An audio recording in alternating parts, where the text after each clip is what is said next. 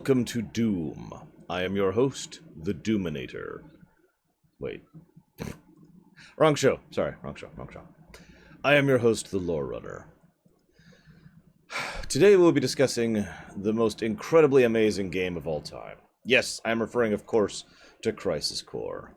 Now, I just want to mention this first because this actually amuses me and it probably shouldn't. So, they came out with this concept called the Compilations of Final Fantasy VII, which is similar to the concept of the Fabula Novalis Crystallis Blockitis Blucitus Lightning is Amazing series, as well as the Ivalice Alliance. Now, all three of these are weird. In pretty much every single one of these cases, at least in my opinion, and in the opinion of a few other people, you got your great, you got your okay, and then you got your bad. And it's like...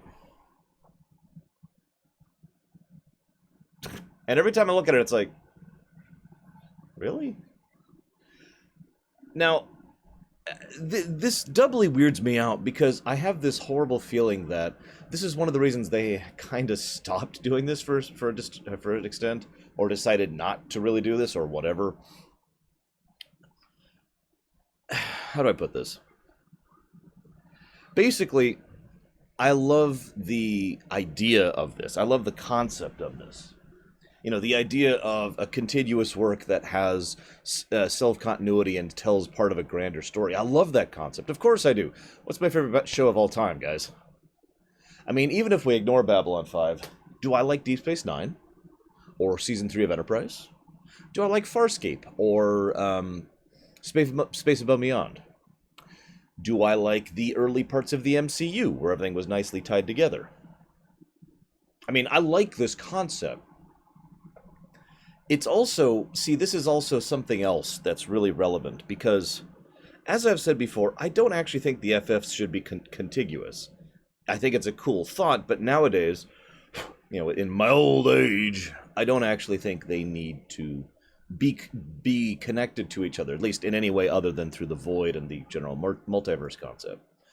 But the idea of sitting down and saying, okay, we're going to make 3 Final Fantasies, and all of them are connected, that thought sounds awesome because they're planning for them to be connected right from the beginning, which is something that usually hasn't happened. That's been the problem. You know, the connection between FF2 and FF4 is so stupid because they were never intended to be together. And yet they were like, quick, let's just stitch these together. Here, there we go. Good. They're connected.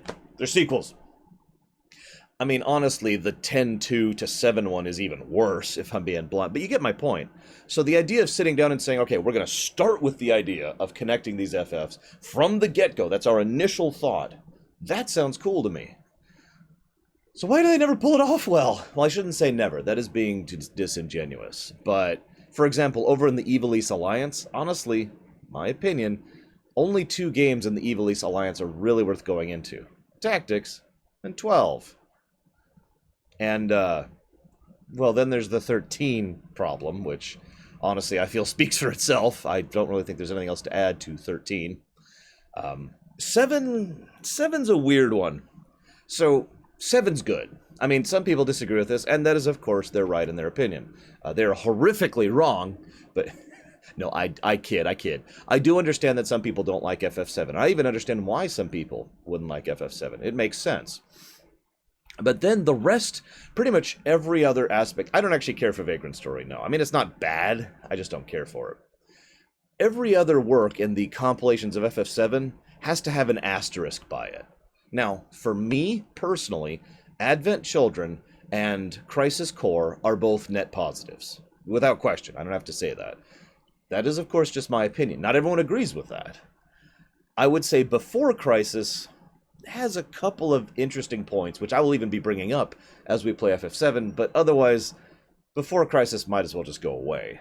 And Dirge of Cerberus, I actively dislike. In fact, I can only point to a single scene in Dirge of Cerberus I actually enjoy. That scene being the scene with Hojo. That is, of course, just my opinion. Oh, also, I don't care for On the Way to a Smile, or Last Story is the other one. Don't care for those.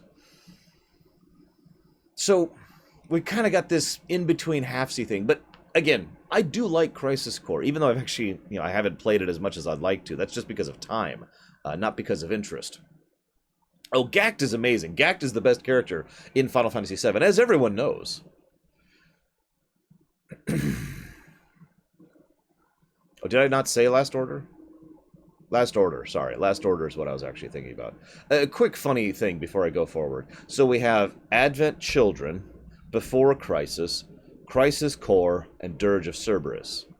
AC, BC, DC, and... Or, excuse me, AC, BC, CC, and DC, respectively. Anyways, I do want to start off with something because I'm not sure if my opinions are going to change, and that's one of the things I'm curious about. Oh, I just realized I need to turn the volume down. I remember Crisis Core was really loud. I'm not sure if my opinion's going to change this time through, but by memory, there are 3 things in Crisis Core that I don't actually care for.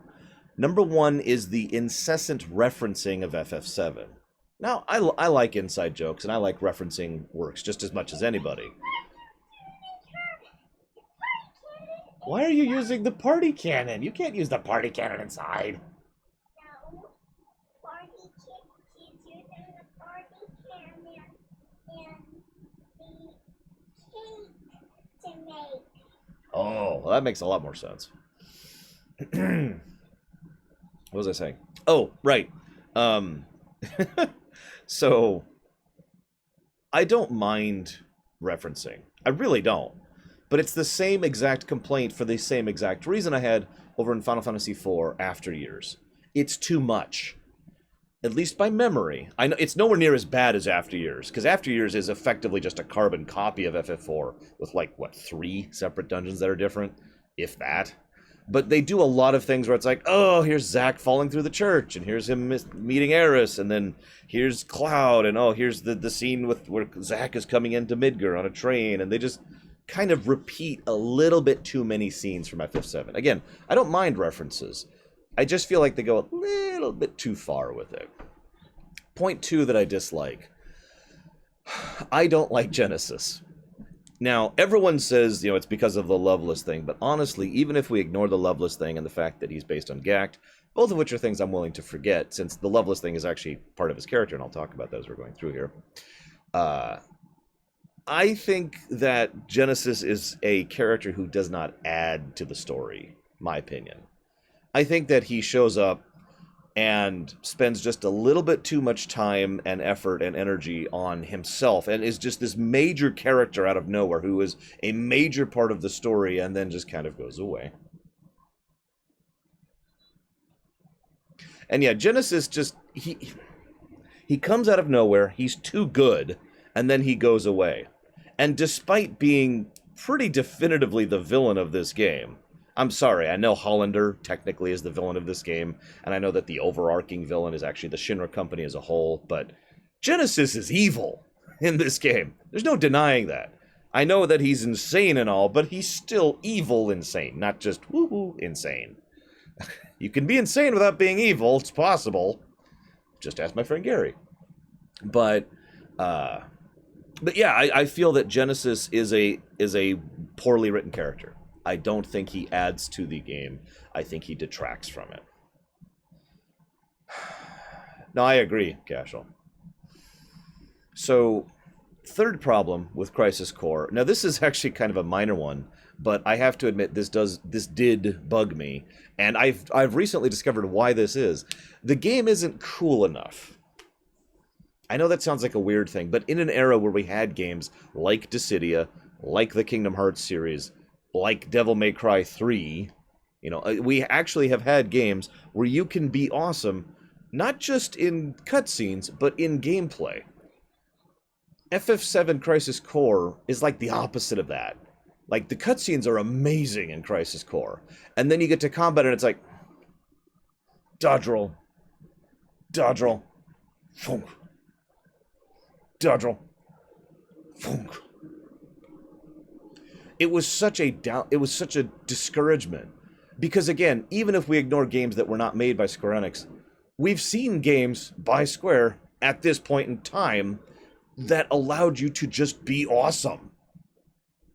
Kingdom Hearts. I mean, I've talked about this before. One of the things that I love about the Kingdom Hearts combat system is that it makes you feel awesome and you're actually doing it. It's not just watching a cutscene. It's more like, wah, cha, and then dodge, and then hit this spell, and then turn into master form and zoom around, and just all this cool stuff. And then by contrast, Crisis just feels kind of cool, you know? So those, by memory, are my 3 major complaints. Now I gotta type something really quick, guys.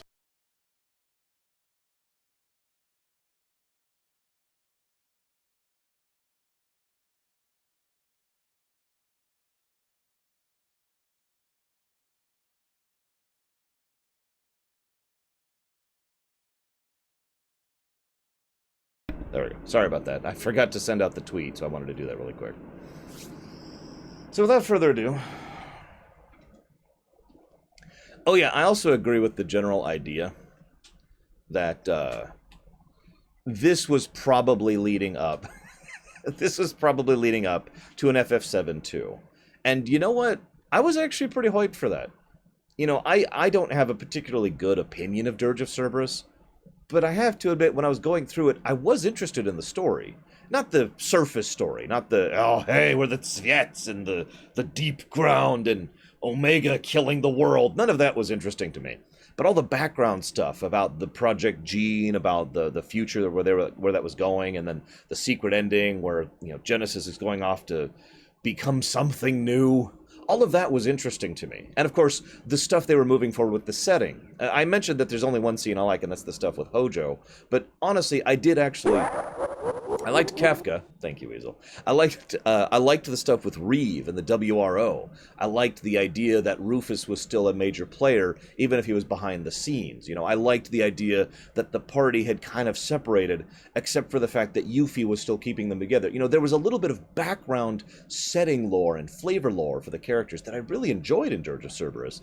And it all felt like it was building up to something. Now, I don't have definitive proof of this, but it is my opinion that the reason for this problem is because of Gact. Or, perhaps more accurately, whoever owns the rights to Gact and his Visage. Because they decided to base Genesis, who was intended to be a major character in the FF7 compilation, off of Gact. And Gact himself actually had a little bit of influence on the design of that character. Which means whoever owns that likeness has some rights over these games. And then, for whatever reason, they just never did anything with him again and have pretended he doesn't exist. And by all accounts, Gact will have absolutely no presence whatsoever in the FF7 remake. So, I don't think that's a coincidence. But that is just speculation. And I don't know if it's Gact himself's fault, or the persons who, again, are his managers, or the people who own his rights, or whatever. Someone involved there. I mean, Lord knows the woman who sings the Kingdom Hearts song is not actually the problem with that. It's the label, right? So, he could be a cool guy. I don't actually know. And yeah, if you're wondering why Crisis Core isn't available on the PSN, same problem. The other thing I wanted to talk about, I mentioned how the combat feels a little bit less ARPG-y, so I've actually found out why that is recently. Apparently, the original design document was basically that this was going to be a Kingdom Hearts game. I don't mean literally. I mean in terms of gameplay. It was going to be a full ARPG. For whatever reason, the people in charge said, well, that's not a Final Fantasy game. And so they were like, well, we really want to have this ARPG elements. Well, back, forth, back, forth. Okay, why don't we compromise? It'll be an ARPG, kind of, but mostly a standard FFRPG. Okay, we'll do that. And that's why the combat in this game is the way it is. So, for anybody curious, shrug. So, I'm just going to let the intro play. It's kind of cool. There's some good CGI in this game in general. Oh yes, one other minor thing that annoys me about this game is Minerva. I'll talk about that later.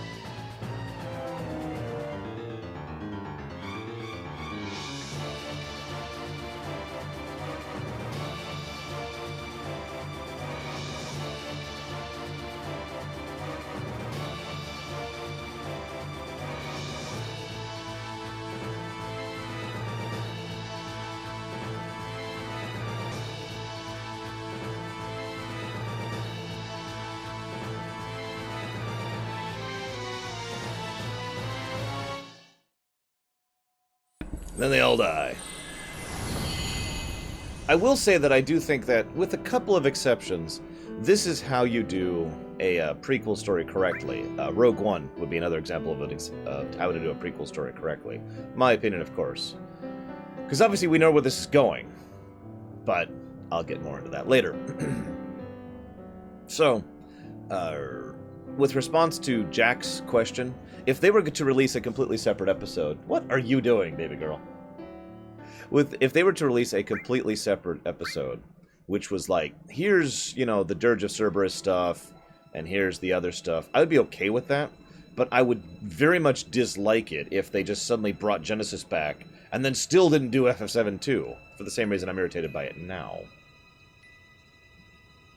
Oh yeah, this is probably a good time to bring this up. There is a stupid amount of behind-the-scenes material for all of the FF7 stuff. More so than any of the other FFs. I'll talk about that more tomorrow when we get to FF7 proper. All I'm going to say right now is that I'm not going to cover all that. This is not intended to be a fully in-depth, no really comprehensive, perfect analysis of everything. This is a lore run. And there's just too much. There's literally too much for me to cover. Whoa there!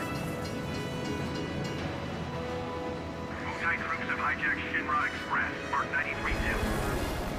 The train is currently headed to Midgar Sector 8. A soldier operative will be inserted to neutralize the situation. We are to proceed as scheduled. Commence mission in 3, 2, 1. Mark. Begin mission. Operative is ready for insertion.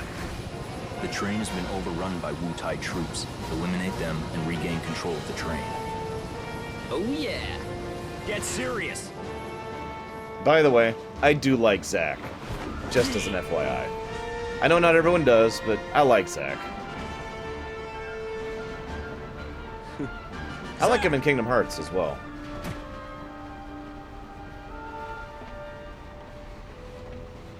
Zack, focus. There are no Shinra troops on this train. Understood?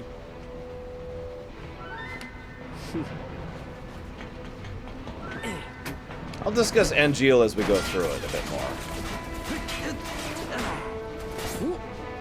Hello to you too!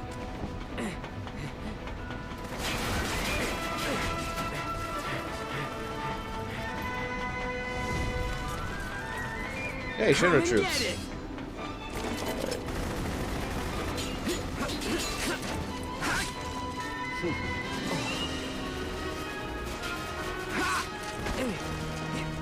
I have heard people who don't like Zack, yes.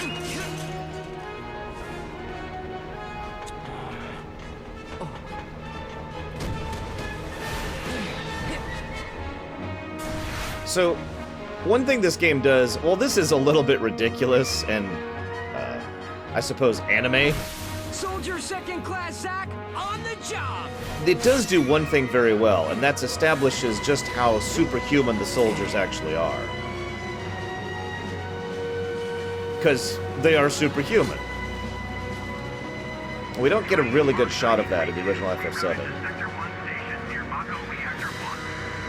Proceed to mission phase and change surveillance. I am hopeful to beat Crisis Core today, but I don't know how successful I'm going to be at that. I'm not going to do any of the optional stuff. I'm going to tell you that right now.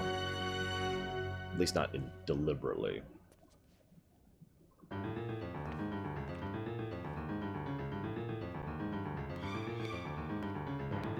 Also, we're not doing encounter counters because it doesn't quite fit like this for this. If anyone else wants to keep track of how many things we kill, that's up to you, but I'm not going to do it for this one.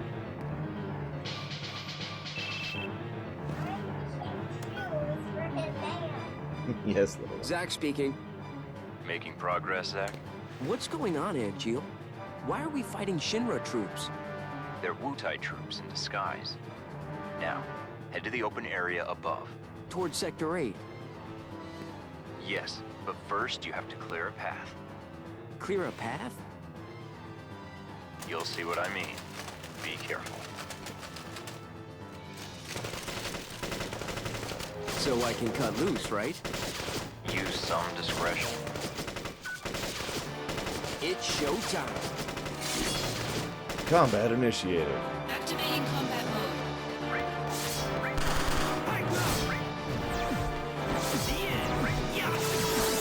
So we're using 2 cheats. We're actually only using one of them at the moment. We'll show off the other one in a bit.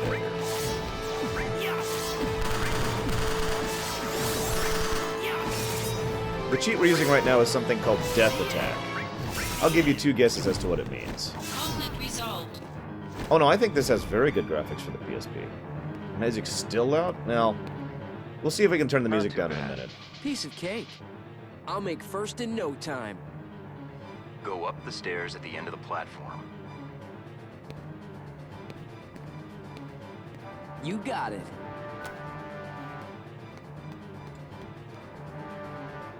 Yes, this is a PSP game.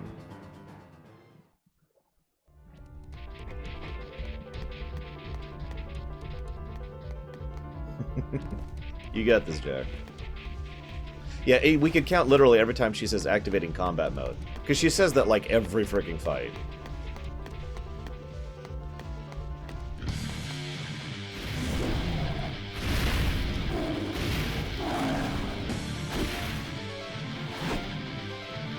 Activating combat mode. Ah, crap, he's immune.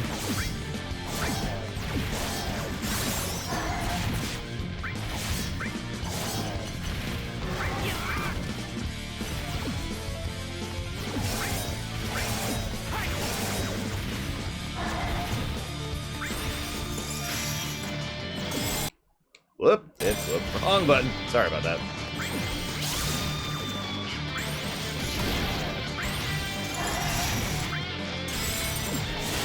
Modulating phase.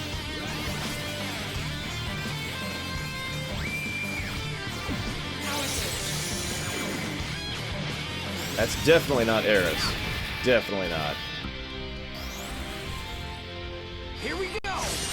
Go, go, go! So, let's talk about the DMV, the Digital Mind Wave, which is what that thing is. First of all, they wanted to have some random elements to the game, so they decided to add in the DMV. They were inspired by, I kid you not, pachinko machines when they designed this. I'm not sure how they got that, because I've seen pachinko, I know how pachinko works, and that's not it, but whatever. Anyways, so, yeah, so they were like, you know what? Let's add some RNG to this. Now, there's a lot you can do with the DMV, but, yeah, I admittedly don't care for it. I don't mind some random in my games. I've talked about that before. But I feel the DMV is not only too random, but it adjusts the combat in a weird way. I guess the best way I could Showing put your this... back to the enemy. Hang on. I think the best way I could put why I don't like the DMV is because I hate waiting in line to get my driver's license. I hate it because it's unnecessary, I think is the best way to put that. What are you doing, kiddo? It's unnecessary.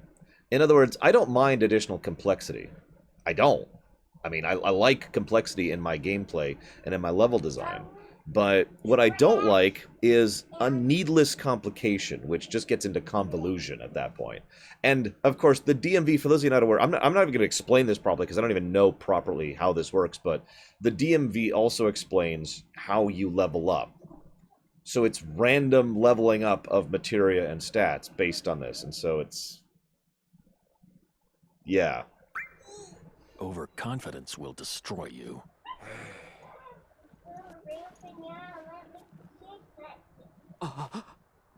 What is this?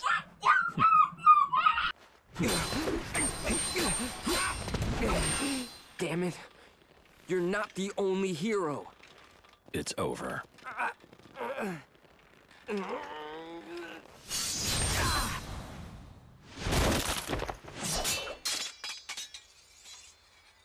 Impossible.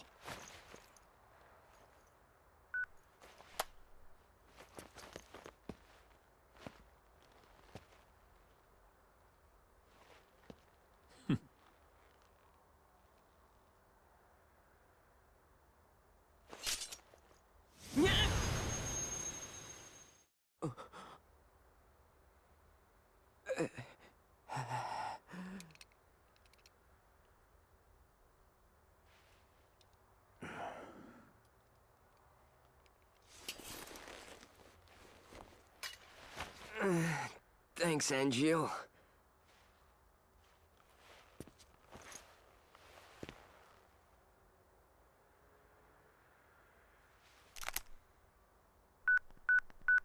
Oh yeah, by the way, did you guys know that FF7 has access to holodeck technology? Because I didn't. I mean, I hate to be the world builder guy here, but really? I mean, I know they have some advanced tech in this series, but really? Training's over. Why?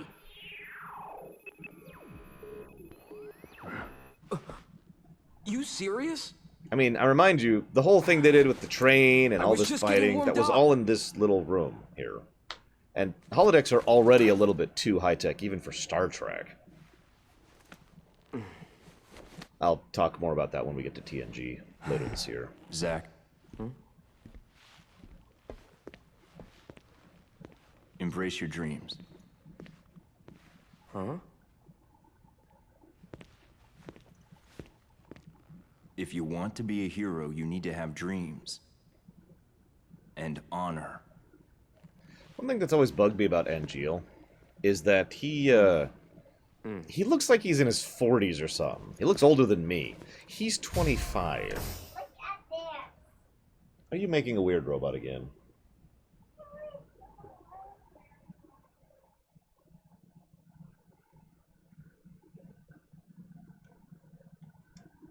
Hey, Marley.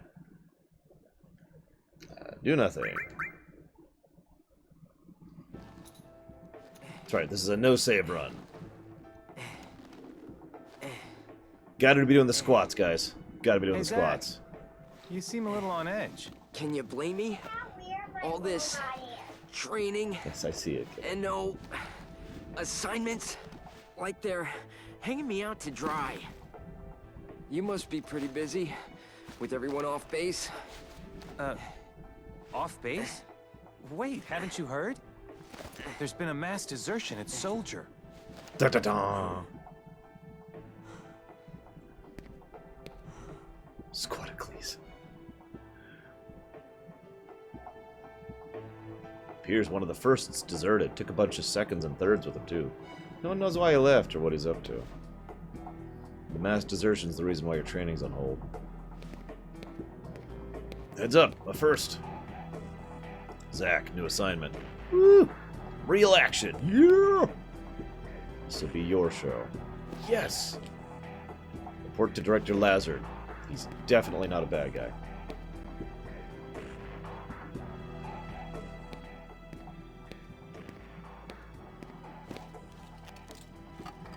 Zack, it's good to finally meet face to face.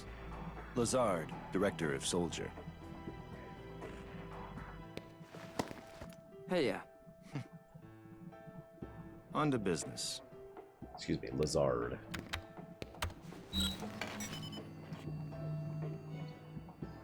My god, it's Gat! Soldier First Class Genesis. A month ago, he went missing during a mission in Wutai. Know anything about this? Not a clue.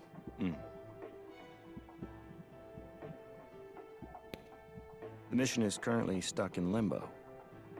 That's why we've decided to send you. To Wutai? Yes. This war has gone on long enough. I've recommended you for first. Angil! Oh, I love you, man! Angil! Don't make me regret this, Zack. Sir, And that's pretty Once much you're why I back, like Zack, by the way. You'll leave at once.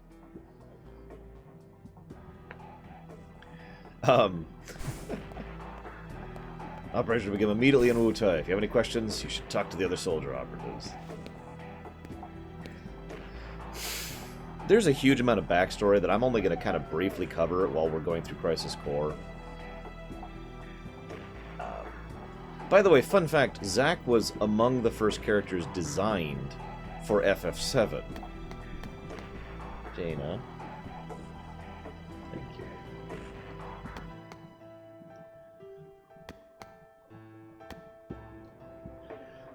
Well, there's some politicking going on right now at Takoida, as you might imagine for a major corporation. I read the whole thing. Totally.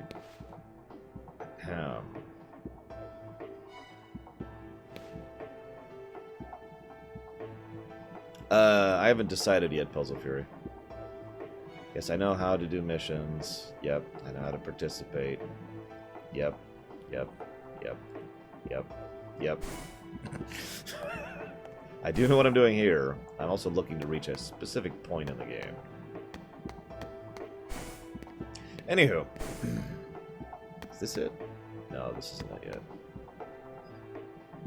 Here's the mission board. Okay. Our second cheat is a little bit different. Admittedly.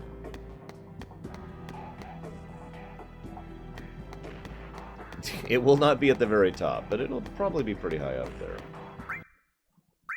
Just a second.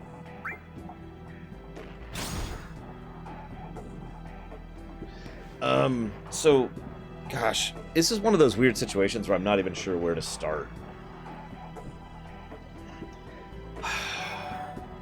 I suppose I'll give you a little bit of backstory about Soldier. We'll start with that. Or maybe Shinra? God, where do I begin? Let's give you relevant, immediate backstory. So, obviously Zack is our main character, our only character, actually, as we're playing this. No parties. Partially due to the fact that they wanted to focus just on Zack, but mostly due to the limitations of the PSP. It's the same general reason why in Birth by Sleep, you don't play as Terra, Aqua, and Ventus, and they split them up. Oh yes, let's start at the beginning. So once upon a time, Shinra came from space, from another planet. I mean, that is technically canon. I shouldn't even say technically. That is canon. It's just, it's wrong. At this point in time, Shinra started off as a manufacturing firm and slowly began, basically by accident, discovered a method by which they could convert life stream energy into a feasible resource to use as an energy source to power things like electricity. Yes, I am actually serious, Joe Neutrino. I'm not actually making that up. When Crisis Core came out, it actually sold really, really well. This was a game that was often considered to be the reason to buy a PSP, at least here in the West, when it came out. I don't know what the reaction was in Japan. So, the Shinra Manufacturing Company discovered Mako.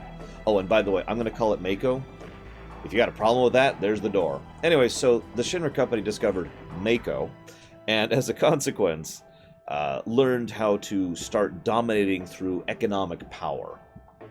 Now, this is actually kind of cool, because they don't... I mean, while the Shinra Corps does have its own military and its own armed forces and whatnot, the Shinra Corps is one of the very few organizations in the FF series that rules because they have money. It's an economic domination. They are the economic superpower. Oh yes, by the way, just to be clear, the official pronunciation is Mako. But that's not happening. Anyways, so, they discovered this, and so what they started doing is producing... Okay, kiddo.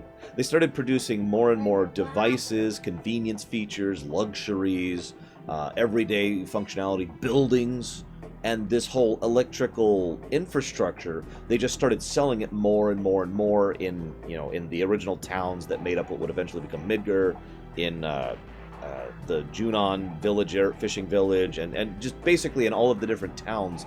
They kept establishing these places as a way to get people hooked on the conveniences that their stuff gave, so that they were the only people who actually had any control over the plug, basically.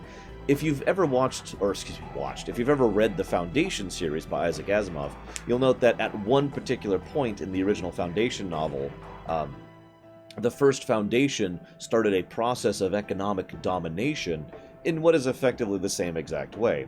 Here's a bunch of stuff. Now we control the source of the stuff, so now you do what we tell you to. Some would argue Google has been doing the same thing in real life, but let's not get into that. Anyways, so with this they started the first Mako reactor they ever made was actually the one in Coral, Barrett's hometown. which we'll get to that later. But regardless, they started building up these Mako reactors, and for some reason they kept having some issues. Not really, little Billy. At least no one was strong enough to actually do anything about it. By the time this game starts, they've actually been at war. Yeah, I agree, actually, Roxamus. By this point in the game, they've already been at war with the nation of Wutai for, I think, 6 years? It's been several years that they've been at war with Wutai. Now, why did they go to war with Wutai? Well, this is funny, actually. So, they were doing their economic domination thing, and then Wutai was like, no, we don't want one of your reactors. We don't want your convenience features. Go away. And Shinra said, okay, that's a good enough casus belli, and declared war on them.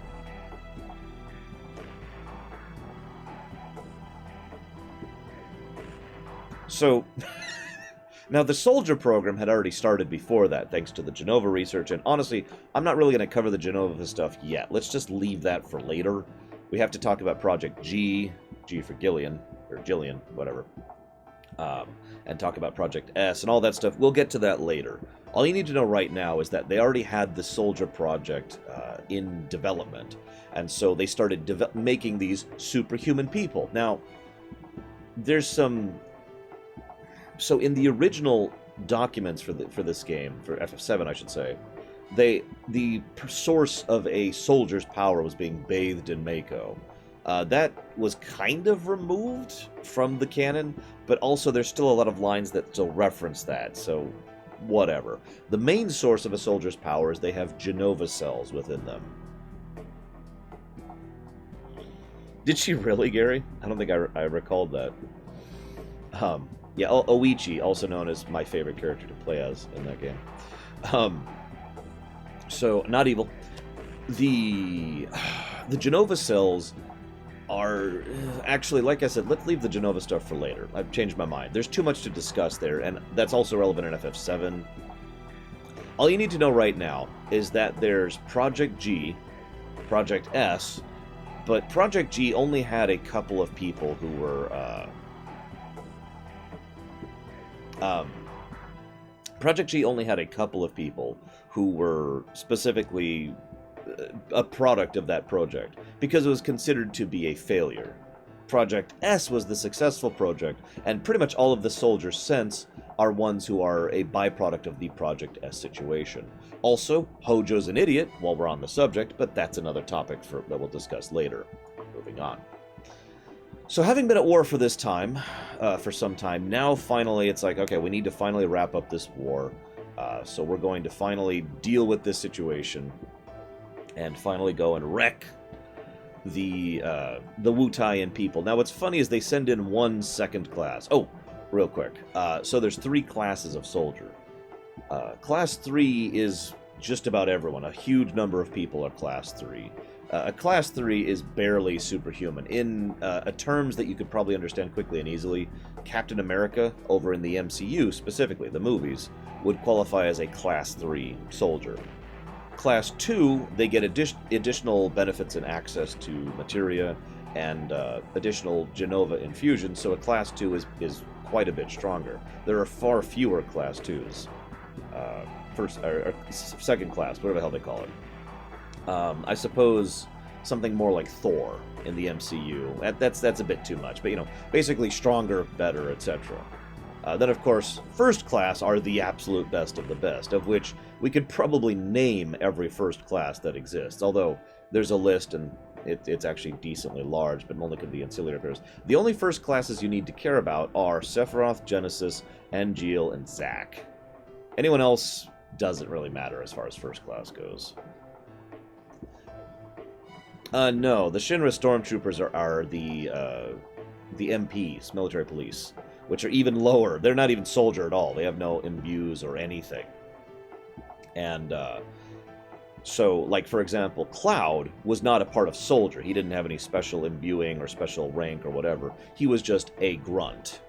Also, for reasons I don't fully understand, the baggy pants and, like, the woolen turtleneck and the weird shoulder pads, this is actually, and of course the gloves, this is actually the uniform for soldier. And I'm not sure Why? I mean, it's a weird choice. Maybe there's something about the outfit that allows more movement or freedom of... I don't frickin' know. Anyways. Also, they decided to retcon the colors, although that can be explained in lore, but I digress. So, if I'm not mistaken, we can now quit the game.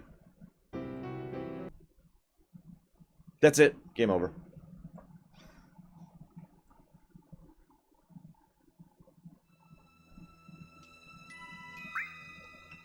Someone asked what my second cheat is. This is my second cheat.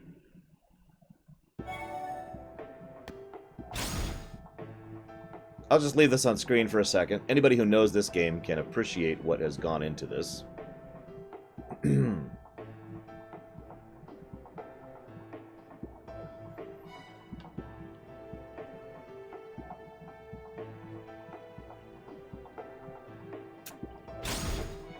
Anyways, now to start the first mission that I was just thinking about starting.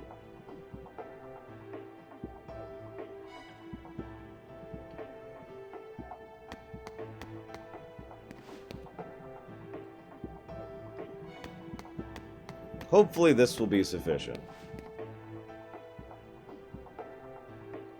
Come on, let me start the mission. Oh, right, hang on. I still need to do this. Hang on. Yeah, I'm totally reading.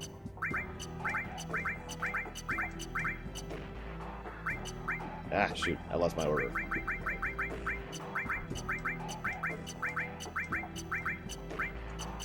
Okay. The price of freedom is too high.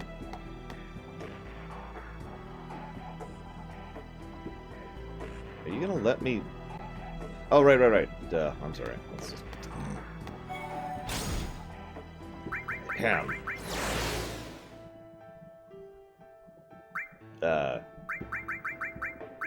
This is more missions than I should be seeing right now.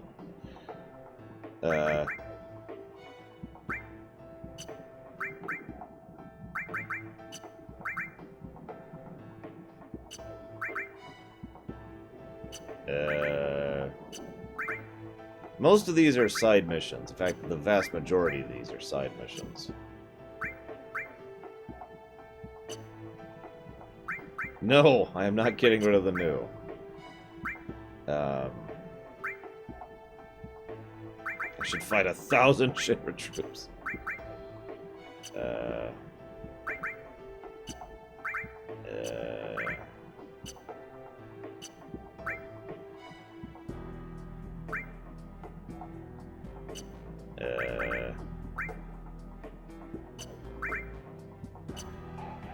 Crap! I don't actually know what to do. Holy crap. I don't remember which missions are in which order. Hang on.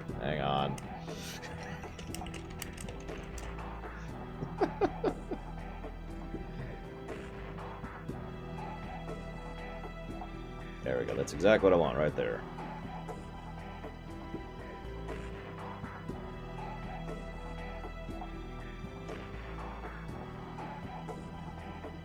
But that doesn't... okay, we'll get to that in a minute.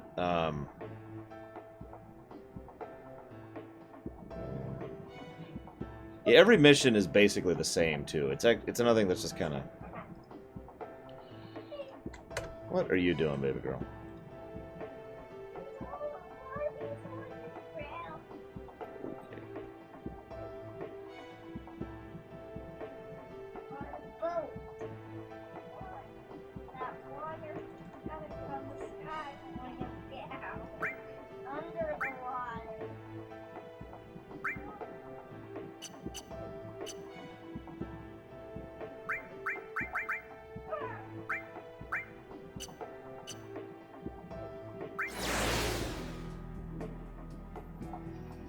So, I had a memory of this, and even the guide I'm looking at is like, you need to do mission 111, and it's like...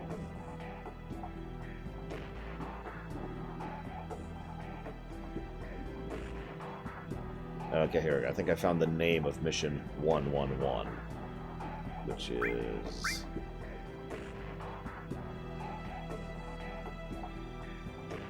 Well, no. Which one of these is Mission 111?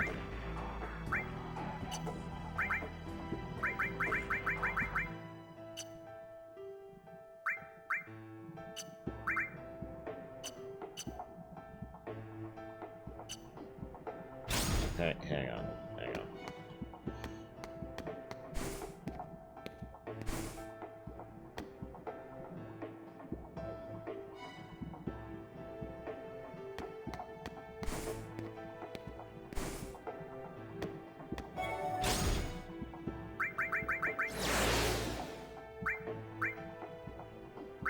I mean, okay, whatever. Activating combat mode.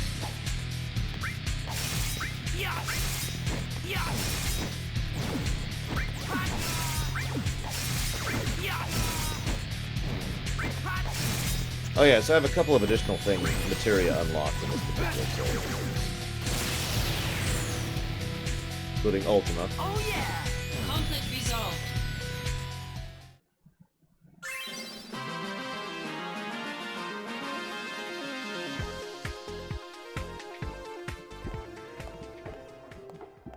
Okay. So easy I could have done it blindfolded. Literally, I could have fought that mission blindfolded. Okay, this is Kunzel. Kunzel? I don't know how to pronounce it. Knowing the FF series is probably Kunzalar, because there's no L in there. Or Kurodakio, or something like that.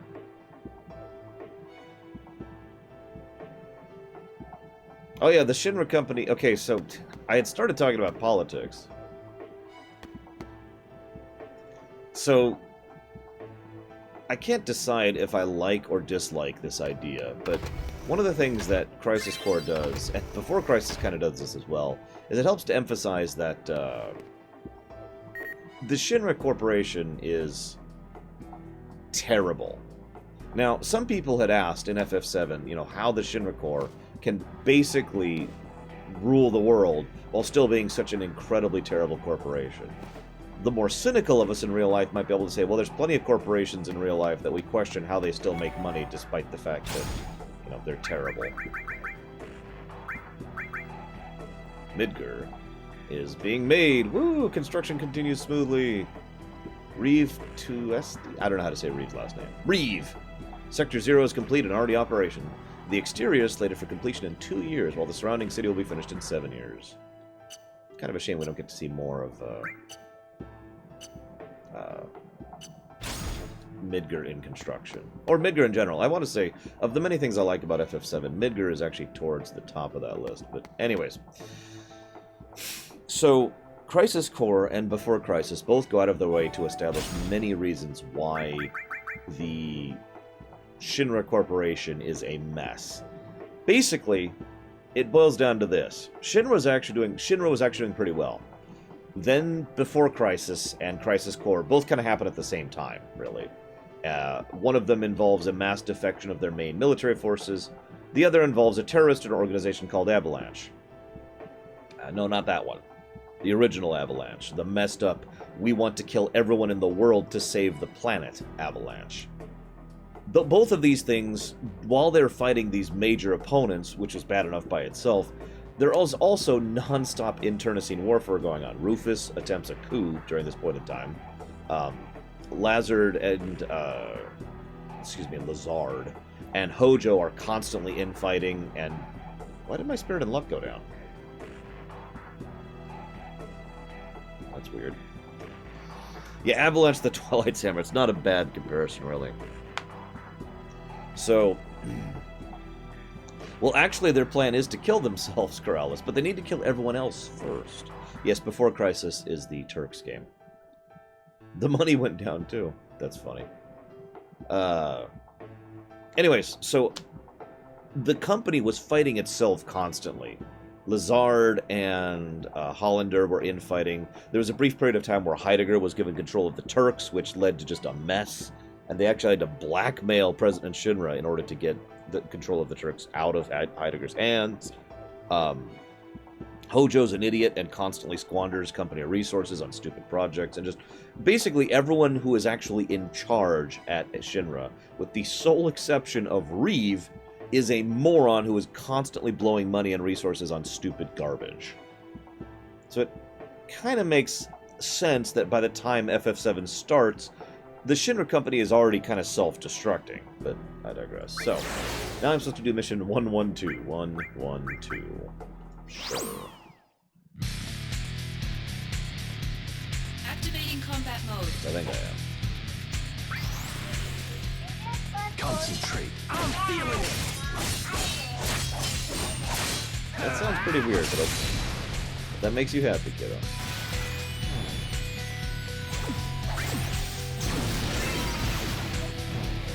Dark. Oh my god.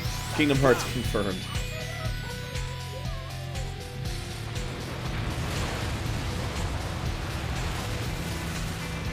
So summons look pretty cool in Crisis Core.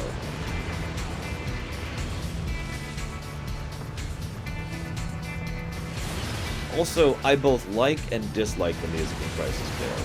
Some of the it's a very binary thing for me. Some of the music I actually really, really like. And some of the music I actively dislike. Yeah,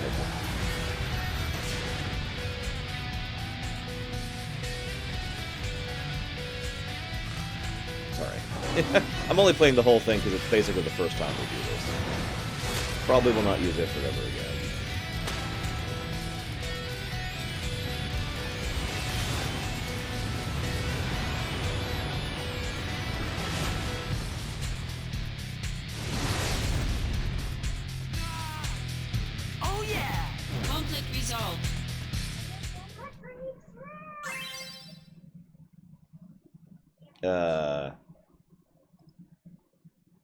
Hey, Kai Snow.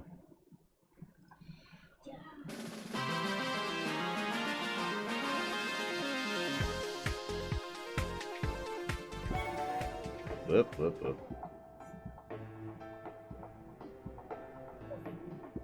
Hang on.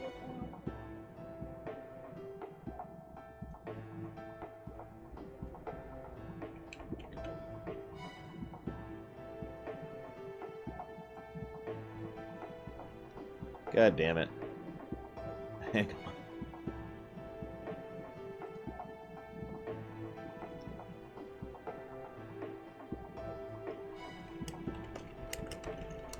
I mean, if I have to abandon this save, I can. I have other cheats. If this is going to be such an issue, I never know what mission to do next. Give me a second. I'm pulling up one more guide. If this doesn't work, then whatever.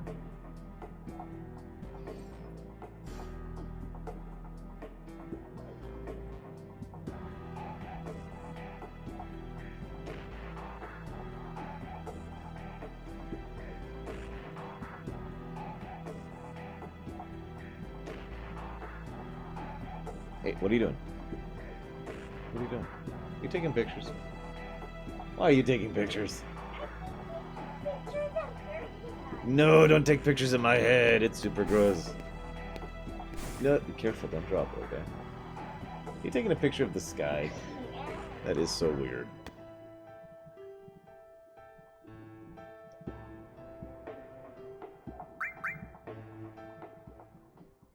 I'll be joining you as well. I'm counting on you. Sir! By the way, what is your dream? To become first? Is it? No. To become a hero. Ah, good. Unattainable dreams are the best kind. Thanks. Yeah, let's be honest, guys. Zack would never be a hero, right? Right, guys? Okay. You are so weird, little one.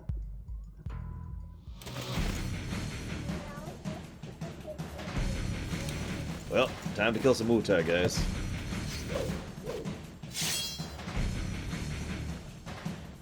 Activating combat mode.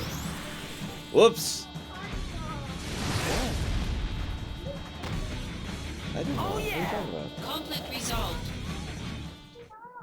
I didn't take Kingdom of Hearts off there. Here, I'll show you where to find Kingdom Hearts, okay? She's wanting to play Kingdom of Hearts, guys. Here, let me see it. Okay, well, you can do that instead, then. Calm down, Zach. Okay, dude. Do you know about dumb apples? No. Unbelievable. How can you not know about dumb apples? You are a dumb apple.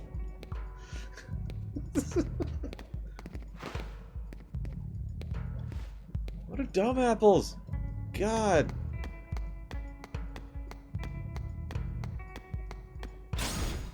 Whoop, whoop, whoop, whoop, whoop, whoop. Activating combat mode. Bring it on! Okay, so let's not summon Ifrit this time. Let's do Exaflare.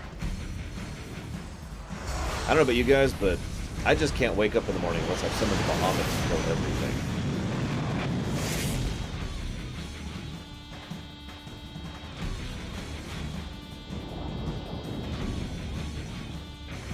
Oh, excuse me. Bahamut.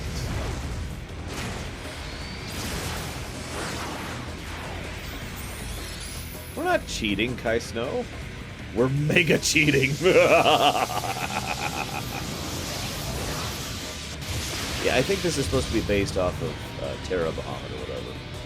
So, I don't know about you guys, but I like using the moon as a reflector of even more power.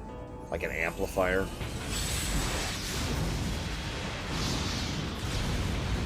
Yep, there goes Australia. Yeah, by the way, Dirge of Cerberus, excuse me. I keep calling this game Dirge of Cerberus. Crisis Core actually has a built-in New Game Plus. I forget what all carries over, but this save I'm playing is actually a New Game Plus save. Activating combat mode. Good luck. Thanks. I don't know whose voice that is, but I'm sure they're not important anyway. Ah yes, Bahamut Zero. I was thinking of Terra Flare. I think that's below that. Modulating phase. No, I don't care about much of the... Hi, Zang. Can you stop? Can you stop? Oh my god, I don't care. Power surge. Alright, I've decided I'm going to equip the Cursed Ring. So that I can't use the DMV. Conflict resolved. Even though that means getting rid of what I currently have. By the way, this is what I currently have equipped. This sets my damage limit at Quint 9 and makes everything I do crit. This makes me constantly have Barrier and Magic Barrier, absorbs all elements, and is immune to all status effects. This makes me so my HP is Quint 9, and I gain Endure and Regen, passively. And this makes it so everything is free, both in terms of MP and AP, and I constantly have the Libra effect. So... you know, that's a thing. I don't know which one of these I want to get rid of. I mean, we'll get rid of that one. So where's the cursed? I have a couple of items in this save. One or two.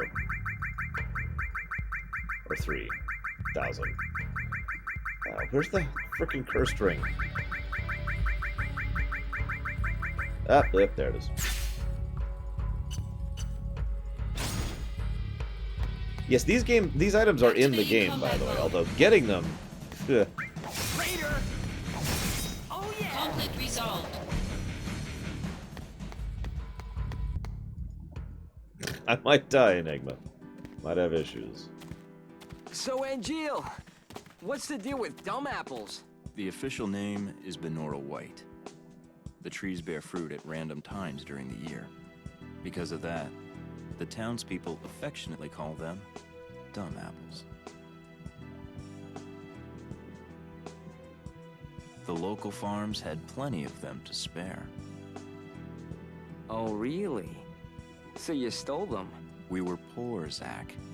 Nice excuse. But even then, I had my honor. Oh yeah, The honor largest counter. Binaural White tree grew on a wealthy man's estate. It was rumored that those apples tasted the best.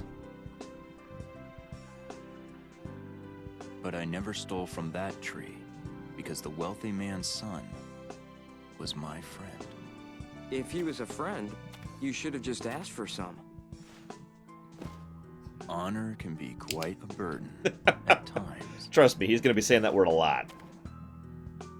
And what exactly does this have to do with me? No story is not worth hearing. I don't agree with that statement.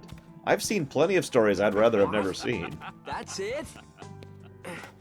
So, Yeah, well, I've got thanks a another lot. counter here. Do you think I should do a loveless counter, which is what I was intending to do, or a hero counter? I'm definitely doing an honor counter. That's just happening. This can do it in 4 digits. It's a 4-digit counter, so we're good. Hero, are you sure? Okay, we'll do hero then. I got mail. Snow is an idiot counter. Well, that's just every scene he's in.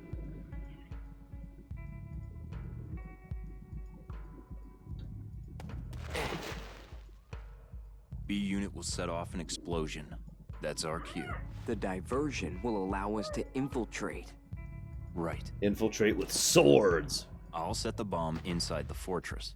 You'll charge the front gate and... Uh-huh. And? Indulge yourself. You got it. That's what I do best. Tell you what, actually got 3 counters. Come on, Why don't we do all unit. 3?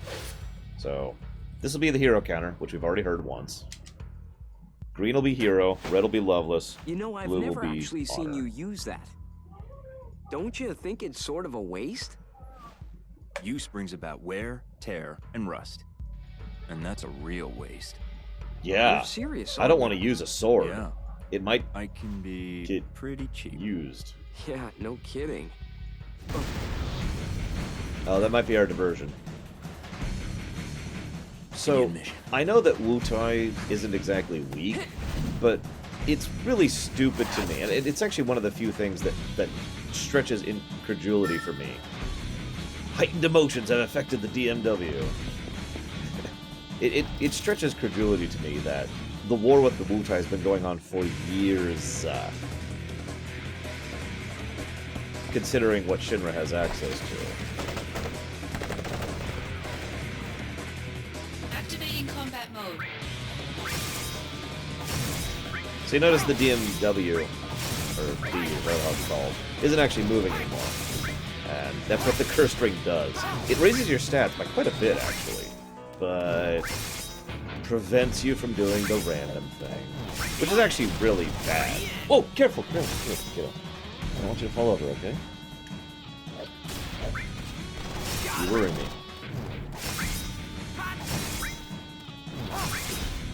Well, I mean, I know it was a guerrilla war, and I could see it dragging on because Shinra's incompetent, but as we see, the moment Shinra actually tries, they wreck Wutai.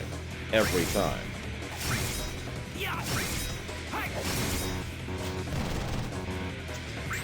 Well, I can't reach you with my sword, so I guess I'll just use Ultima. Conflict resolved.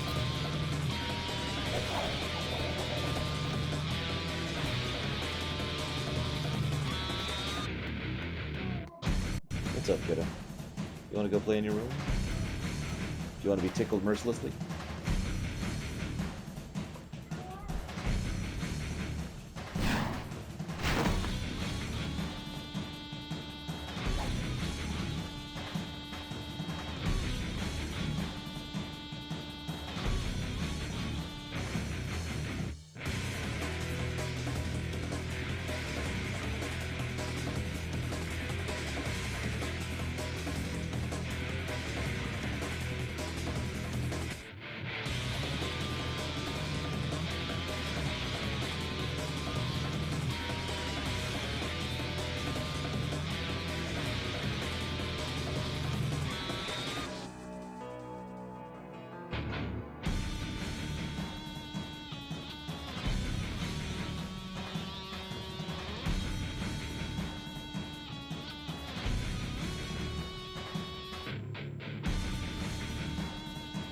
Gotta be honest, one thing I've never understood is why they capitalize all the letters in Soldier.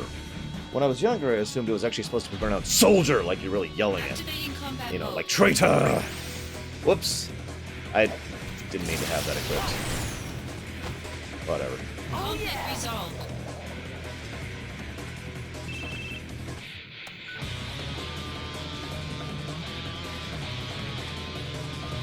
My god, the Wu-Tai keep a large monster for some anti-soldier purpose. And his response is, do you think I could get first?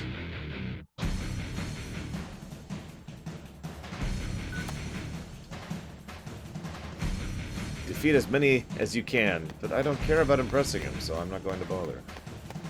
Activating combat mode. Yeah, the whole capitalizing weapon thing also just kind of makes me... Gosh darn it, I still have ultimate, but... Damn it. Conflict resolved. Whoa. There we go.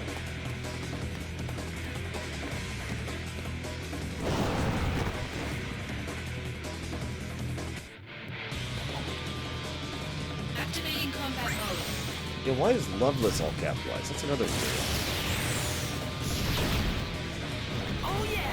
Conflict resolved. See, the thing is, that's what I actually originally assumed to Koita, but for some reason, in all of the, you know, translations and more modern localizations, they still call it soldier, all caps. Although I don't remember if they call it weapon, all caps. Oh yeah, by the way, the Wu-Tai troops also have guns. Just pointing it out.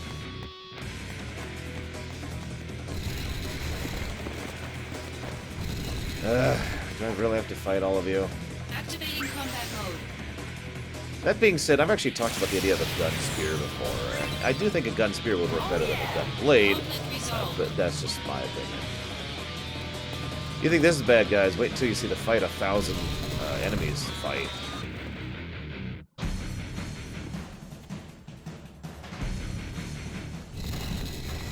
No, don't go fight.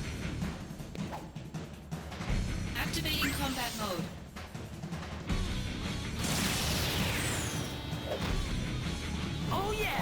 Conflict resolved. We done yet? Hey, kiddo. Oh, are you talking to me? What are you saying? Hi. Come here, little one. So we've got to defeat a whole bunch of bad guys. Do you think we can? Yeah. I mean, there's so many of them. What are those all for? Those are for counting. We use those to keep track of stuff. So, like, as we're going through, it's like, oh, here's a chest. But that's not something we count, so we don't actually keep track of that. But what we do keep track of is anytime they say the word hero, or loveless, or honor. Which word's best? Activating combat mode. Hero. Hero, I agree. Hero's an awesome word. Especially when you destroy everything with a giant explosion like that. Conflict Our resolved. giant explosion's cool. Well, there you go, guys. Definitive proof. Giant explosions are cool. Uh-oh, there's a lot of people. What do we do? Activating combat What do we do? mode. Do the bomb thing. Giant explosion! Again. Another one? But they're all defeated. I mean, we'll do... Well, how about we do one later? How's that sound? Yeah, always when there's a bunch of bad guys, we do explosions like that. That's a good idea. That way we'll get rid of all the bad guys, won't we? Let's charge! And do explosions!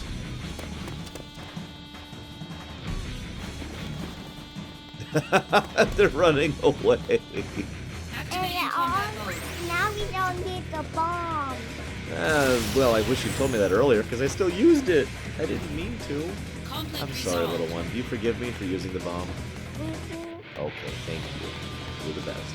But we still have lots of bombs. Oh, we have infinite bombs, little one. Literally infinite. We can use them Activating forever. combat mode. Let's use the bomb. But for now, let's just smack people. Because I apparently lied. We actually don't have infinite. I forgot. That's the one thing we unequipped.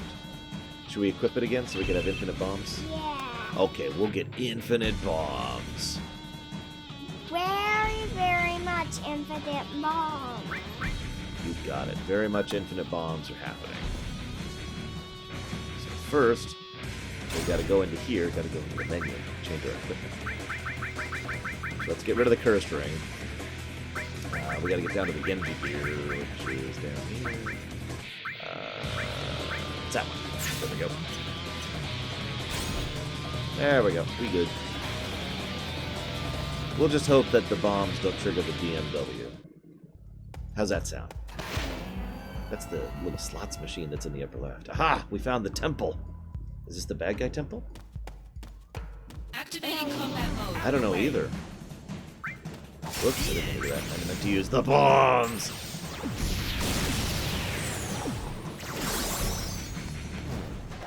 Conflict resolved. Hey. Man, we are the best at using bombs, aren't we? Jump down. I can't in this game. It doesn't let me. Activating combat mode. Then jump up. Okay. Try to jump up as soon as we use more bombs.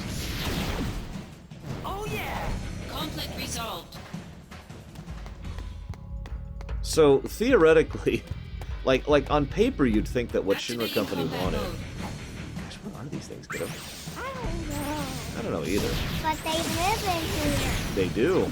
What are we gonna Lots of them. Yeah! do? Well, they're trying to hurt us, so what do we do about them? What do we do?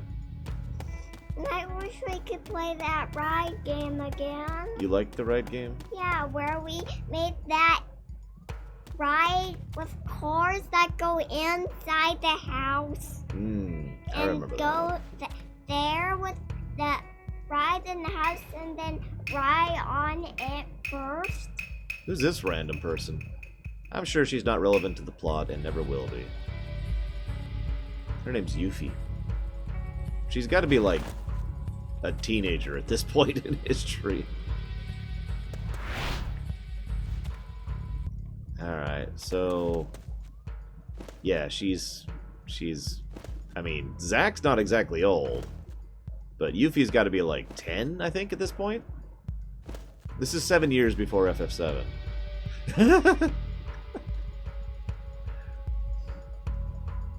What is she saying? She says, "That'll teach you to mess with me. Once again, I've brought peace to Wutai."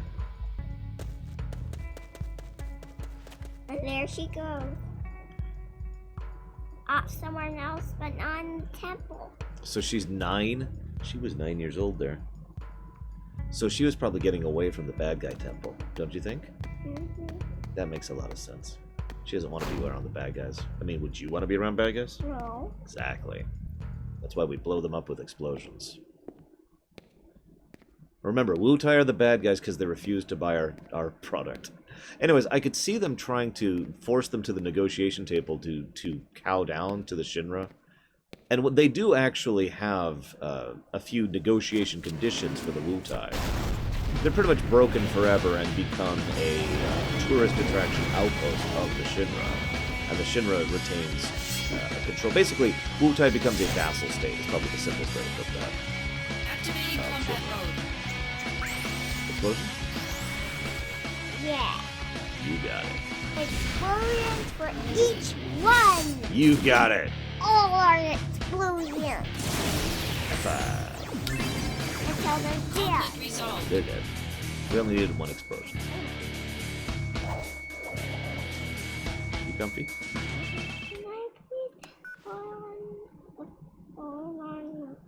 You can never play. Never again. You must be bored for the rest of your life. No, not that one, little one. But I will let you play with the phone, okay? Does that sound good? Okay. Here, give me just a second, okay?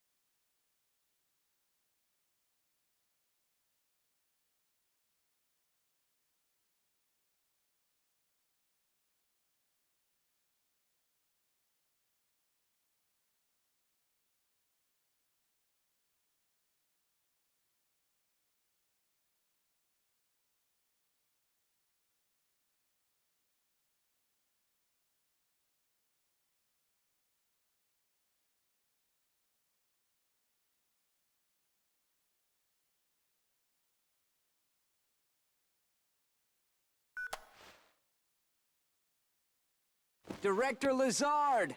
Are you watching? Gotta move! No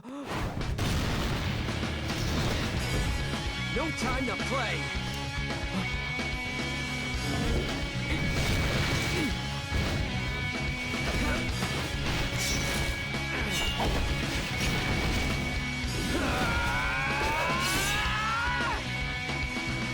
And of course you can't do that in gameplay.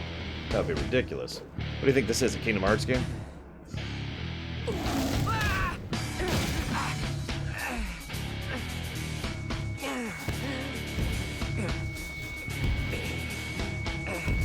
Not good. Come on, just use Ultima, dude.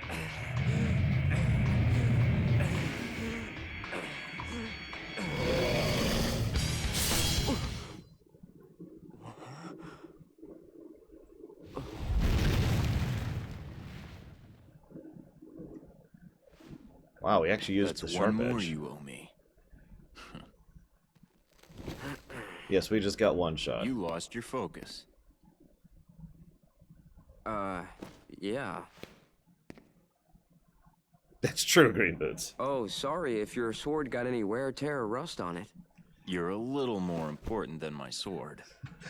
You know, from most people, that would sound like a sarcastic comment. From Zach, I mean. But I like how Zach legitimately is saying, I'm really sorry about your sword. I didn't mean to make you use it. But just a little.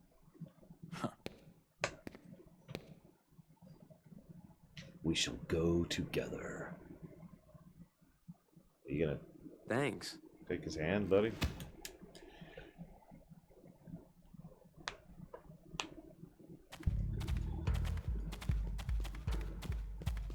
Hey, Lazard. I'm sure you weren't late because you were secretly having a meeting with Hollander and Genesis in order to create an anti-Shinra army out of Genesis clones in order to try and fight against Shinra Corporation. But the funny thing is, Genesis just wants a cure, Hollander wants revenge, and Lazard wants to bring down Shinra. All three of them are fighting against Shinra for completely different reasons. Oh, thank you, Shadow Machine. I think I was dealing with my amazing niece while that was happening. Thank you for the donation. Sorry to keep you waiting. You used to being on site. You didn't have to come. No, I had to. This is where we were coordinating our anti-Shinra. I mean... yes, a dead, technically. I saw it with my own eyes, somehow. My evaluation of you is... drumroll.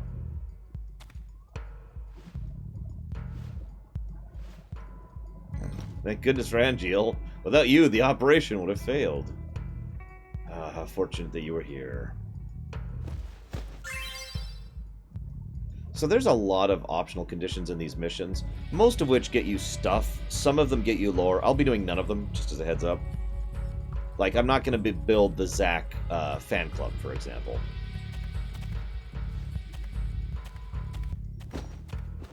Oh! That's 2 mentions of Hero. Which one of these was Hero?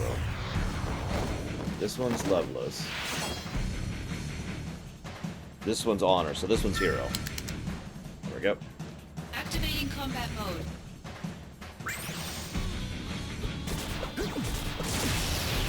Yes, there's a Zack fan club. It's actually kind of a neat idea. Conflict resolved. The concept is that the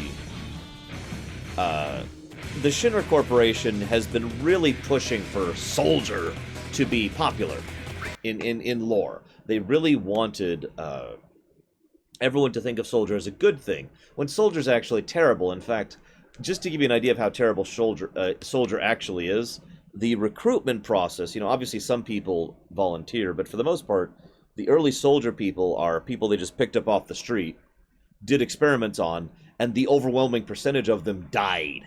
Or worse. And the ones who were worse were then killed. So they're like, okay, we need some kind of PR strategy here. And naturally, President Shinra, no other name ever given, his overall approach to things is to just PR the hell out of everything. So he spends a huge amount of time and effort trying to make Soldier out to be this big, great organization so that people want to sign up for it, getting more people in, and of course to you know, to make people think that Soldier are the good guys, you know, keepers of the peace, defenders of the people, etc., etc. Yeah. So yes, they actually, so Shinra Corporation, and through their PR department, founded fan clubs of all the first-class soldiers, Sephiroth, Genesis, Angil, and of course, there's actually 2 Genesis fan clubs, because of course there are. Genesis is amazing. I mean, right? I mean, isn't he the best character in all of FF7? And if you do a couple of specific things in a couple of missions in Junon, I want to say, I don't actually remember that well. Cisne, which I'm probably pronouncing completely wrong, helps kind of work together in order... Careful, kiddo. Helps work together in order to make a Zack fan club, which actually grows to be one of the most popular fan clubs of the fan clubs. In fact, they keep going even after Zack dies. Yes, Necro, that is correct. There's very few true soldiers left by the time of FF7. Which I'll talk a little bit more about when we actually get to FF7.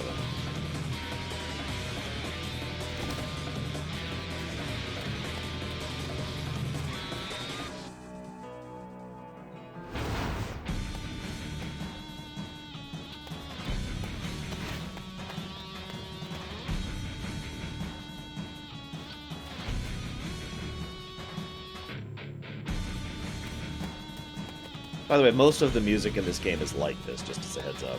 So whether you like it or not, this is a good indicator. For good or for ill. Angil! Angil! Well, he killed 2 guys. These guys aren't Wutai troops.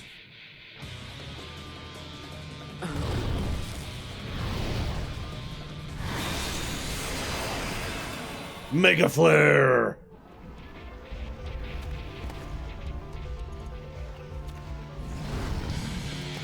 A summon! Who called it out? Well, Activating combat mode. just for humor factor, let's summon Ifrit against him. Conflict resolved.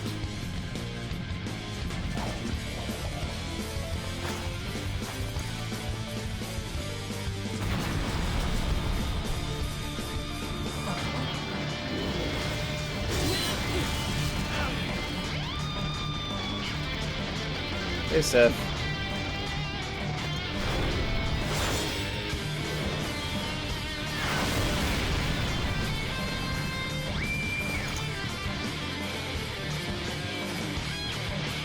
I'll talk more about that in FF7, where it's more relevant, little Billy. Holy.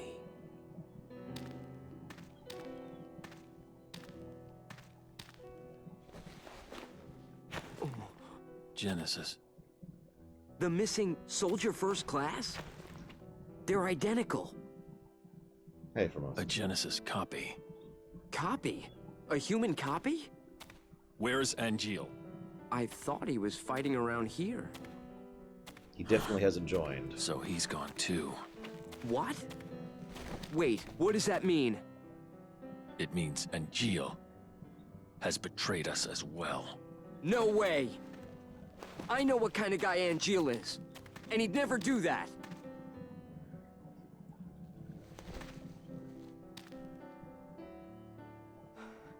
Angil wouldn't betray us. Never!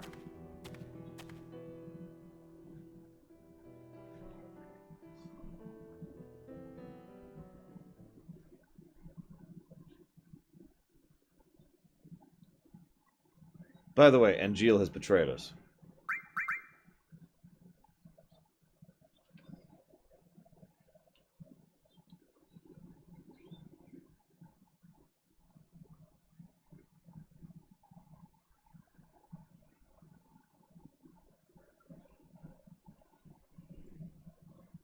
Oh, honor.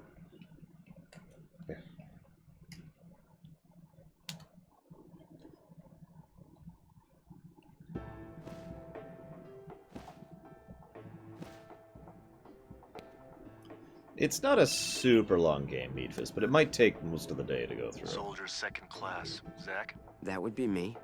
Who is this? Director Lazard wants to see you. Go to the briefing room. Hey, wait! Who was that? Of the things that I both like and dislike in this game, I think Sephiroth is one of the things I Any like word on Angil? best. He hasn't contacted his family either. So what's this about? A new assignment. I want you to go to the hometown of our missing soldier first class, Genesis. Huh? According to the parents, they've had no contact with Genesis whatsoever. But they can't be trusted. Why?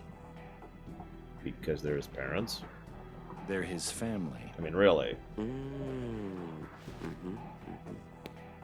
I had already dispatched some staff, but we've lost contact. Turks. I want you to go and investigate. He will go with you. Son of the Turks. Song? It's supposed to be pronounced song? This job is looking really gloomy. Let me know when you're ready to go. Okay, I will try my best to call him Song from now on. I thought it was Sang.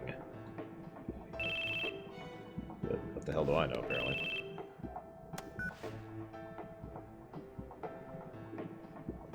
Yeah, I totally read your mail.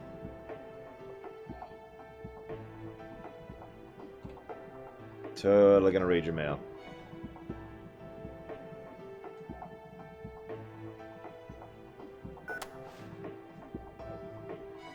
Yeah, by the way, these are the Turks. Fine. They're the special ops people.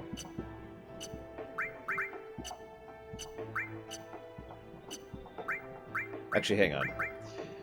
We have received reports from security and soldier departments on the state of the war with Wutai. We have been in negotiations with Wutai for years in order to peacefully resolve the long dispute regarding Mako extraction in the region. However, Wutai's steadfast refusal has resulted in aggravated tensions. In order to break this impasse, we have decided to resume military action. A special attack force of the smallest size has been mobilized to keep the scale of operations to a minimum. Oh, by the way, just about all the Shinra news stuff is flat-out lies. It's really fascinating to read. Oh, the Turks are definitely cool. Oh yeah, by the way, as Takoida says, these are actual spec ops, wet works kind of a situation. Ready to go? A routine job, right? No sweat. I wonder.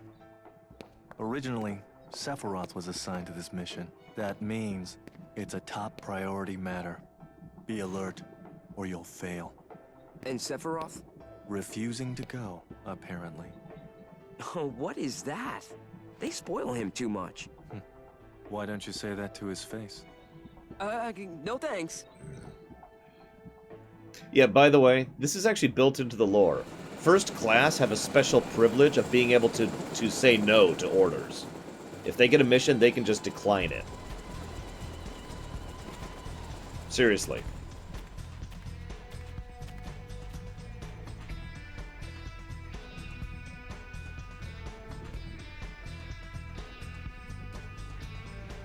These are Benora white trees. If I had a fourth counter, I would talk about the dumb apples trees, because they bring it up a lot in this frickin' game.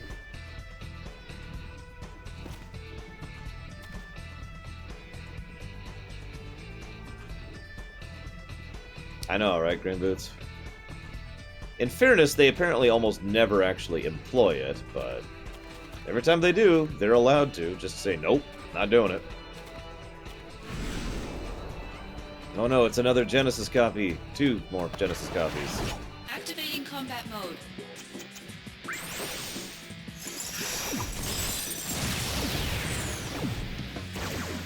Conflict resolved.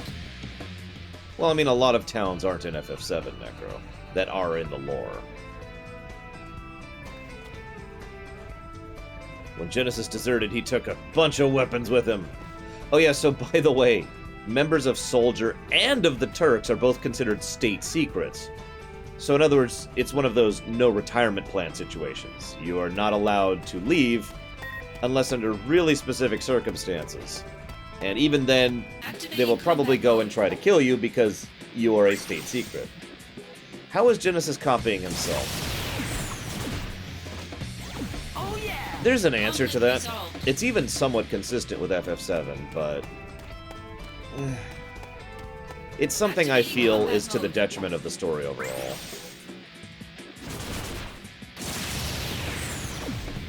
The short answer is Genova. Conflict resolved.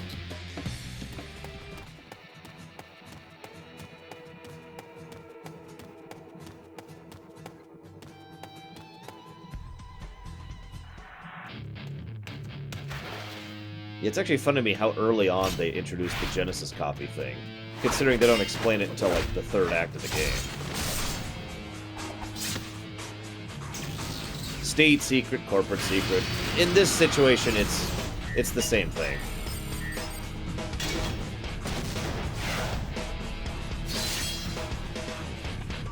Yeah, see, you can't do this in gameplay.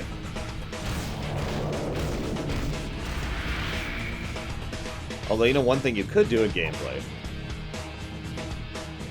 Activating combat mode. This. Conflict resolved.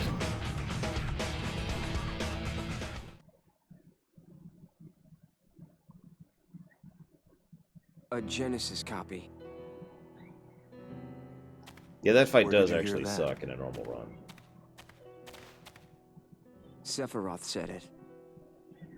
The technology was stolen from our scientists. Gotta keep those pauses, guys. Huh? It's very It important. apparently allows Genesis's abilities and traits to be transplanted to soldier members and monsters. And regular humans. And regular animals. Soldier and monsters, we're the same? Well, yeah, soldiers are literally monsters. They're just a little bit more refined. Oh yeah, by the way, and I'll talk more about this in FF7, but, well, actually, I think I'll just leave it for later. Let's just leave it for later.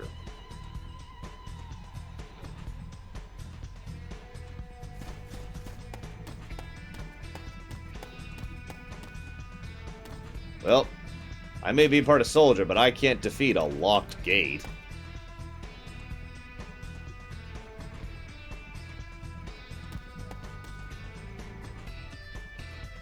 Yes, Aded, that's actually a pretty good comparison. By the way, the monsters and the soldiers both share a commonality in that they are basically hybrid Genova creatures.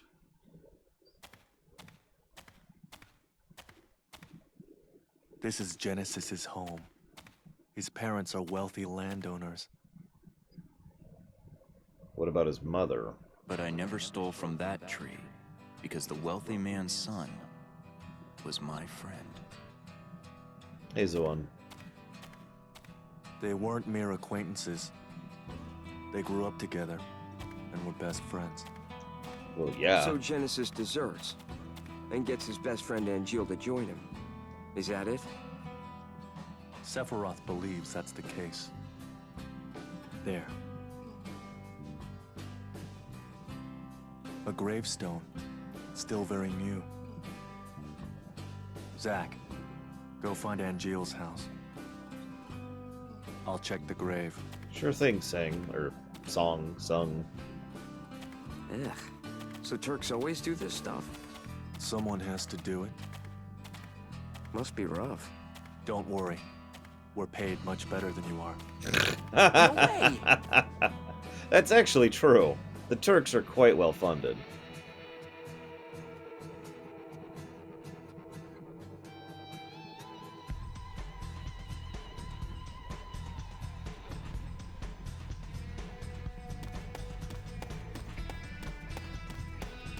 At least until FF7 starts, I should clarify that. The Turks used to be well paid, and then like 90% of the Turks either died or deserted, which left them with a total number of 4.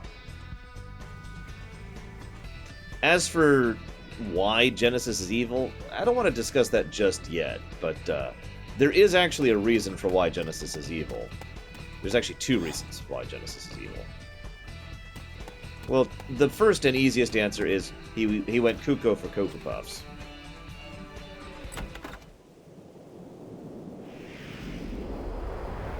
my god, it's a monster!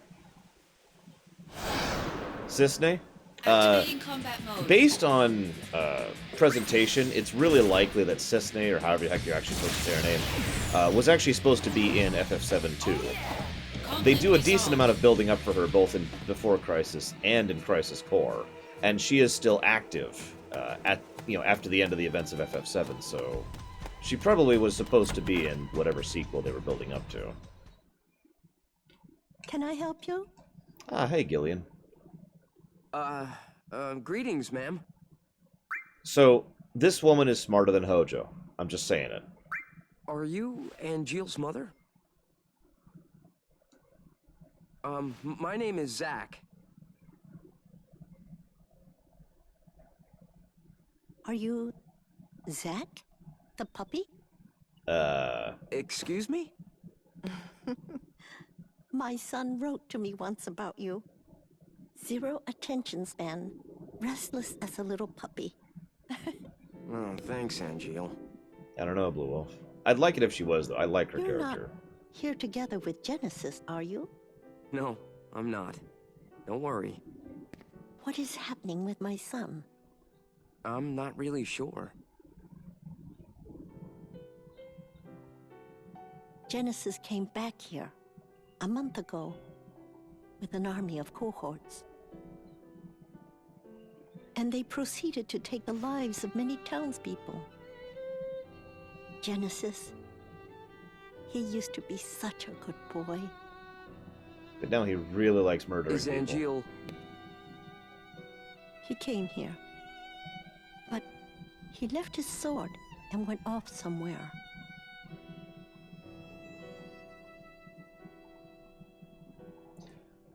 This is actually kind of significant because Angil directly equates the Buster Sword to his honor. And Angil does have a character arc, if you could call it that, throughout Crisis Core, and it has to do with choosing between his friends and choosing between his sense of honor. So the fact that he literally left his honor behind says a lot about what's going on with him. That sword represents our family's speaking of honor. which, honor, counter. I see. No wonder. He never uses this sword. Really, ever. No, Enigma. I'll take care of Angil. You should go and hide somewhere. Don't be concerned. Genesis cannot harm me. That's not ominous. So this woman's a scientist, if it's not obvious. Now, they don't really explain this as well as they should. Basically, there's not a lot of backing to back this up, but it is implied that she is intelligent on the level of Professor Gast, since she was pretty much the mainliner behind Project G. Project G actually stands for Gillian, or however you're supposed to say her damn name.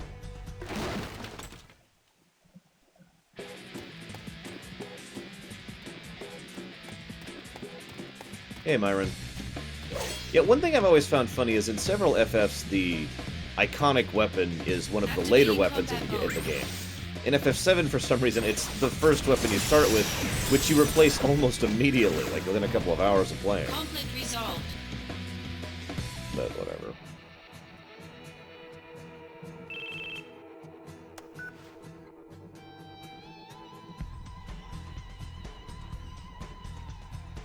Oh, absolutely, Casual. Hojo is a very real-life-like scientist, to put it as bluntly as I can.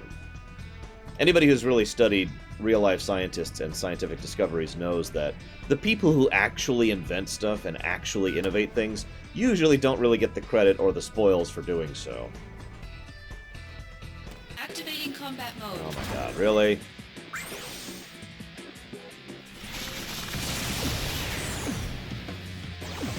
Oh yeah! Conflict resolved.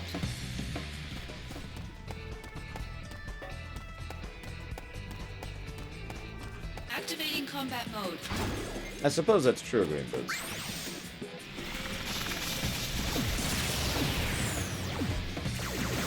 Oh yeah! Conflict resolved. Oh, and yes, this is a PSP game. Can I, like, avoid these fights? Actually, that's a good question. Can I avoid these fights? Do I have a don't fight cheat? That would be really nice.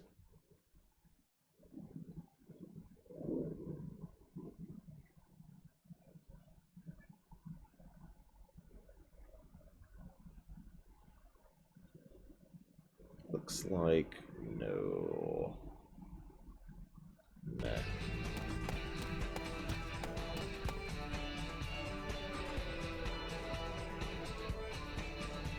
Oh, haha, Formosan.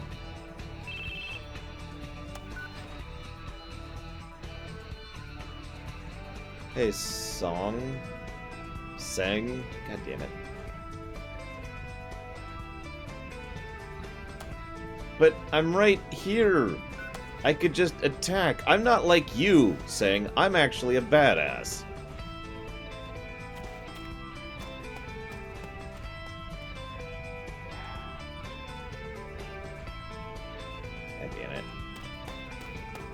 I mean, I know that you're used to being able to only fight normal people, but I'm used to fighting armies. Whatever.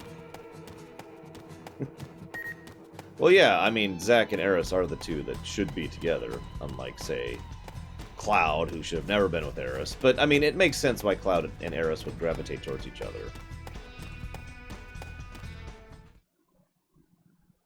Genesis's parents were in that grave. No to Wait, both, Little Billy. His own family? We can't expect reason from him. What about Angil? He wasn't at the house. But please, give me time.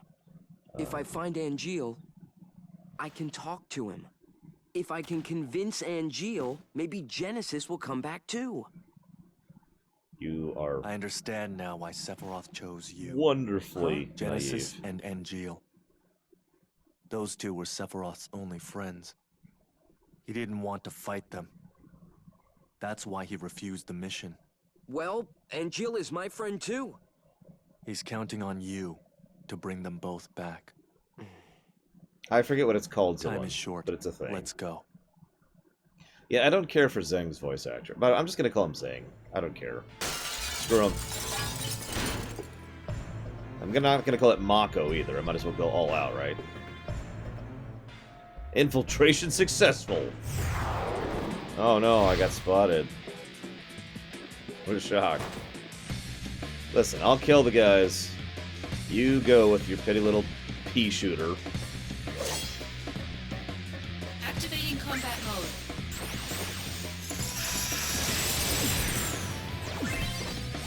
Conflict resolved.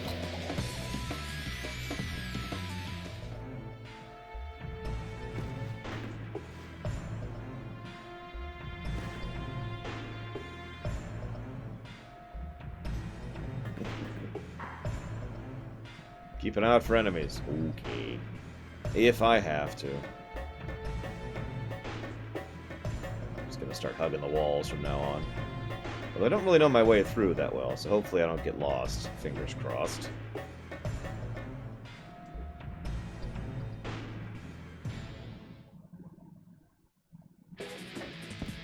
Activating combat mode.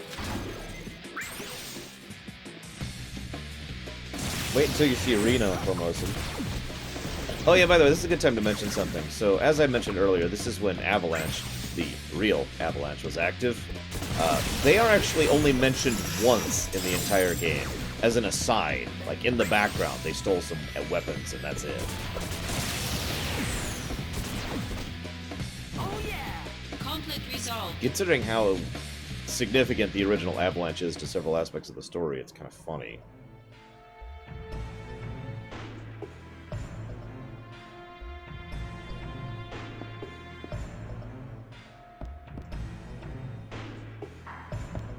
I don't think I agree, Green Boots. So, first of all, attack requires me to walk up, pull out the sword, swing, swing, swing. I'm pretty sure a single Ultima is faster than that.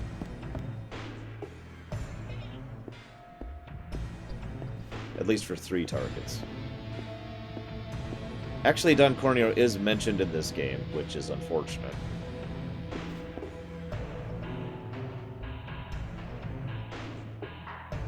And we will never talk about him again.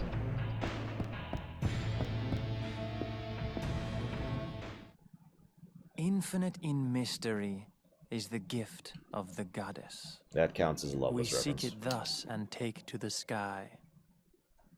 Ripples form on the water's surface. The wandering soul knows no rest. Aye, Genesis. Settle down. Zack, the puppy.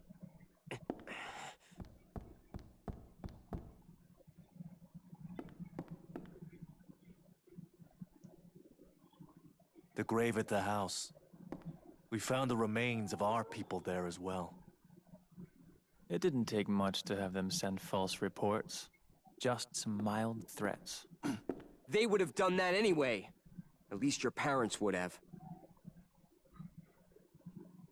My parents betrayed me. They had always betrayed me from the very beginning. That is actually true. What do you know? Shinra lapdogs! So that should have probably killed Zeng here.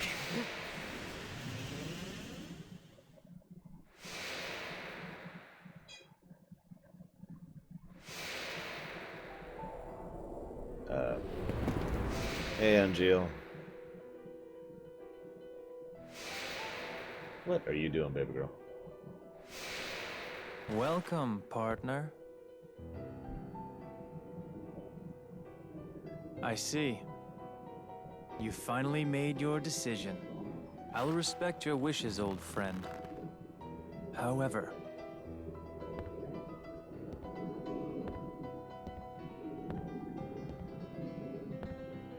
can you really live on that side? Angil!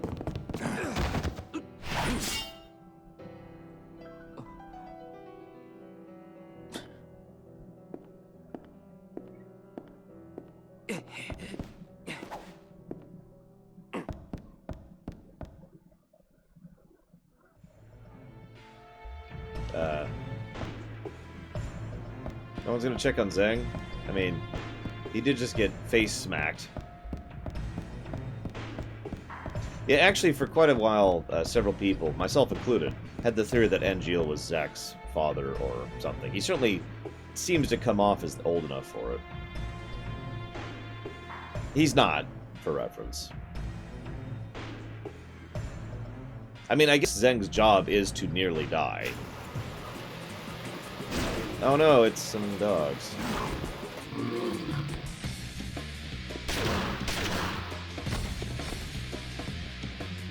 Seriously, dude? A gun is actually useful in this game? What?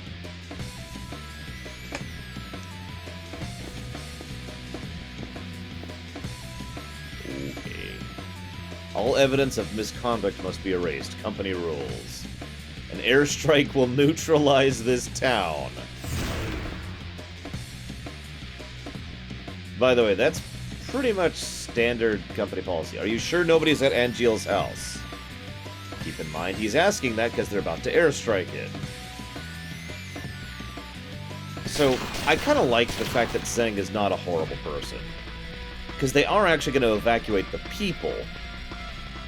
It's a nice little touch there. Even though sometimes the Turks are called to be assassins in addition to everything else. That's ridiculous one. Why would anyone use a gun?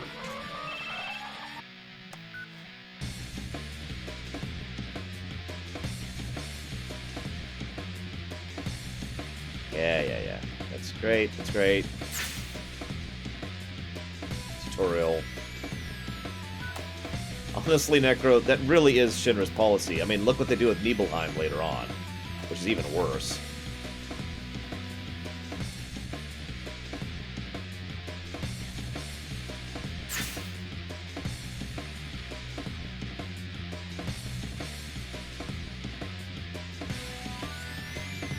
You literally just said this. You don't need to do it twice, game.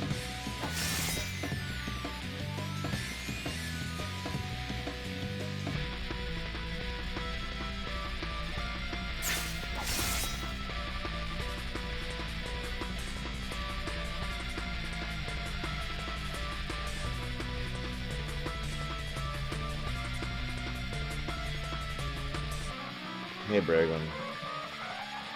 I just got a tutorial on how to attack artillery shells before they hit me. Game.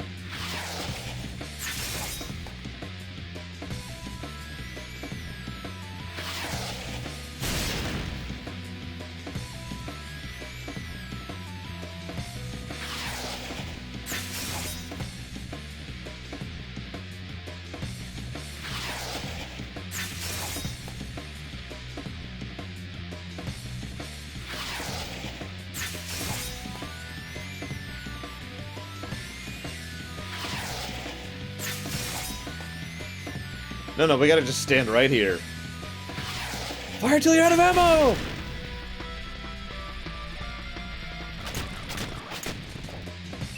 I just realized I can skip through that, because there's no actual downside to getting hit.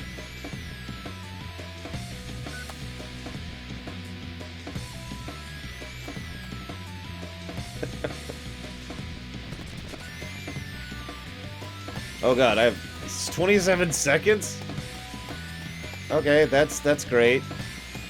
Totally make it in time. It's this house, right? Or shoot, I don't remember which house it was.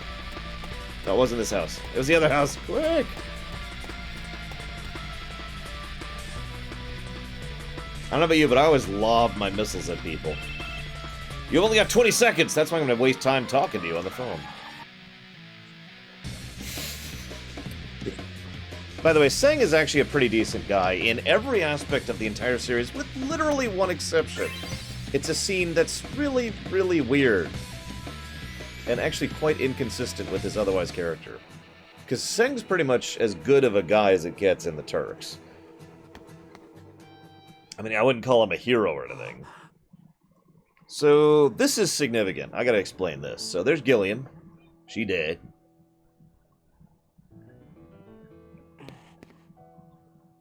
There's Angil. He did not kill her. What the hell did you do, Angil? It would be really Is that your idea of honor? easy to say, no, I didn't kill her. My mother could not continue to live, and neither can the sun. Let me go ahead and pause just for a moment here and explain why I don't like Angil as a character. I mean, I do like certain aspects of him, but the thing I don't like about him is he is way too typical of, let's just call it what it is, an anime character. There are so many scenes where he could just be like, oh, it's this, and explain himself, and he doesn't. He gets way too cryptic, and it's that artificial, hang on, we gotta drag this out so the revelation later, has some kind of impact thing. If you remember, I actually had this same problem over in World of Final Fantasy. You remember when it's like, well, I could explain to you, but I'd rather just be mad at you. He does this constantly. Like, there are so many times in this game where if Angil was just like, oh, it's this, then Zack would be like, oh, okay. He did not kill his mother. She actually committed suicide. And I'll talk more about the whys and the wherefores later. But, I mean... What are you talking about? What's going on here? I told you. You can't live on that side anymore.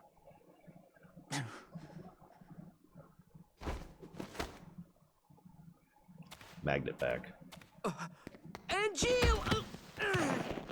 Angil! My friend, do you fly away now? Loveless counter. To a world that abhors you and I? Shut up! All that awaits you Shut up! I'm warning is a you! somber morrow, no matter where the winds may blow. I don't see Sephiroth today, but are you game? Summon. I also don't care for Genesis's voice actor, by the way.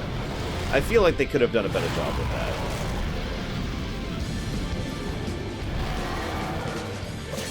Yes, Sid also likes Loveless. In fact, that's really where we learn about Loveless in the original FF7. Because otherwise it's just some random thing in the background. Oh yeah. Wait, what? Guard? Seriously? Okay. Then die. The other benefit of Ultima is it hits the entire combat area. Actually, I don't have to, Jack. It's really obvious. Also, it italicizes usually when he's doing a Loveless quote.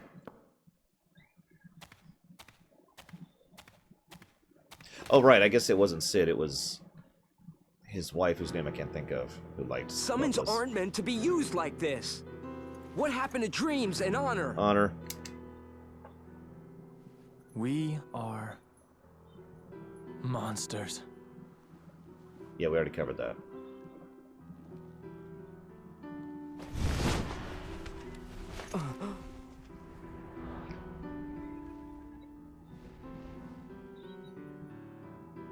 We have neither dreams nor honor.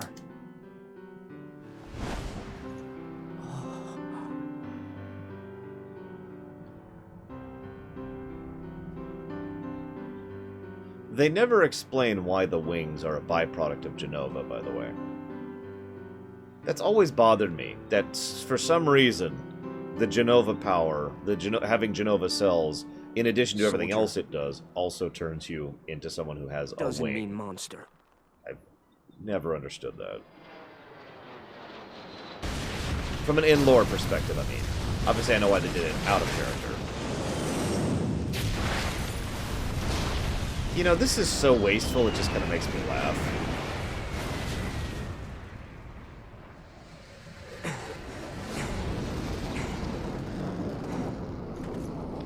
I mean, that is very Shinra. Hey, what's up, Sing?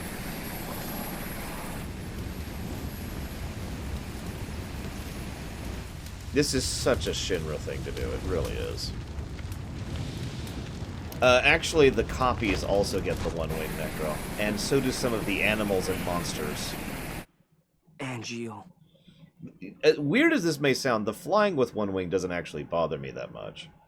I mean, they're literally magic creatures. They're not flying, they're levitating, basically.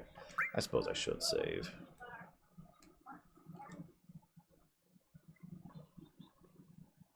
Angil. The war is over. Everyone's real happy. As for me...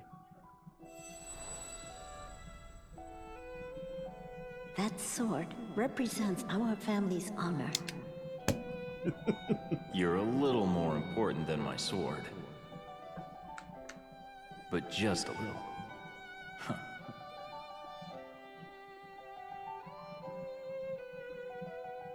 Where did you go?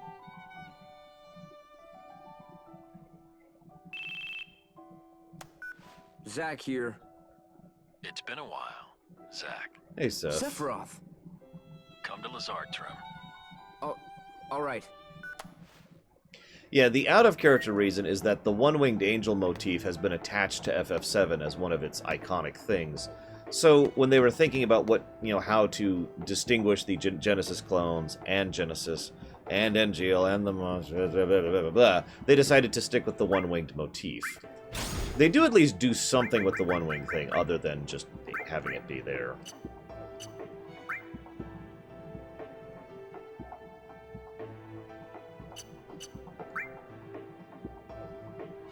Have you guys seen a guy wearing a white coat and glasses with the dark hair and ponytail?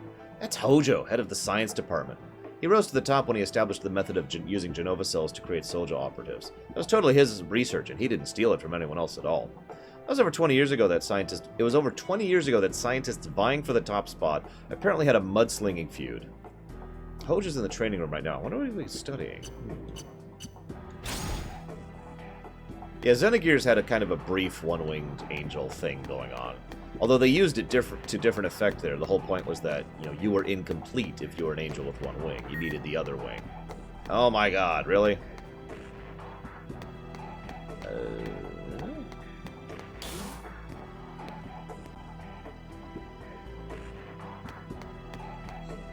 Yeah, no, I'm going the right way. Definitely not, I did. Okay, I apparently don't know where Lazard's room is. Why is it called Lazard? Just call yourself Lazard. What is wrong with you people? Yes, Hojo stole pretty much all of his intel from Gast.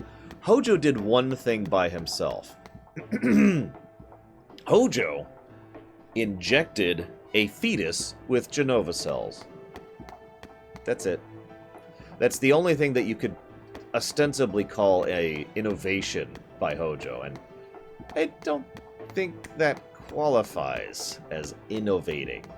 That's more like, let's try stuff and see what happens. And, I mean, honestly, that is kind of Hojo's style. Why are you doing this? Because science!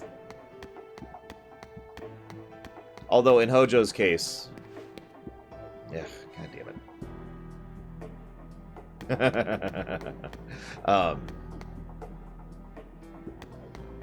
it. Genovation. In Hojo's case, it's a little bit more about the fact that he has a massive ego and is very stupid, so... Yes, Lustricia is her name, Little Billy. I don't think having sex qualifies him as being particularly smart, Meat Fist.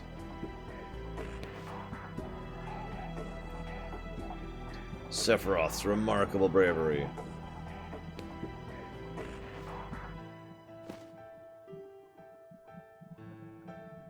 Heroes are chosen by the media. Oh, hero counter.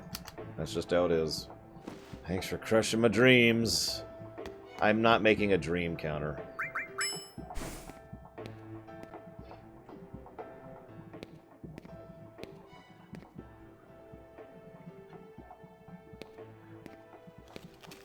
Congratulations. As of this moment, you're promoted to Soldier First Class. No, Zero. We'll talk about it, but we're not actually watching it for obvious reasons. I thought I'd be happier. Understandable. Too much happened too fast. Zack, I'm afraid I need your assistance again. Are you pushing another assignment on me? My apologies. Whatever.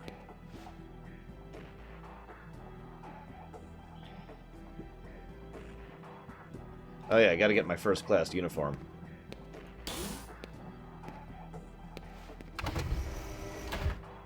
Which is in the item box for some reason, but that's cool.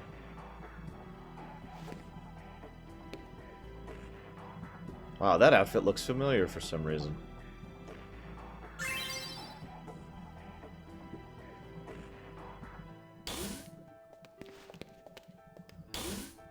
Yes, Necro, that is correct. Cloud is kind of a asterisk. See, Cloud was never formally part of Soldier First Class, but in many ways he qualifies as a first class soldier, if that makes any sense. Yeah, I can now use materia fusion. This is basically the crafting system of the game, blah, blah, blah, blah, blah. Moving on. Wait, it's Lucrezia? Is that how it's supposed to be pronounced? Wow, that's terrible. Yes, I know how to use materia fusion. Thanks, I have Ultima. Go away. No, I never have, Tigzar. This is my first time. It's the first time playing it on stream, in general.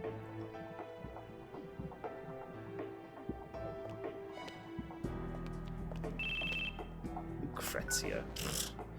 So, yeah, I'm not going to bother trying to do that. Just as a heads up.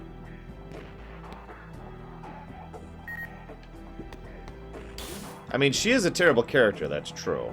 Seriously, Lucrezia is someone who you just want to shake. Shake the stupid out of them. He kind of does, Permeus, but not really. I actually like the cell phone thing, too.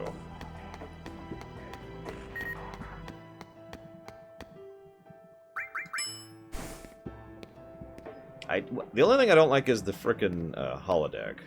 That irritates me. The company has decided to eliminate Genesis and his cohorts. This includes Angil as well.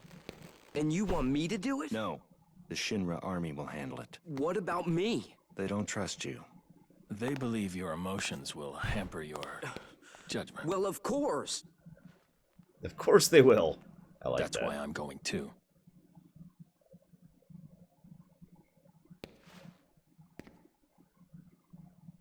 To kill them?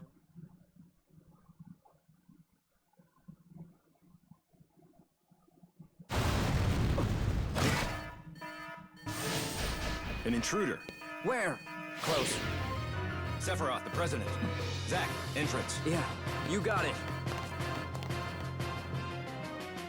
Well, okay, let's do it.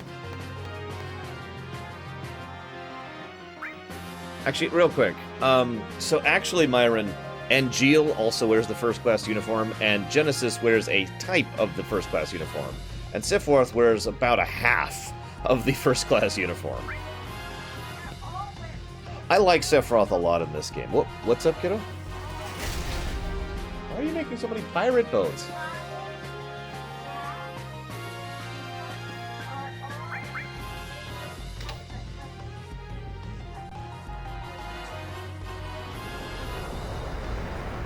Wow, I hope the Shinra headquarters is never invaded like this again. That would be terrible. Why are Shinra weapons attacking the building? You know Genesis' army literally stole Shinra weapons. You know that. Already, that's not a big thing. Activating combat mode. Yeah, the first classes are allowed a little bit too much leeway.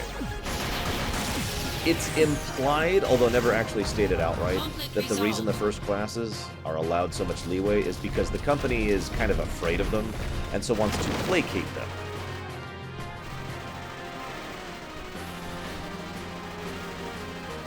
Oh, yes I do, Gary, and thank you for sharing that. Activating combat mode. Modulating phase. Oh, god damn it, I don't care. Power surge.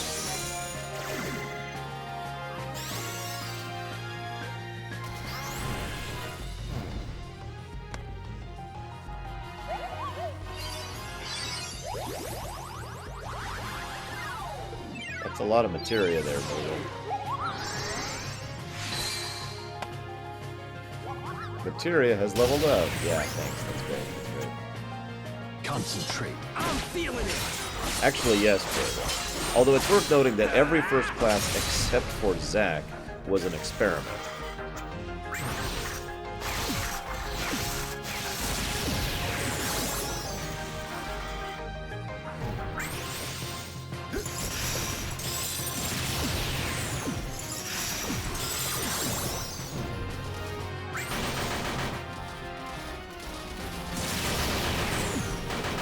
No, we see Moogles. I mean, obviously there's the Moogle doll that Kate Sith rides around on, which doesn't look anything like that, but there are normal-like Moogles there. Honestly, I wouldn't be surprised if they were afraid of Zack, but I'm not sure what their actual motive was for promoting him. This is when they bring up Hollander. Hollander is technically the villain of the game, even though Genesis is the main antagonist. I mean, really, Shinra is the main villain of the game. And really, Hojo is the villain of the series. And Genova's the real... You get my point. Anyways.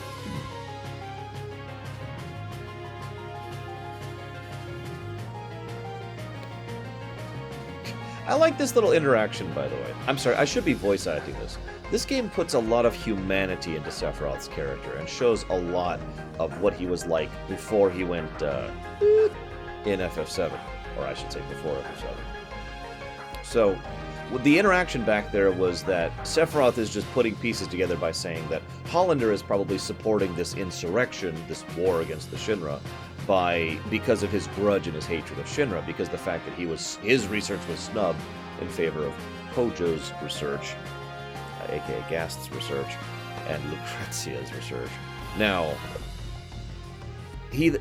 Zack then says, well, why would Genesis support such a stupid cause? And Sephiroth says, I don't want to believe it. And Zack immediately says, then don't. And Sephiroth says, well, very well. I won't. Now, Zack, Genesis copies have been cited in Sector 8 as well. Let's go. And credit to the actor. They picked this particular voice actor, at least in English, to play Sephiroth because he could do a good, straight, cold kind of a voice. But he does a pretty good job of sounding just like a friend and an ordinary guy in this game in several scenes. Yes, Takoida, that is literally true. Hold on, I'm a-comin'. Hey, it's Cisne. Or however you're supposed to pronounce it. Sector 8 is Turk's jurisdiction, slick. Hi, Axel. Oh, whip. You've got to be kidding me! Song, do something! There's no need for concern. Huh? Okay. By the way, she's kind of a badass. The other areas. Midgar's just crawling with nasties. Soldier is having difficulties. Reno, rude. Just say the word. Go. Yes, sir.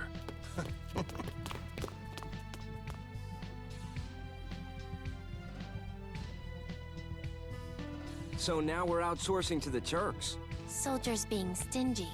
There's a manpower shortage. Huh? You're a Turk too? I'm Cisne. Cisne, that's how you pronounce it. I'm Zach. Pleasure to meet you. She's cool. Zach. I like her. Aren't you on assignment? Same objective. Need some help here? Okay. I appreciate the offer, Oh, but... how generous. Well, Sung, Zach, I gotta go. Can't you tell by the outfit, guys? I don't have the tie, though. I should get a tie just for when I play FF7. I should go out and buy a tie tonight, just so I can look the part. What do you guys think? I mean, Zach was already in Birth by Sleep, and honestly, I think Zach was pretty awesome in Birth by Sleep, so I'd love to see him back in 3. But of course, he kind of shouldn't be if you think about it, the whole legacy thing.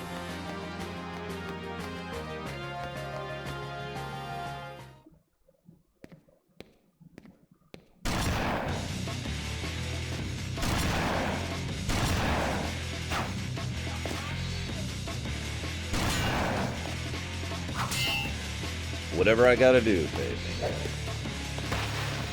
Oh my god, it's Genesis! Except it totally isn't. Bless you. Bless you. Looks like this one's a cut above the mask, guys. You can tell because it took me one shot to kill him.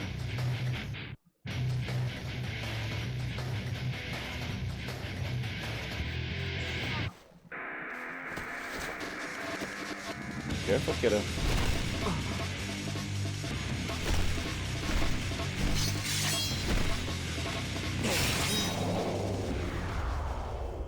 Gotta clip that wing.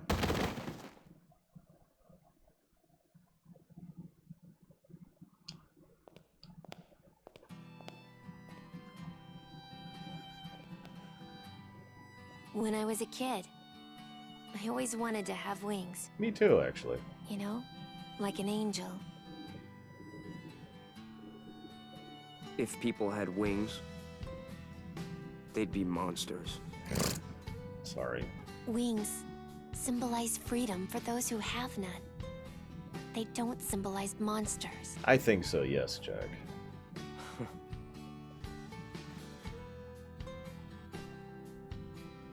So, it is of course interpretive as to whether or not Cisne actually has romantic feelings towards Zack or just cares about him, but there's no denying she does actually grow to care about him over the course of the game. Another reason why she should really be in the future, especially given some things that happen later, but moving along. So, unlike the Turks, we folks at Soldier are paid to fight. Oh, well, okay. And thanks for insulting me. I'm sure we'll see each other again. Nah, we'll never see her again. She is also in Before Crisis, by the way. She is Shuriken in Before Crisis. Once Sector 8 is clear, come to Mako Reactor 5. Ugh. Did you find something out? Angil has been sighted. So it's search and destroy? The army is mobilizing, but there's still time. You and I will find them before they do. And what? Fail to eliminate them. For real? Yes, for real. Excellent! Probably. Sorry. I love Zack. I'm sorry, guys. For basically the same reason I like Laguna. The growing friendship between Zack and Sephiroth is also kind of important. See, Sephiroth has not actually an introvert. He just hasn't really gotten along with a lot of people because he has been so different. I mean, let me use a real-life parallel. Let's say you're rich. Hey, kiddo? Little one? Little one? Could you be a little quiet, please? Thank you. Imagine that you're rich in real life. No, I don't mean just rich. I mean like you are swimming in cash. I want you to imagine that you are the type of rich that could blow $1 million without even blinking. You know, a small loan of $1 million, right? So you are super rich. How easy is it going to be to get along with other people? I mean, even if you find people who you don't tell. Basically, the general idea is that most people are always going to treat you differently, because anytime money gets involved, issues happen. And your only real option is to not tell people that you're rich and hope that they become your friends regardless of that, right? Now, obviously, there's going to be some outliers to this situation, some people who aren't going to act that way. But you're basically completely ostracized. Now let's imagine you meet some other people who are your age and who are also super rich. And it's like, dude, finally, someone I can actually interact with, someone I can talk with and become friends with. Now imagine that you can't hide the fact that you have all this money. And that is basically the situation that's going on with Sephiroth. Because Sephiroth is hugely ostracized by everyone. They either put him up on a pedestal, or they envy him, or they fear him. He is very different from everybody. The only people who have ever been close to him are the people who are similar to him. Angil and Genesis. What are you doing, kiddo? As a consequence, he wants friendship. He likes friendship. He likes getting along with other people. And Sephiroth shows quite a few times in this game and in FF7 that he does have the capacity to care. But because of that whole social ostracization thing, he hardly ever has a chance to actually reach out to anybody. So I like the fact that throughout Crisis Core, he and Zack slowly grow closer and actually become friends over the course of the game. Because Zack doesn't give a crap about any of that. And Sephiroth wants to have a friend. Zack is one of those outliers I mentioned earlier. He would be friends with you even if you were super rich, to carry the analogy forward.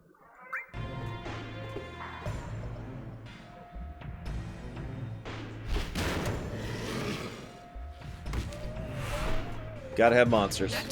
Monsters are very important. Hang on, I actually need to go to the bathroom. I'll be right back, guys.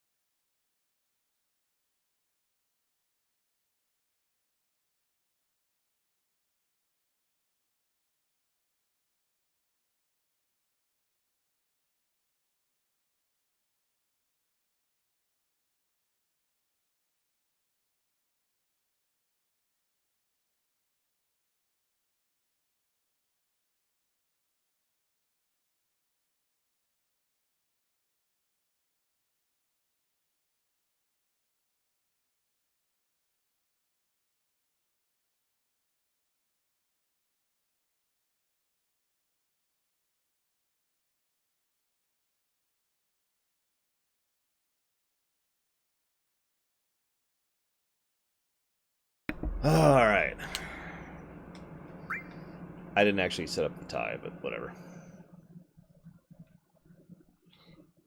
Is that Angil's face? Yeah, it's pretty gross, ain't it? It appears Genesis isn't the only one who can be copied.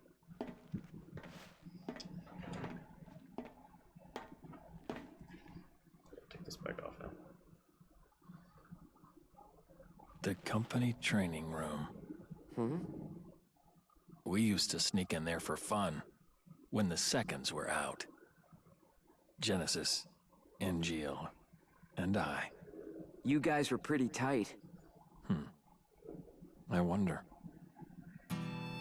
So this is probably the overall coolest cutscene in the game.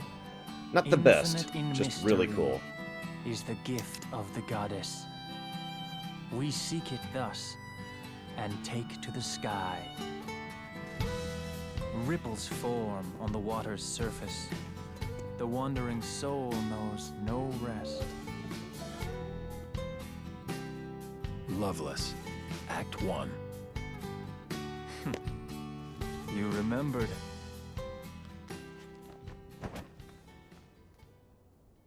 How can I not, when you've beaten it into my head?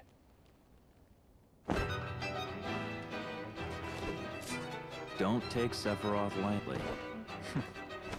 Noted.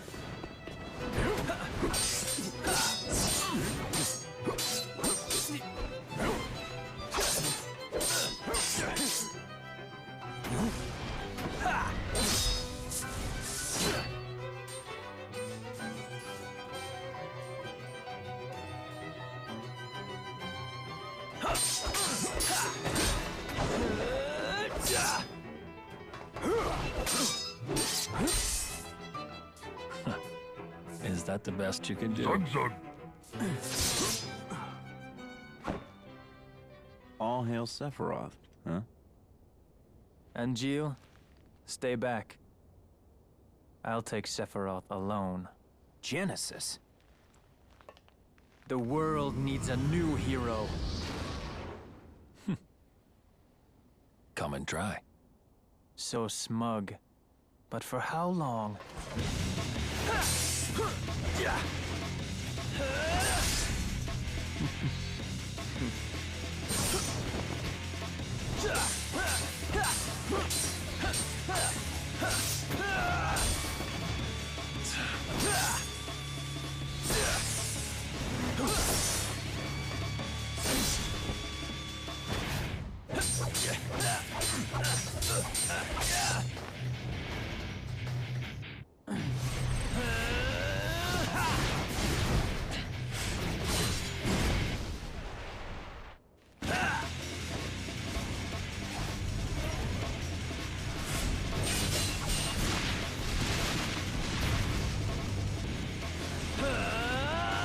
Stop! You'll destroy us all. That's no way to talk to a hero!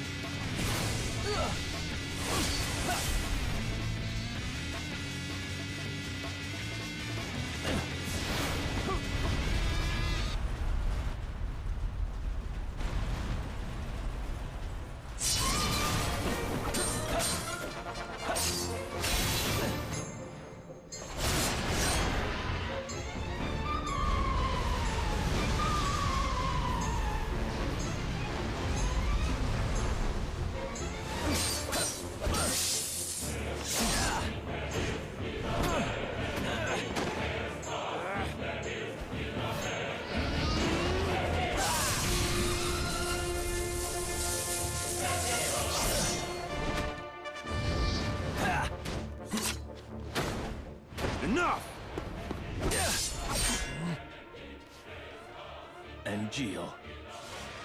Out of my way!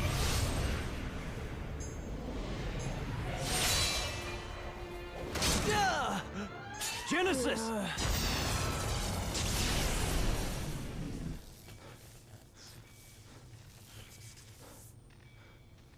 Just a scrape. By the way, I'll be this fine. this wound Don't worry. that Sephiroth just did, the Genesis, is actually extremely important. I'll talk about it later.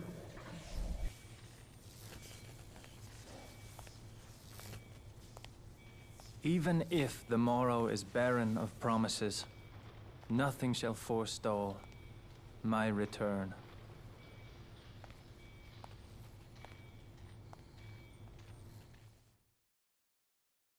So, was everything all right? Yes. As far as Genesis was concerned. But as for Angil... Angil? What happened? Later, I received one of his famous lectures. About what? Always the same. Discipline, dreams, honor, etc. Huh. One of those, huh?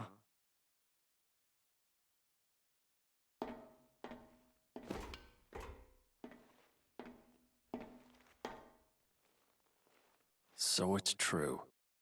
They're in league with Hollander. How could this happen?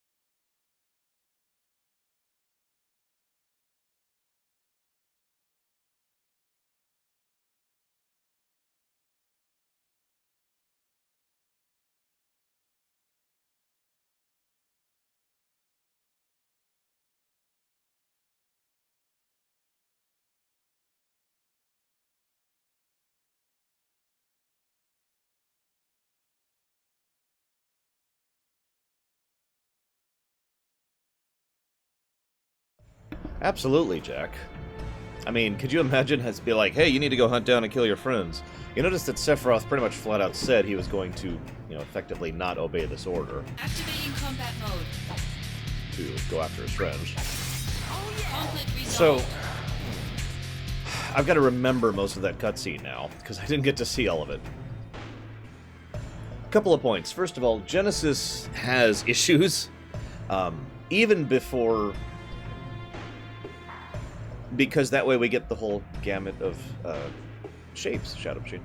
Even before Genesis went full evil, he was the worst of the three, I think is the best way to put that. Angil, he's kind of a decent guy, and he cares about people. Sephiroth very much cares about people, has a lot of empathy, compassion. Genesis is mostly just... Well, Genesis has monomania.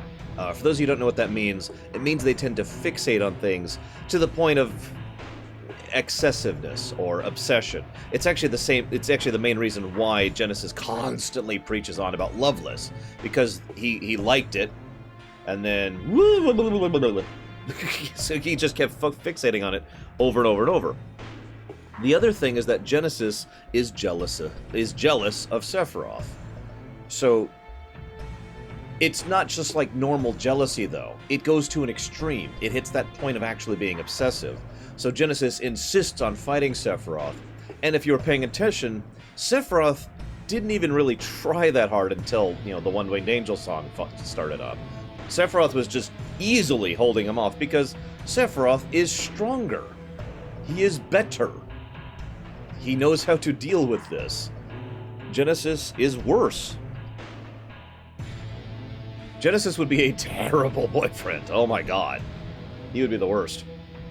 Now, Sephiroth obviously still cares about him, but Genesis, to be blunt, I don't think really cares about him back. Not in the friend sense.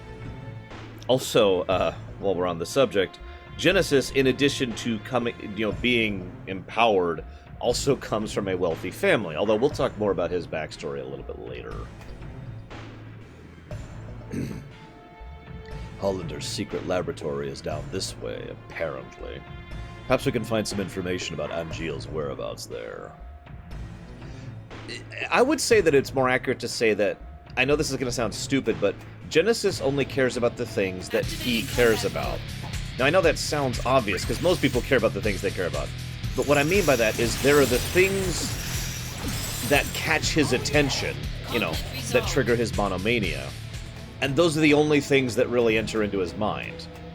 In fact, there will be a third thing that activates his monomania, and a fourth, actually. So there's a third and a fourth thing that are part of his monomania throughout the course of this game. One of which is his... how do I put it? His increasing desperation. Are you sure? Okay. Well, then drink up, little one. His increasing desperation to fix himself, and his desire to be the hero of the goddess, basically. Which is kind of related to the earlier problem with Sephiroth. Yeah, it's a good way to put that, Sonic Doctor.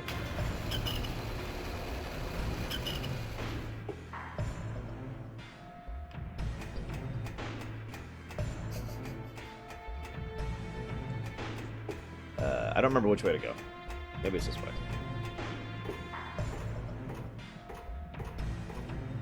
What are you linking, Braven? Activating combat mode.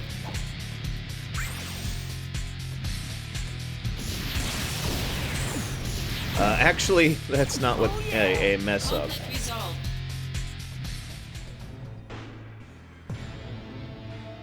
What did you link there, Braven? That is my eating tray, which I have for the sake of this Lorerun. I actually went out and bought a fold-out dinner tray just so I could have something to eat on, since I plan to do pretty much all of my lunches and dinners on camera for the sake of the Lorerun.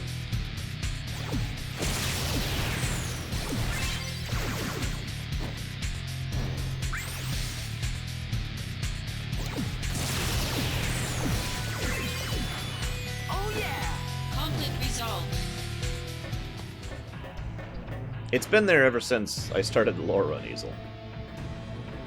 You just probably hasn't noticed it. It appears this door is being powered. The power source is Mako! I mean, there's a lot of Mako around here.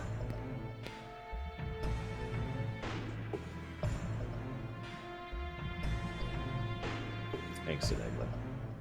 Speaking of which, I need to figure out where my phone is, because I need to think about dinner and lunch, because I have no food at the moment. And I'm pretty sure McDonald's is actually my only option for Sundays, like it usually is. Sucks. I've been really wanting Taco Bell lately, but they don't deliver. And I don't actually have time off camera to go get it. No, that's up! I want to go down! Ah!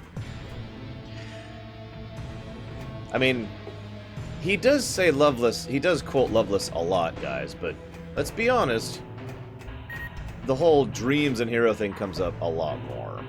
I mean, let's just check the numbers. The honor counter is at 9, the hero counter is at 6, and the Loveless counter is at a mere 4. Yes, Green Boots, my McDonald's delivers.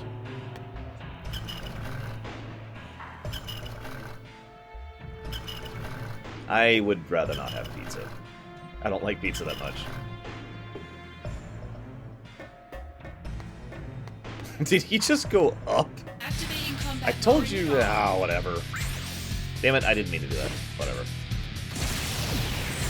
There's actually a barbecue place that also delivers, but I don't really think I'm going to get barbecue today. Barbecue is a little pricey, and it's also barbecue. I mean, I managed to eat barbecue yesterday on camera, one-handed, without spilling any, but I'd rather not try my luck on that. Yes, I did count the heroes during combat. I caught those.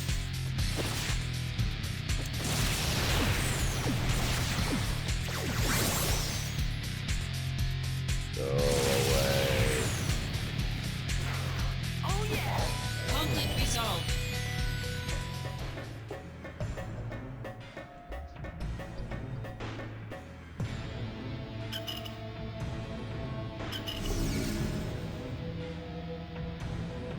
I like how Sephiroth's just kind of hanging out here, letting us go and do the grunt work. Come on, dude. I know you're kind of a prima donna, but seriously? Come on. Let's go. Let's go. Zack is without question the weakest of the three. Although, ironically, Sephiroth will actually be bested by a completely normal person. Although, there are some pretty specific circumstances that allowed that to happen.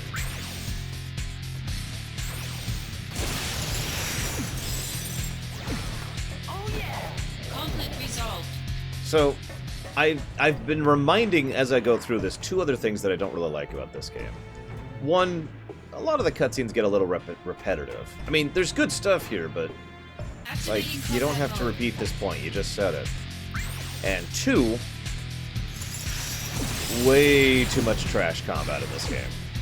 There's actually a hard mode in this game where everything has a lot more HP, and it's just... Really? Wait. So I'm trying to remember where the hell I'm going. Yeah, so according to the actual developers, writers, and creators, etc. of this game, Sephiroth basically never actually goes all out. I don't know if that means literally he never goes all out, or if he never goes all out after FF7. But the implication is that he never really has to try... I think it's this one? God, I don't actually remember. Anyways, because he is just so much more skilled and more powerful than everyone else, he never really goes full tilt. Activating combat mode. Ah, damn it, I think it's the wrong way. Is this Tabata's best game? Oh yeah! Conflict resolved. Debatable? Okay, this is the right way. We're good, we're good.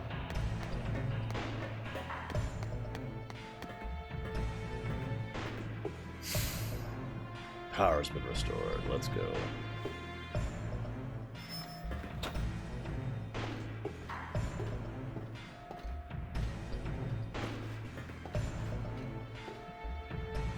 No, you're right, Sonic. I think Sephiroth is probably one of the better examples of the not trying full tilt characters that actually comes off pretty well.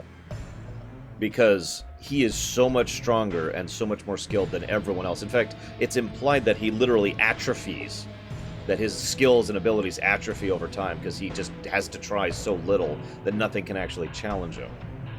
Or, to use the old quote, if you don't use it, you will lose it.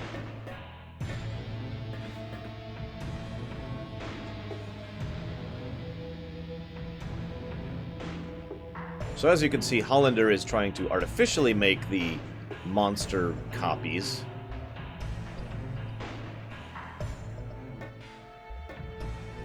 These are highly confidential research documents that Hollander stole. The stolen documents were in regards to Project G, Degradation, and Ancients. Some of them may have been left here. Search this area carefully. Yeah, I love that Hollander is just scribbling, writing all over the place. And he's got even his own backup power generator, because he's off the grid. Nice touch. Actually, yeah, Panic, that's a pretty good parallel. The heightened abilities of soldier members are maintained by a delicate balance of various genetic factors. A change in this balance can only be caused by a leak of genetic information, but this is not possible under normal circumstances. This phenomenon is unique to Soldier Type G. It's okay, Zach. You're actually not a Project G soldier. It was before Genesis deserted. The wound was superficial. But for some reason, Genesis wasn't healing. Remember that cut from the previous cutscene? The man who treated him was Hollander. Professor Hollander, how is Genesis? The problem is the Mako energy that seeped him through the wound. That's not actually true. Is it treatable? First, he'll need a transfusion. You aren't viable. Just... Why couldn't I be the donor? By the way, notice how instantly and without hesitation Sephiroth reaches forward to offer his transfusion to help out. Just doesn't even have to think about it.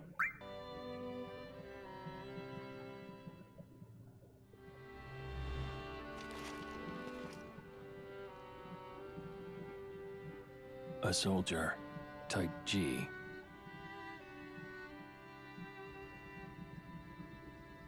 Interesting idea, Dakota. I gotta be honest, I actually feel really badly for Sephiroth. There are three main factors that really led to Sephiroth just going crazy. The first and most obvious is Shinra, and the second is Genesis, but the third is Hojo in particular. You'll notice I don't mention Genova in there. I am of the personal opinion that Genova, while she certainly helped things, was not actually the cause of Sephiroth going crazy. My opinion. Not like the others were.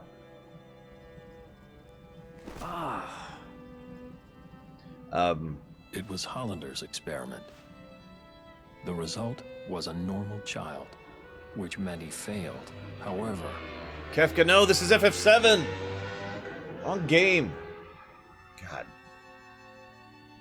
Oh yeah, the thing that he did. Objective, implant the cells of an ancient into a human fetus to imbue said fetus with ancient's abilities.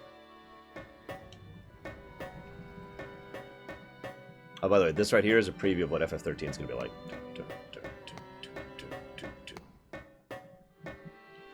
There's got to be one I'm missing, and I just don't see it.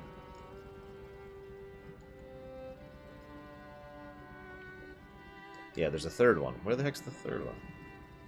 Zug Zug. Yeah, I actually think that... oh, there it is.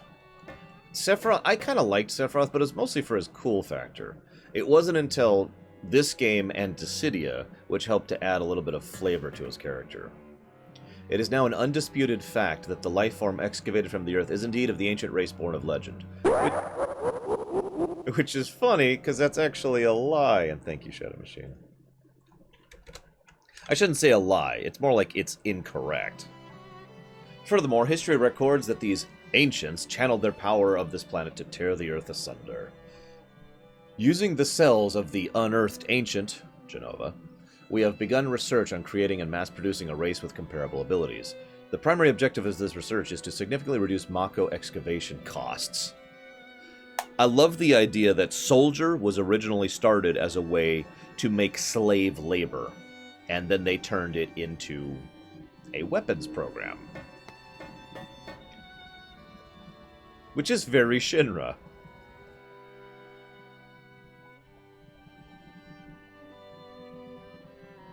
Project G gave birth to the man we know as Genesis. Project G.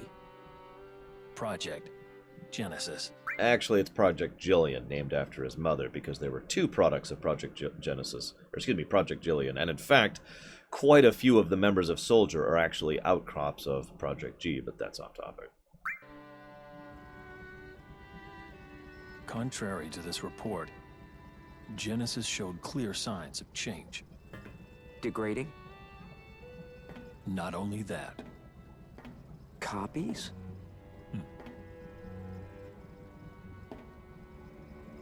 Abominations. Really quick, by the way, notice how angry Sephiroth is at this whole thing. This, of course, is a tie-act back to FF7 and will be relevant when we get to FF7, but Sephiroth does not like the idea of these monsters and these mutated, weird, just abominable creatures that are being crafted by scientists. This is just unacceptable. Sephiroth. Oh, hi, Hollander. I thought I'd find you here. The degradation process. Only I can stop it.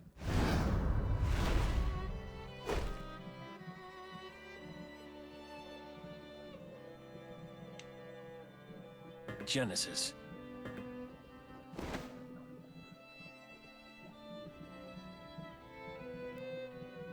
You won't take Hollander. Zack, go after Hollander. Yeah. He's an overweight, middle-aged scientist, Zack. You're a second-class soldier. Come on. There is no hate, only joy, for you are beloved by the goddess.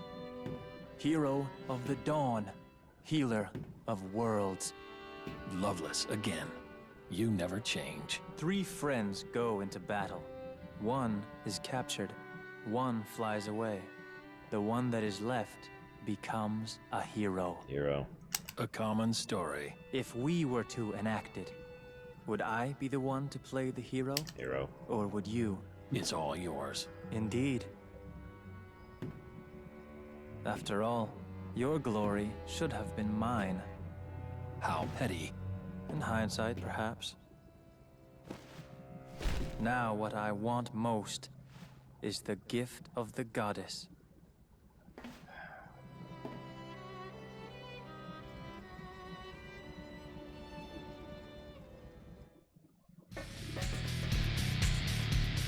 Okay, seriously, Zach.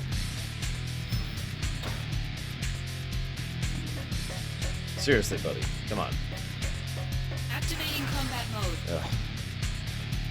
I need a hero. Sorry. Modulating phase. No. Power surge.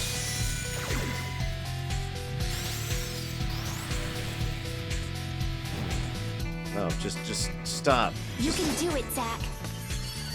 Yeah, I'm on fire now. Oh yeah. And then I win because they're already dead.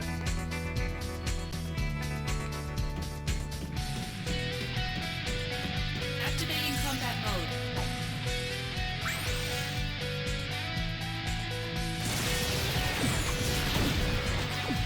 Oh yeah. Conflict resolved.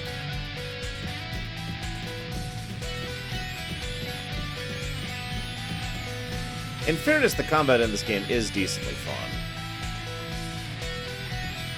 I mean, it's not as fun as it could have been. I already mentioned my complaints about that, but it is still fun to play. Oh no, how did he get away? He's just too fast for me. I just can't keep up with Hollander.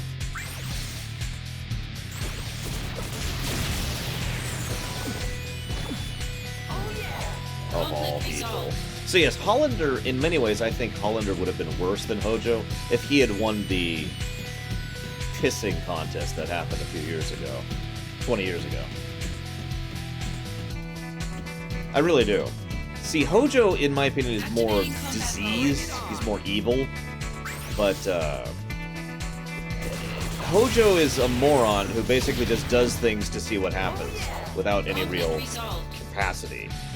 Hollander, by contrast, actually has a little bit of intellectual capacity, and arguably is completely devoid of any sense of morals or ethics at all. He has no scruples. Oh yeah! Conflict resolved. Hollander does not give a damn about anything except for himself, but in a very petty sort of a way. Activating combat mode. For God's sakes. Yeah, that's a good way to put that. Hojo is depraved, but Hollander is just selfish. Well,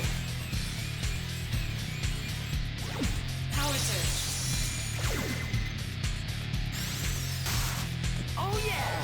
Conflict resolved.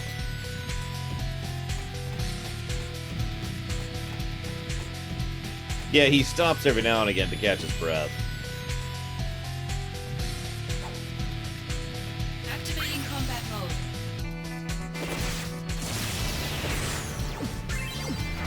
But I don't like slot machines. Conflict resolved. I got a question. Why doesn't Zack just jump forward and catch him like he is capable of doing?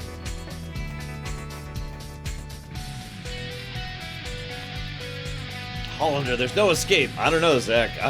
I've got some empirical evidence that seems to throw that into question, buddy. Look, I'm literally right on him.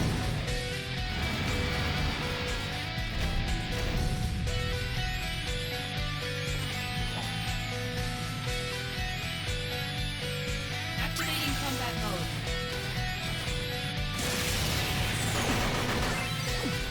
Conflict resolved. Come on, buddy. Yeah, that fight, by the way, I remember that fight as being pretty rough. It's basically 3 mini-bosses at once. Hollander, do you understand what you're doing? Yeah. Hi, Angil. Working for Hollander now? What is it you're after? World domination. That's not even funny, man. I forgot that line. That's great. I'm sorry. I'm sorry. That's brilliant. How about revenge? For what? Angil!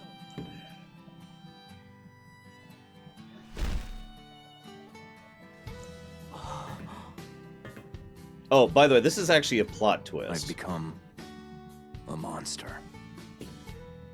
A monster's objective is usually world domination or revenge. You're wrong. Those aren't the wings of a monster. Well, yeah. Well then, what are they?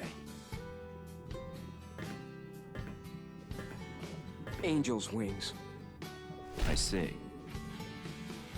Then what should an angel fight for, Zack?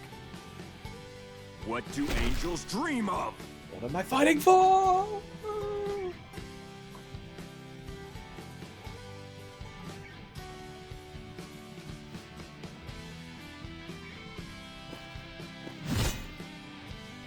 Angil. Gotta get rid of his honor first. Angels dream of one thing. Please, tell me. To be human.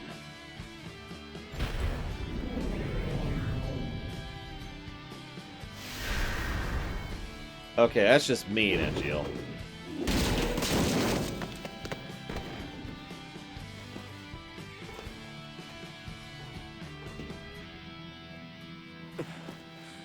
Defend yourself!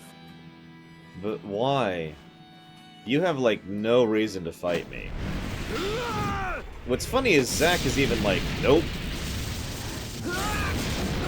Nope. Oh yeah, by the way, Zack falls from the upper plate down to a certain location. I do like how Zack's just like, nope.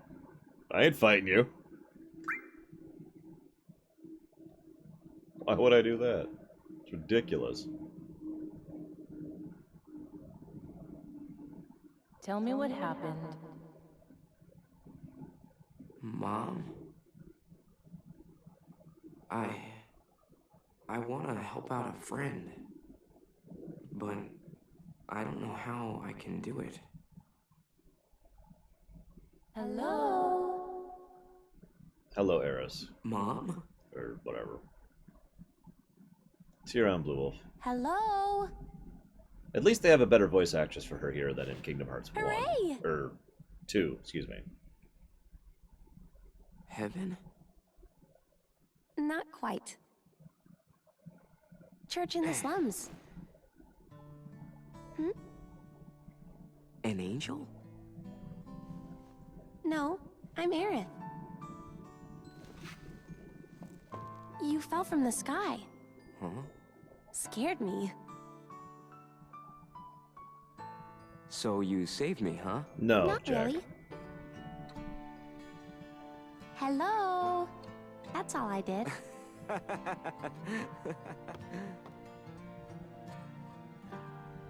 So, Zack falls from the upper plate through the roof of the church into the flower bed where Eris is. I mean, this scene is one of the things I mentioned earlier. It's not actually that bad. It's just, come on, guys. Oh, God. Holy crap. There's just stuff happening everywhere. Very confused by this. What just happened?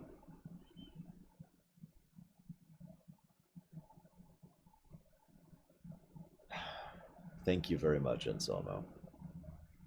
Oh my gosh, there was a donation this morning that I missed.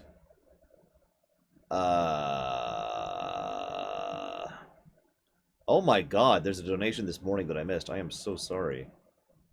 Hang on just a second.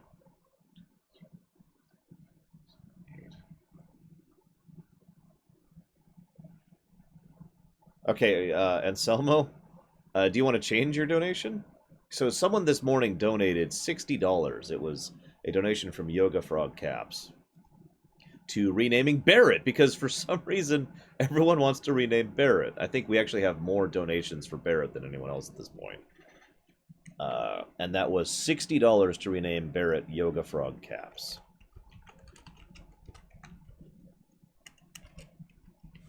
Which would actually beat your $50 to rename Barrett into Anselmo.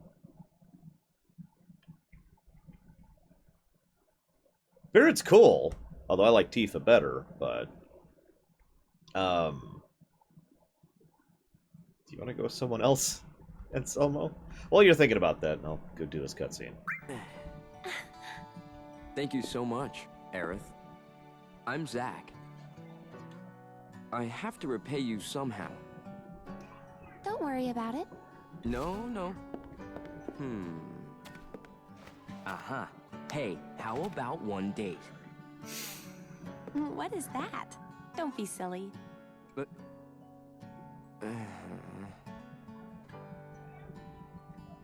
Yeah, sure. Tifa's right now named Dilly Dally, so you can rename her. Stop! Don't step on the flowers. Excuse me? Normally, people are more careful with flowers. Symbolism. Well, I guess I'm not normal. Oh. Thank you. You don't see a lot of flowers in Midgard. They're like luxury items around here. They only grow here.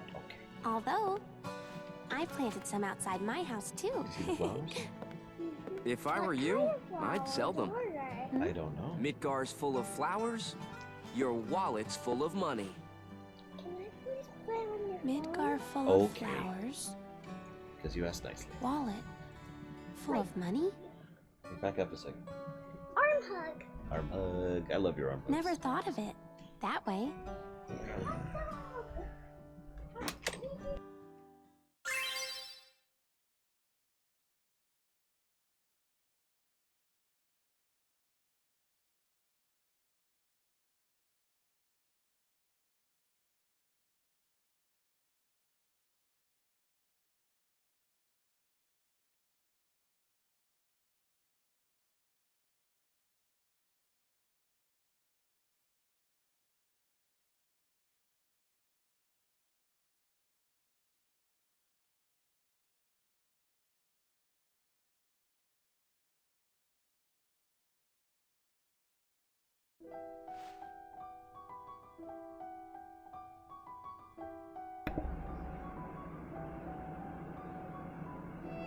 Anyways.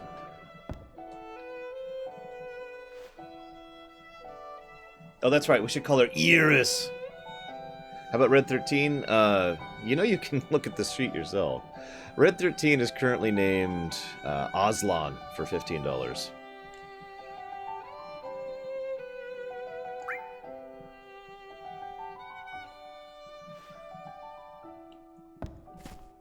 I asked you not to step on the flowers. Oh, sorry. I was trying to interact with them, not step on them. Sorry.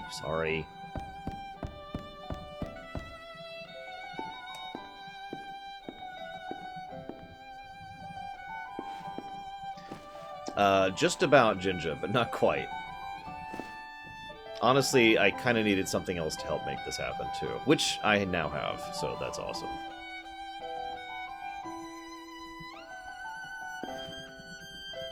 So anyways, I'm not really sure where I'm going.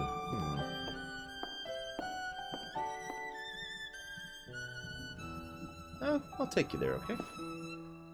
That's right, we need Aerith to show us the way. I don't know why it's so hard to say that word for me. Aerith. I'm just gonna keep calling her Aerith. Is that cool, guys? Cool.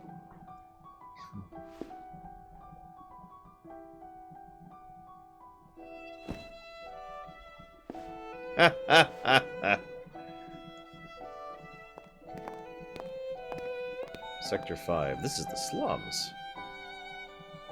Aerith. If you walk a little, they'll be in the central slums. I love that view, by the way. Do you know what it would be like to just not have the sun and you look up and you just see a plate? Anselmo, are you decided? Anselmo for Red 13? There's lots of people. You can go above the plate from there, too.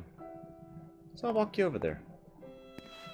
I can get on the streets. I guess I can figure stuff out there. Okay, lead the way.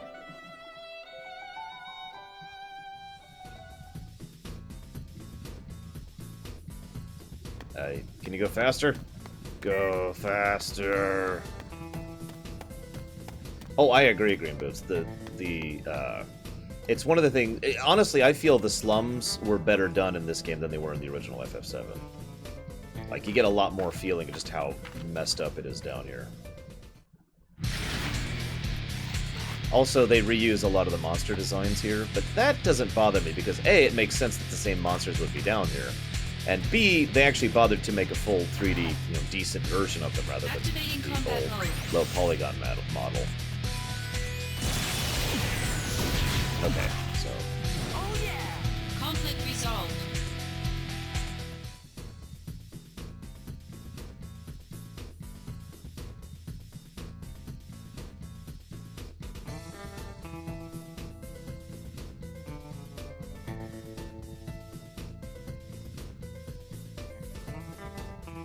There we go.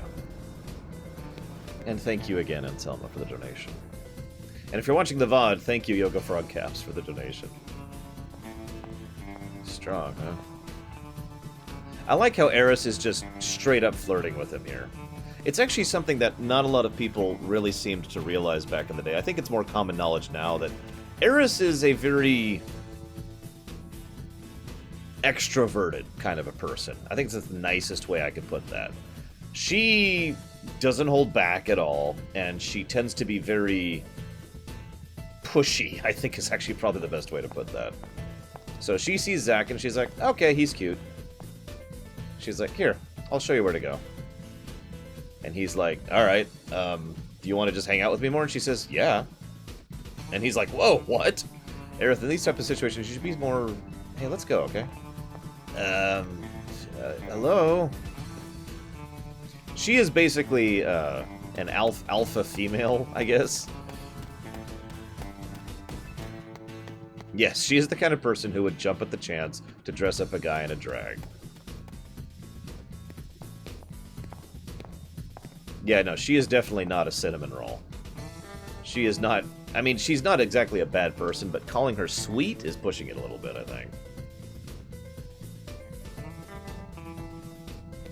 Of course, many people lived here for a long time. Inside the gate, there's a marketplace. It's fun. There's so many stores. You can go above the plate from there, too.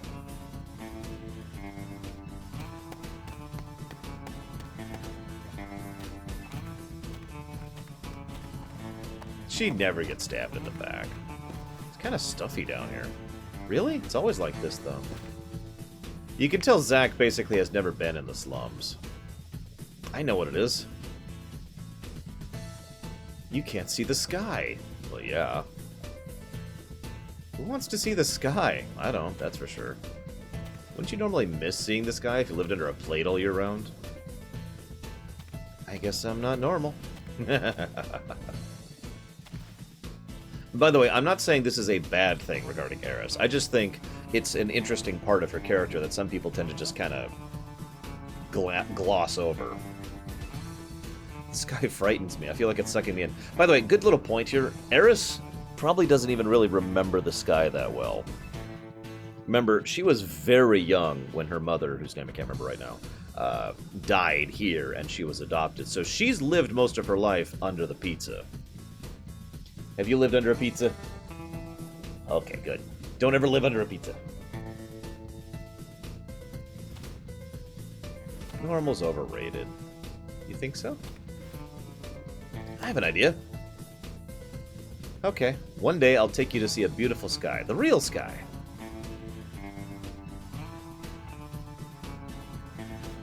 It's not frightening at all. I know you're gonna love it. By the way, I find this funny. This is one of those weird situations where two people match by being similar. Most of the time, in my opinion, people who tend to match each other, especially romantically, tend to be different from each other, but the aspects of one complement the aspects of another. You know, very yin-yang, Tetris-y kind of thing. In this situation, though, I do think Zack and Eris actually have a lot of good natural chemistry, and have in most of their presentations. And, of course, they're both really extroverted, really weird, and totally unashamed of just blurting out whatever they need to. The only real difference is that he is the innocent one, whereas she is not.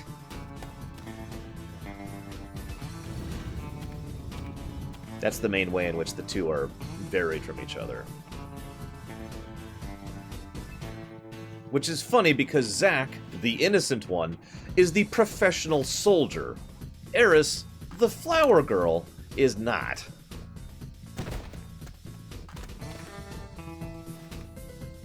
Oh, sorry.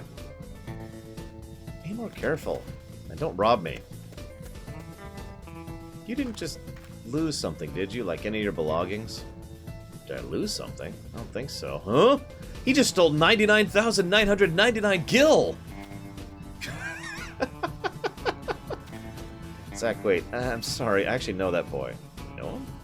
Has to be some reason. He would never usually do something like this. Well, whatever the reason, stealing is wrong. Innocence.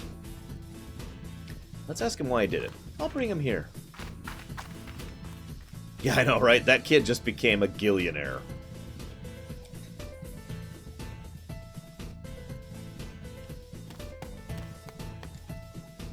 Still setting up the number guessing game. Aw, no minigames right now.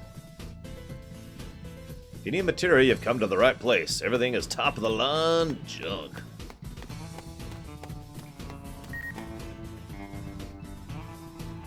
Ah, you're... Oh, nothing, sir. I'm a Shinra infantryman on patrol.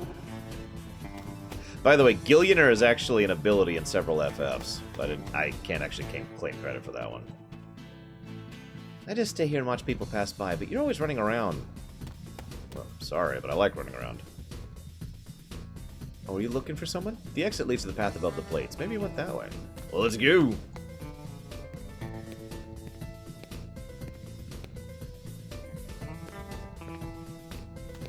Hey, you there. Did you see a kid coming running this way? A kid? Can't say I have. This path leads above the plate. Children would never come this way. Damn. Looking for someone? Yeah. And you lost him. I like how most people here don't recognize the uniform of Soldier. Despite the colors, all of Soldier, 3rd, 2nd, and 1st class wear the same turtleneck, baggy jeans, you know, shoulder pads thing. So... if you want to catch someone here, you'll need assistance. Can't find anyone alone in this place. You should ask people on the streets for help. Didn't I just do that?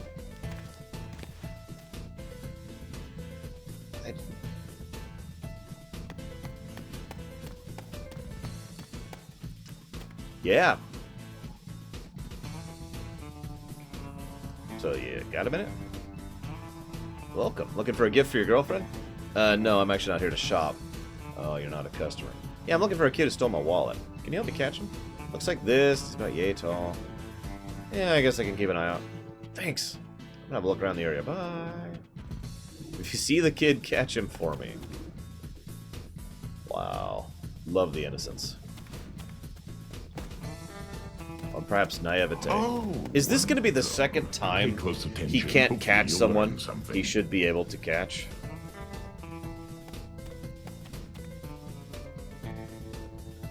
Sorry about that. I'm not a very fast runner.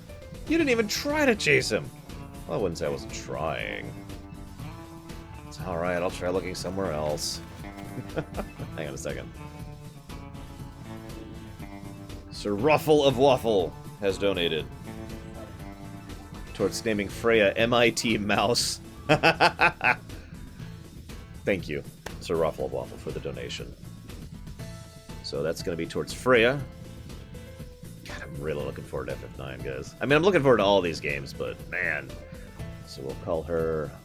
Hang on. 1, 2, 3, 4, 5, 6, 7, 8. Yep, that'll fit. Whoops. And that's 10. Who else is Can I get some hype for anybody looking forward to FF9, by the way?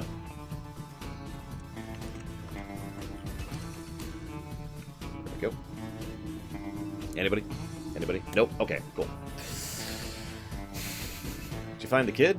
Not yet. We'll find him soon, I promise.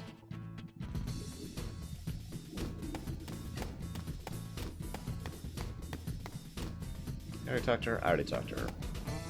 And I guess I'll try this area now? Nope. Okay. So I talked to him, I talked to him. FF13, hoi! Wait. Lumber's mine. No one steals from me. I don't care about your lumber, dude. Hey, you got a minute? What is it? Looking for a kid who stole my wallet. Can you help me catch him? So, same thing. Oh, I know, running with Grace. It's going to be so cathartic, just demolishing FF8. You know, it's funny. In lore, it kind of makes sense that, you didn't even try to chase him, did you? Oh, you got me all wrong, buddy. Whatever. If only there was someone trustworthy enough to ask for help. Anyways, I love the idea that the kid is basically buying off all the clerks here because he just got 9 million gil, and so, you know, he's like, yeah, I'll give you 1,000 gil to walk the other way. Okay.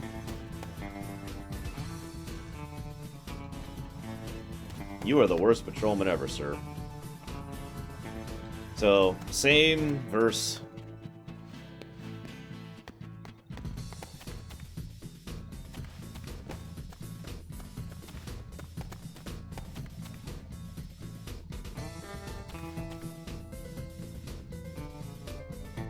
Didn't mean to trick you, I just totally have bad eyesight.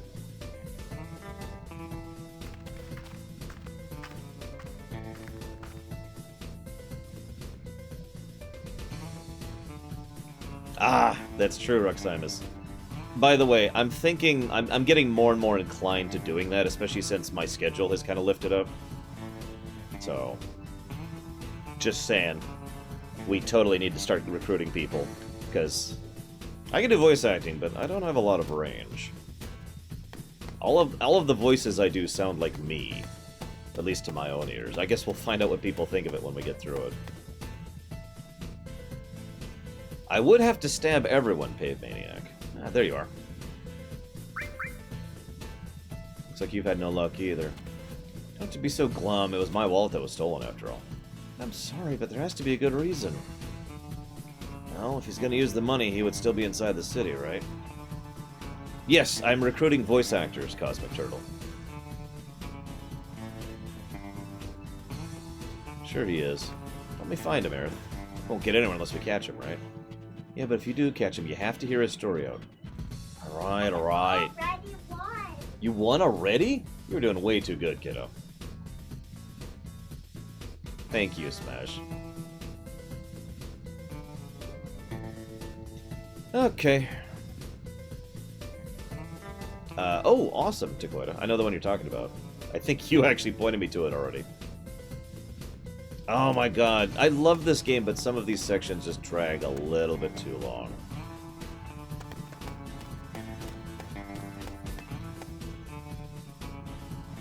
Mic quality is something I would like to be decent, yes.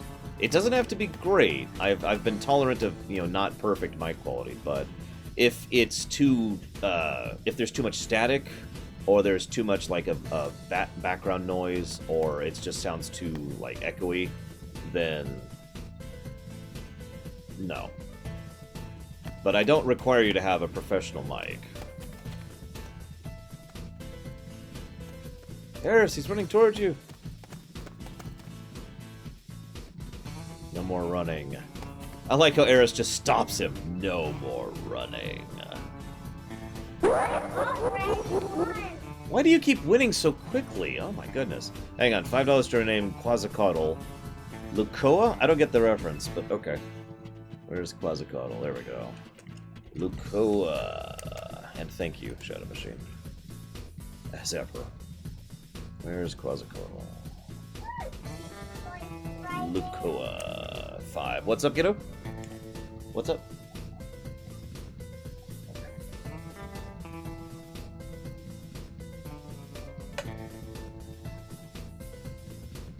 Zach. It's a very, very bad thing, so tell me, why did you do it? It's none of your business. When you stole my wallet, you made it my business. Ah, gotcha, Shadow Machine. I wouldn't know who that is, but I hope it's appropriate. You promised... I know, little one. You promised me a long time ago you would never steal again. Are you in some kind of trouble? If you're in trouble, just say so. Now you've got Aerith all worried.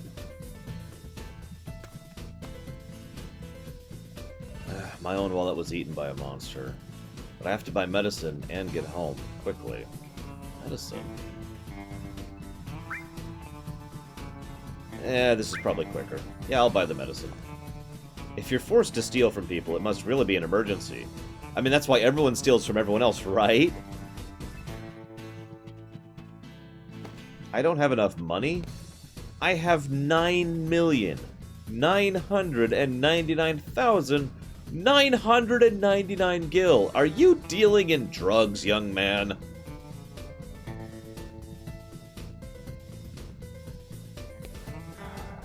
Anyway, so Zack's like trying to be, you know, the hero. Ah, it's okay. I'm good. I got this. You need to prepare a little before going, right? Here. You're not making me easy to forgive you here. Yes, the Gil... Oh,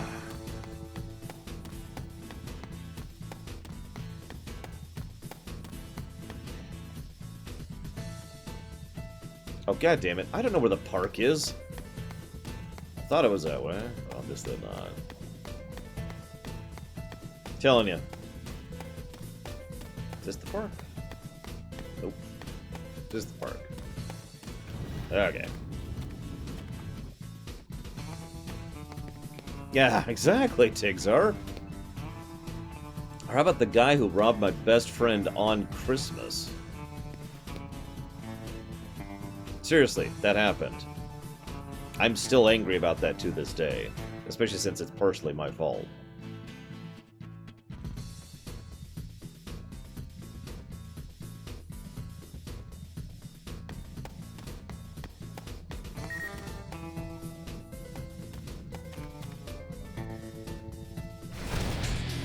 Oh, thank God, something to kill.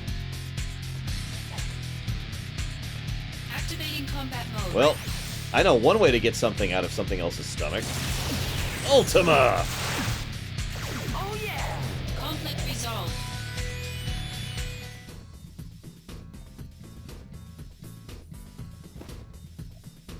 There's a whole lot more than what was in my wallet.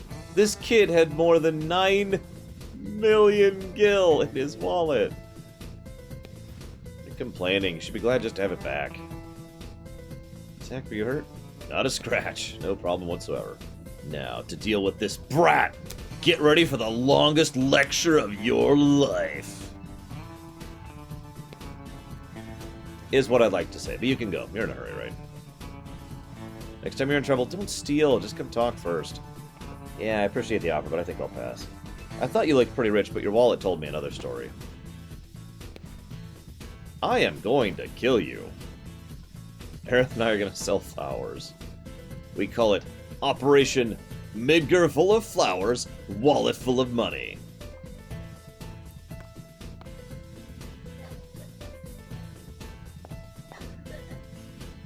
And no, Zawan.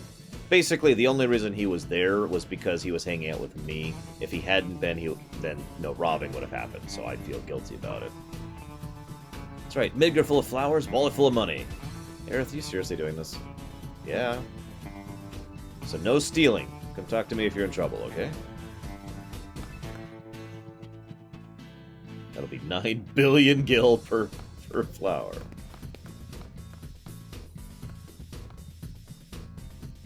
You should be more careful on the street unless you want your wallet taken again. I am going to kill you, kid. I have Ultima. It may kill Aerith too, but it will be worth it to also kill you. And then, well, FF7 will go very differently. Hey, Zach, were you really serious about selling the flowers? Well, yeah. I turned back after all I said. I have an idea. Let's make a wagon. A wagon? Yeah, flower wagon.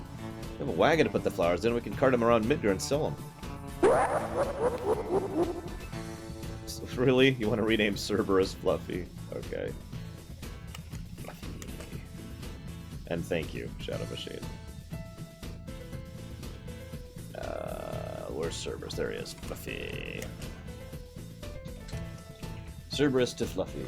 Hello. Oh. Are you getting down, kiddo? Well, then I'll help you. Give me just a second. There we go.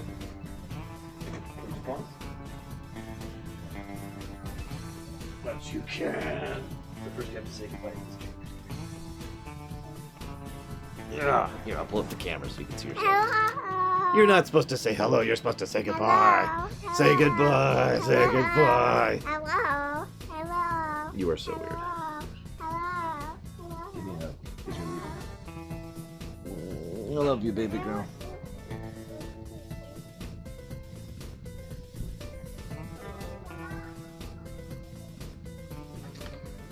Yeah.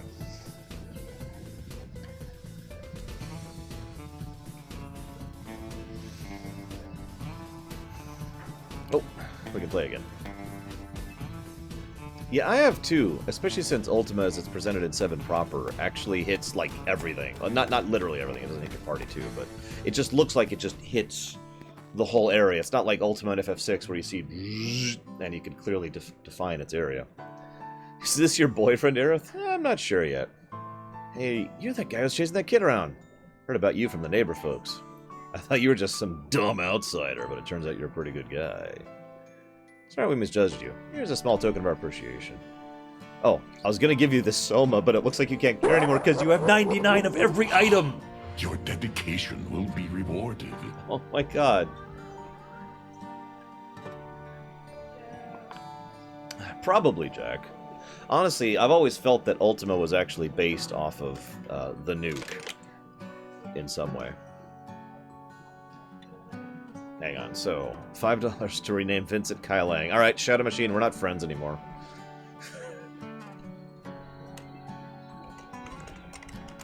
And that's Loremum I just heard in the distance. Where's Vincent? There he is.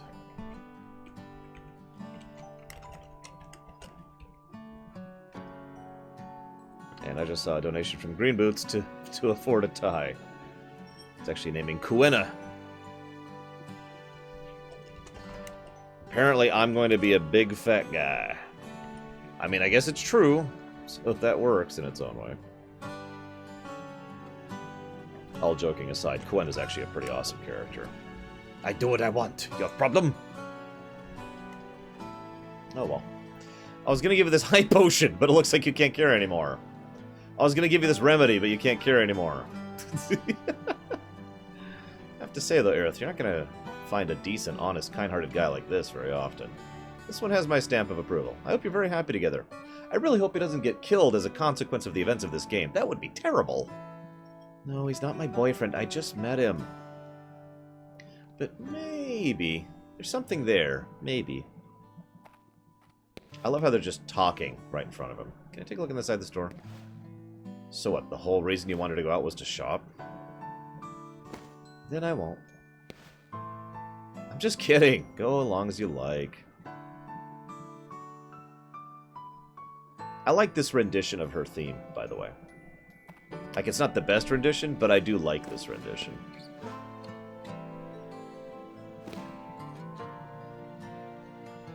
Really like the store, huh? Yeah, it's fun just looking around. Hey, to show my gratitude for the hello that woke me up, I'll buy you something. You don't have to. You're already repaying me with one date, right? You said don't be silly. Well, consider it a one-day anniversary gift of our friendship. No, little Billy. Cloud is actually a different person.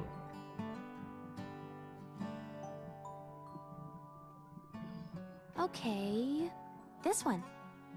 All right, I'll go buy it. I'll be right back. Hey, I've done a one-day anniversary before. How's that? Did you put it on right? Will it stay on? It should be fine.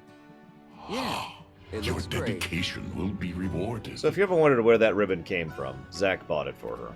Thank you. Get used to that, by the way. A lot of characters and things kind of came from Zach without ever realizing it. Whether that's good or facepalming is up to you. Back. I'll always wear it from now on. Actually, fun fact, the first time she takes off that ribbon is when she's dead. So I guess technically she didn't take it off, but that's the first time it leaves her hair, is when she dies. Oh, spoiler alert, Eris dies. Well, that sounds kind of like a date. Uh-huh.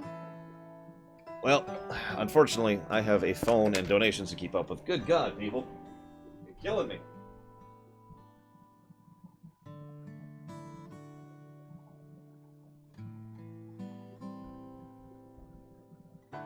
What, you mean a donation, question mark? Why, comma? You've done plenty for me over the years. You don't need to do anything else, period. Loremum just offered to donate. Yes, she is actually with Zack in the live stream, at least according to Advent Children. Yeah, Galoof dies too, guys. FYI, spoiler alert. And now Zack's gonna cut off Barrett's hand and Genova's head. Alright.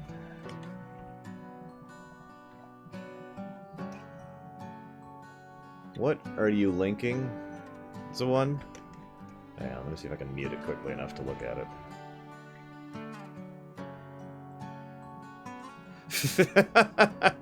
Thank you, Zoan. I appreciate it.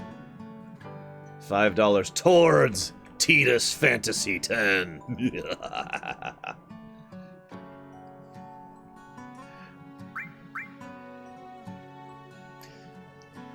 I mean, he did spare Yuffie's life, so there's that. So, yeah, this is the same park from FF7. So, ever meet any soldier members? Yeah. Maybe. Do you think that they're happy? What do you mean? Heroes to children. Ooh. Protectors of the peace. Heroes. But they're not normal. Well, yeah. Why would we be? They get some kind of special surgery. Don't they? So they say. Normal is best. I think so. At least. Says someone who is incredibly abnormal. Those soldier people are kind of weird. They're weird, huh? It's got everything a house needs, And Roxamus. Scary. They fight. And they love it. I mean, Zack has killed a lot of people. Monsters, too. Actually, I'm with Soldier. I'm sorry. This is another reason I like Zack. A lot of characters in games or in books or anime or whatever would be like, yeah, those soldier guys. And then later on it'll be like, oh my god, I was totally with Soldier all along. Zack's just like, yeah, no, I'm a soldier. I'm a soldier. Hey, Javin.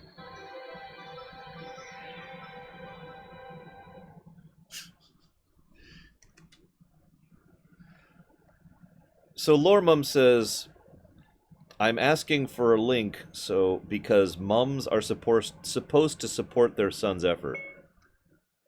So actually that was the speech-to-text failing, comma. What I was trying to ask is, why would you want to make a donation? Period. If you really want me to, I can link you. Love you, Mom.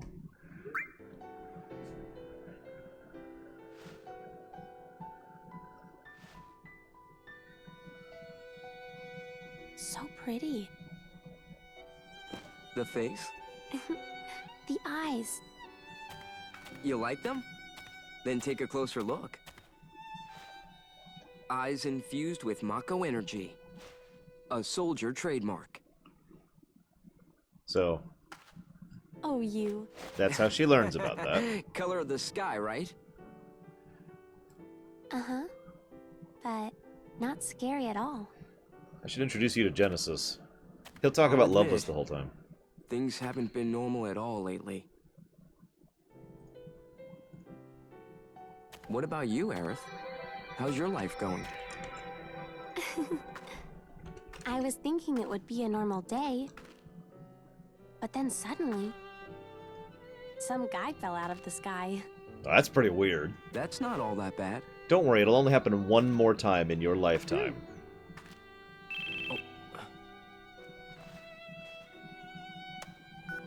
Zack, return to the Shinra building now.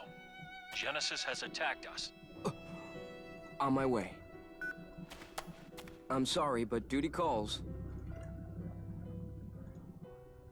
Well, I guess I should get going then. What? It's true, little Billy. Will I see you again? Of course. I hope that your friend's okay, Zack. Huh? You talk in your sleep. Yeah. Are you leaving, kiddo? It'll be fine. I know that now.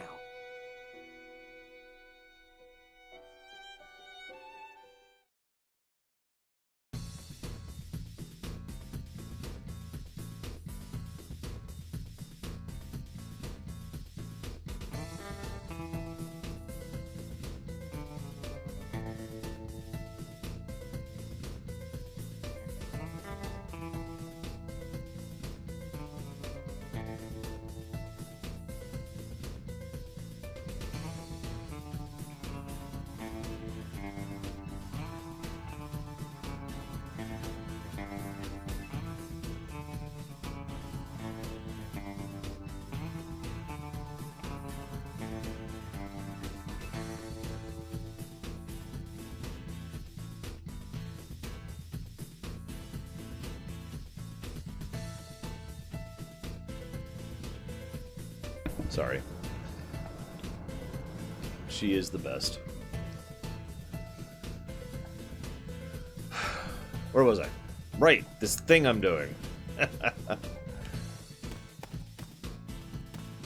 So why doesn't Zack grow a wing? Well, he's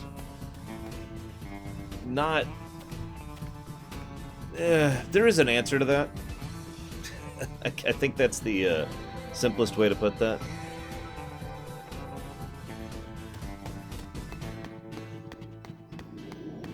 Okay. Activating combat mode. The answer is activating combat mode.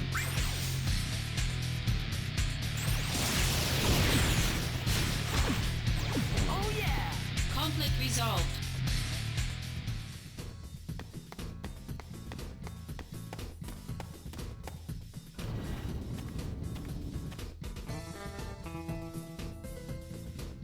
So anywho, I suppose this is a decent time to talk about this. So, there were two projects, as I mentioned before, Project G and Project S. Both of them crafted, you know, mega soldiers. Those would be Sephiroth, Angil, and Genesis. Now, all of the other soldiers are byproducts of either Project G or Project S, but most soldiers you see, the tech that went into augmenting them, comes from Project S. So most of the other people are a byproduct of Sephiroth's outcropping of the technology, which doesn't involve the copying, and as a consequence doesn't also does not involve the wing thing. Sephiroth himself only manifests a wing under... Well, let's just say Sephiroth basically doesn't manifest a wing. That's actually a better way to put that. It is Genesis and the other groups of Project G who manifest the wing, primarily. I'll talk more about that later. So, wanted to give this materia to you. I'm never going to steal again. That's why I want you to have this steal materia. Well, good to you. I'm happy to serve as a role model. Mister, don't use that materia to do bad things. Look, I'm just going to go murder a few 100,000 people. You're a really good person, mister. Perfect match for Aerith. Where'd that come from? Just between you and me, Aerith is pretty sweet on you. I'm rooting for you, mister. Come talk to me anytime you need anything. See you, bye! Yeah, by the way, that whole green teal tint thing, apparently the developers of this game spent a fairly long time ensuring that that color, it's the one on the screen right now, was throughout the entire game as a way to emphasize a consistent tone. They wanted a consistent visual tone throughout the work. So, that's what they went with. Notice that they're starting to manifest wings here, these Genesis copies. Combat mode. Honestly, I think they went a little wing happy in the compilation. Sephiroth being the one-winged angel was kind of cool, even though he's actually the seven-winged angel. But yeah, him manifesting the wing in Advent Children was actually kind of weird, since he never really did have the one wing. That was never really an aspect of him. Honestly, I think that's mostly just a byproduct of the fact that Square Enix was working on several games simultaneously, most notably Parasite Eve, Xenogears, and FF7. And so some ideas and concepts, either visually, audially, or just in terms of the story, kind of blurred between the three games.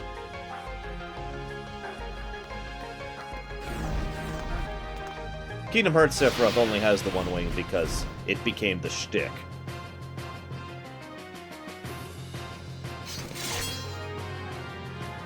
And I agree with Roximus. Using it as a reference to the one-winged angel, sure. But I mean, literally every single one of these enemies we're fighting now has one wing, for God's sakes. Conflict resolved. Chrono Trigger's kind of a unique case. I didn't list that one because they started to work on FF7. And then they actually stopped working on FF7 because a huge amount of the staff wanted to go work on Chrono Trigger. Then they came back and finished working on FF7. But yeah, there is some drift of ideas between Chrono Trigger and the others as well.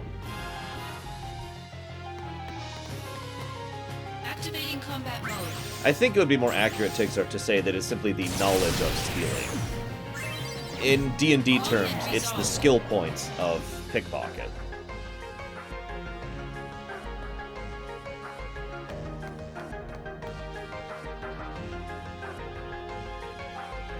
Hey, Marley.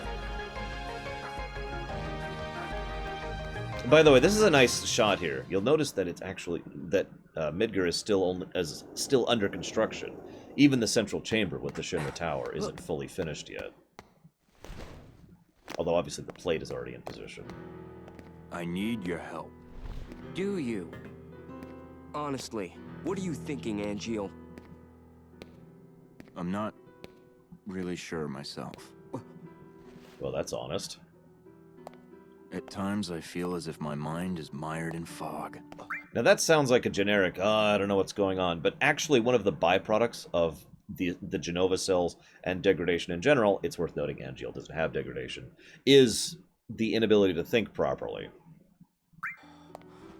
But Zack, no matter what happens, I have to protect my honor.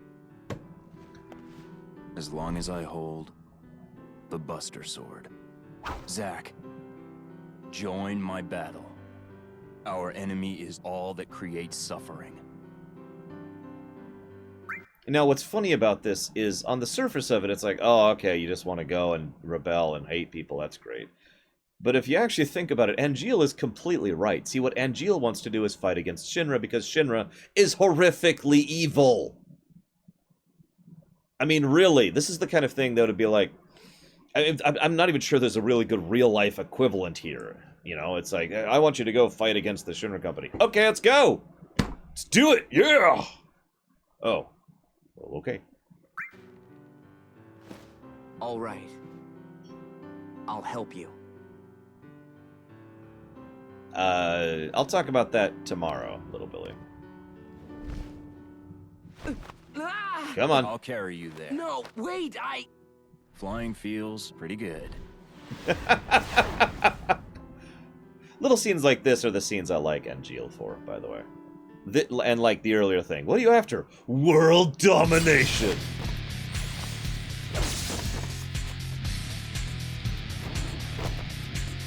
No, they don't, Dakota. Sorry to keep you waiting. You're late.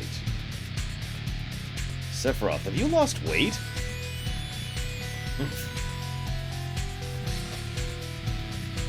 On to business. Safe to assume Hollander has ordered Genesis to eliminate Hojo. Hojo? Director of the science department? Yeah.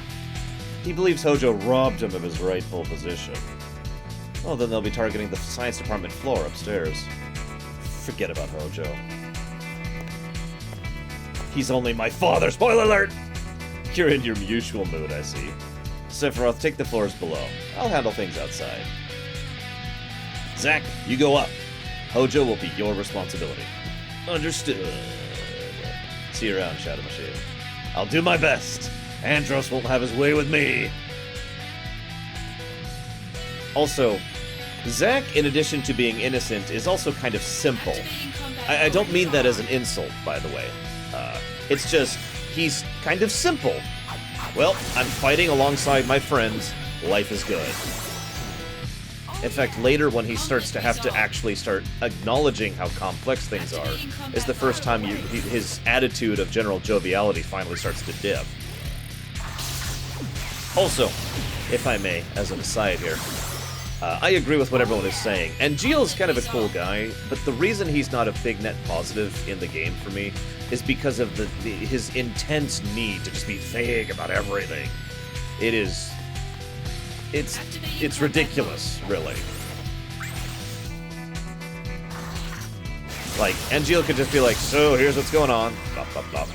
And then Zack will be like, okay, let's do it. Instead, he's like, I must fight with my honor. Honor, honor, honor, honor. Fight with honor, honor, honor, honor. Oh, I just realized where we are. This one will be Eris's cell. This one will be Cloud and Tifa's cell. And this one will be Barrett and Red 13's cell. Also, for some reason, they put Tifa and Cloud in a cell together. But, you know, whatever. So that means I need to go this way, or not. Okay. In that case, we'll go this way. Activating combat mode.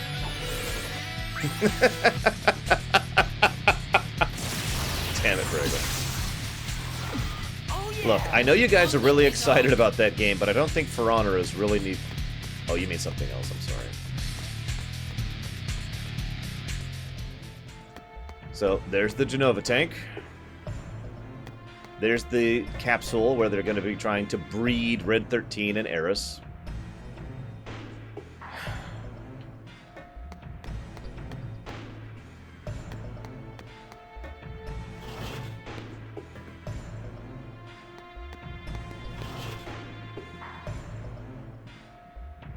Hey, Hojo. Bastard. Shh! Please be more quiet. Look, the building's under attack by the Genesis army. They may be after you, Professor Hojo. And you're my protection? I can't do Hojo. I can't sound that despicable. In any case, where do you have to evacuate? Will you come with me?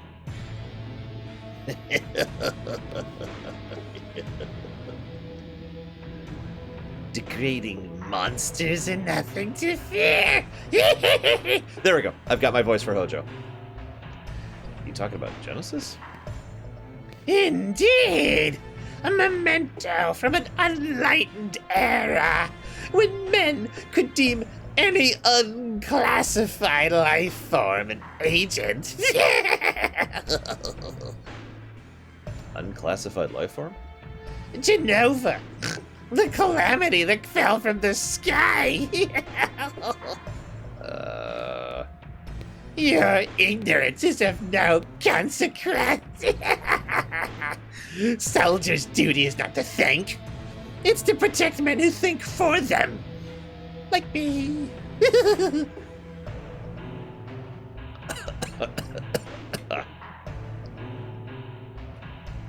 So yeah, this actually does add a little bit of a twist to Hojo's situation, because it makes it clear that Hojo had figured out Gast's memoirs and realized that Genova was not actually a Cetra. Which also kind of makes his actions in FF7 even more evil than it already was. It appears you're not keeping very busy. I wouldn't say that, but... Did you not say I may have unwanted company? Are you prepared to defend this brilliant mind with your life? Well, yeah, of course. Come get it, that's what I say. No, it's a continent in FF8, Tixar. I'll show them the power of a next-generation soldier, first class. Probably before Meat Fist, but we don't actually know for certain. Oh, actually, no, I'm sorry. Given this point in history, this is definitely before he injected himself. My bad. Most encouraging. I won't abide any losses to some second-rate scientist creation. Well, look who's here. God, that's... Oh, of course that's his voice. I knew that.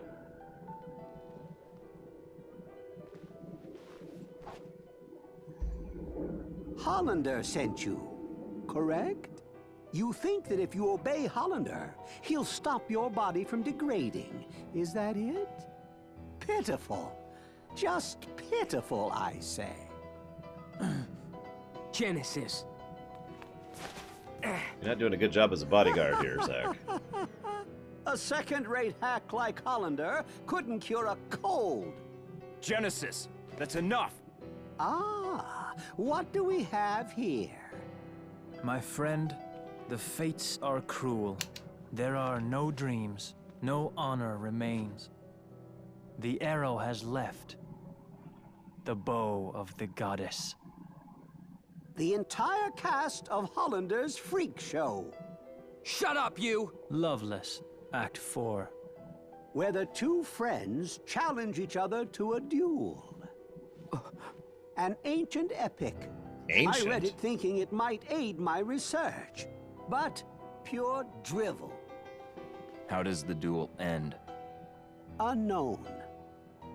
The last act is missing, and yet to be discovered. There are various theories. Sigh. Hi, Genesis. Are you done? Are you done breaking my The stuff? mysterious gift of the goddess. What is the meaning behind it? For us, at least. Hey! Hold it, Genesis!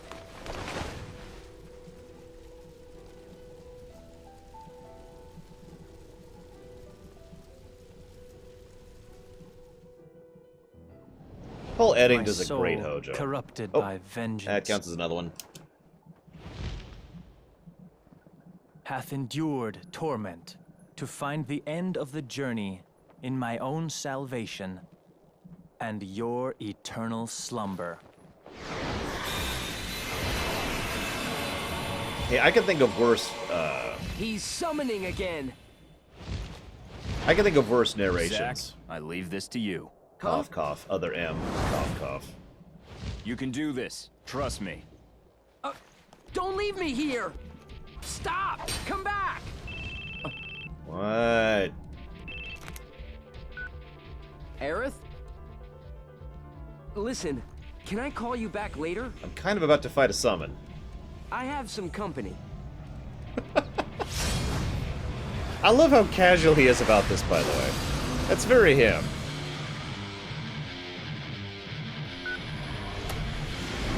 I wonder if they get cell phone reception in the pocket dimensions the Don't summons keep your drag guests them into. waiting, she says.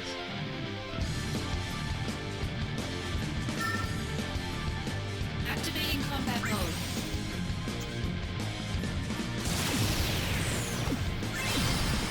Conflict resolved.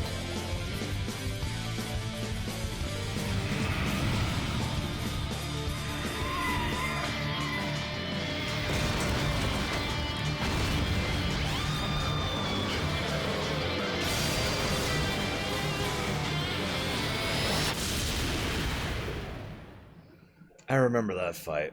That was satisfying.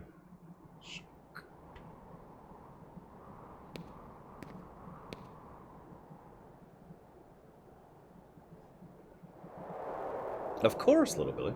Gotta get those rotary phones going. How many of you even used a rotary phone in your real life? I'll raise my hand on that one, because I did when I was younger.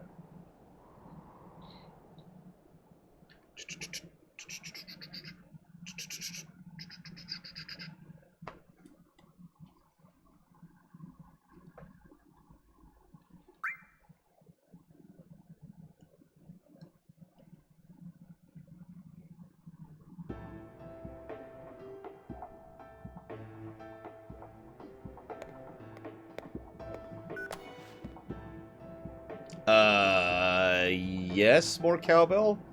Right up until I commit suicide. Haven't you heard? Mr. Sephiroth has shut himself inside the data room and won't come out. Handsets are prohibited in the data room, so there's not much you can do. Data room? Yeah, he's researching the history of the Shinra Science Department. Oh. Hey, Aerith, what's up? When will you make it for me? Oh, the flower wagon. No, I didn't forget. Hang on, I'll be right there. Yeah, I remember both of my old TVs, one of which we got rid of pretty quickly, where the screen was like this big, but the TV was like this big. The second one we had was a much more basic TV, but it lasted until I was in college, actually. I technically have a lot of memories on that TV. You know, all the video games, all the movies, shows that I've watched on that. That's the TV I had when I first started watching Star Trek The Next Generation, for example. Of course he has green boots. He has money. Nope. I don't know where to go. I mean, I need to leave to go help her build the thing. Entrance, maybe? We'll try entrance. We'll just guess. Oh yeah, is it over here? No, it's not, is it? Damn. Oh well. By the way, this is kind of early to talk about this, but I'm just gonna say I actually really love the Shinra Tower dungeon in FF7. I don't know if that's an unpopular opinion or not, and I don't care, because that is legitimately what I think.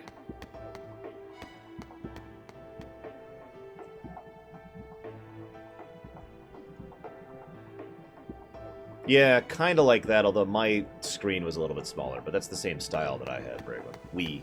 I shouldn't say I.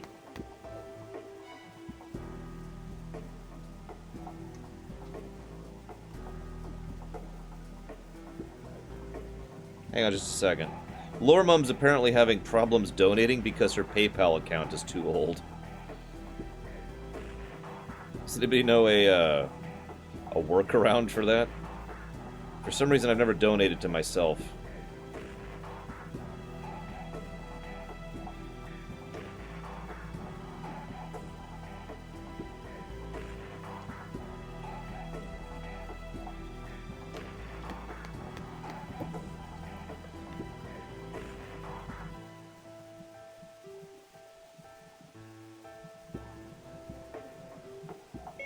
I'm told you can pay as guest, comma. No need to actually set up an account, period. I'm guessing it would let you put in your credit or debit card information directly, comma. Although I'm not sure about that since I don't have personal experience with it, period.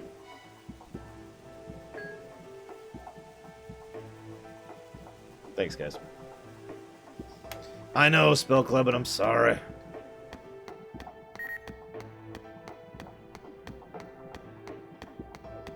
Yes, Loremum is the amazing, and she is apparently wanting to support her son. I don't know why. I did too, Dumbo. All joking aside, I actually like the staircase section of Shinra Tower. You can make fun if you want. I legitimately like that part of the game. Hang on, Marlene. Daddy's coming. Angil, where you been? Sorry, busy. Yeah, whatever. I haven't been able to contact Sephiroth either. Has something happened? Not really. He's been holed up in the data room reading reports and such. I see. Hey, where are you off to? I just don't know with you these days. Look, Genesis and Hollander and Nibelheim. You came to tell me that? Are you actually working? I'm still soldier at heart, I suppose. I've informed Lazard as well. They'll come to pick you up soon. I like how Angil is one of the few people who uses the One Wing to get around regularly.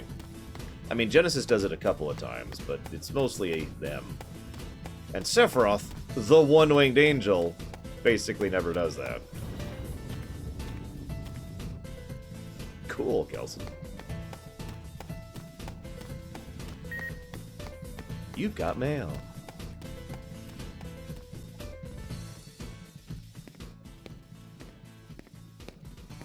Zack, I need you in Nibelheim. I know. Just give me a minute. Aerith isn't there. Problem? And how is it you know Aerith? It's complicated. Really?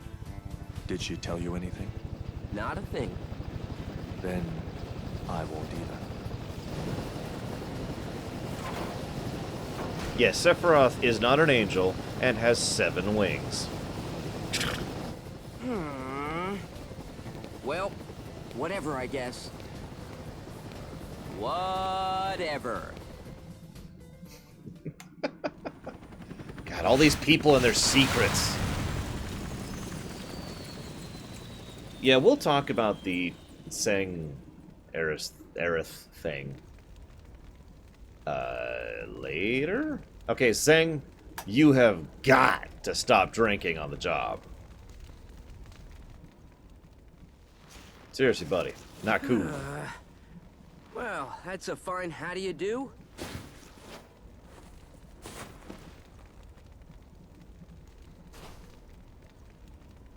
I mean, let's be honest, guys. If he had 2 wings, he would still not be able to fly. Song's like, yeah, I'm fine. What? Hang on. Gotta report this in. No signal out here.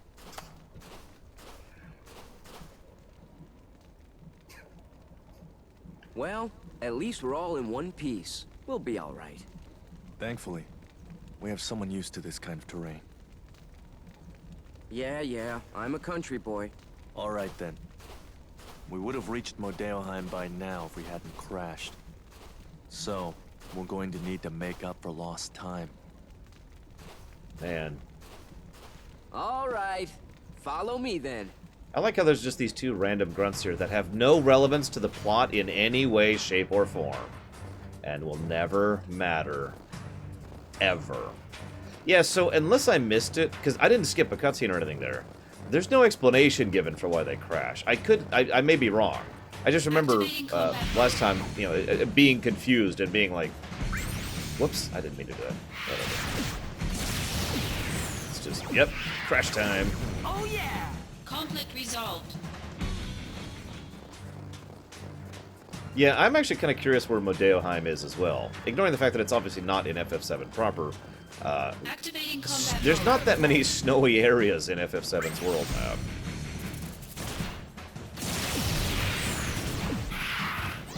Oh yeah! Conflict resolved. Yeah, exactly, Cosmic. No, Meatfist, no, one of them is definitely not Cloud. Nope. Nope, that's not Cloud right there at all. That one. Yo! Don't fall too far behind. At least someone's keeping up. Well, I'm a country boy too. And if it wasn't obvious, that's Steve Burton. Also known as the only guy who has ever voiced Cloud in all of FF7's everything in English. From where? Nibelheim. How about you? Me? Gungaga. That's how you're supposed to say that? What's so funny about that? You know Gungaga? No, but it's such a backwater name. Ditto Nibelheim. Like you've been there. I haven't. But there's a reactor there, right?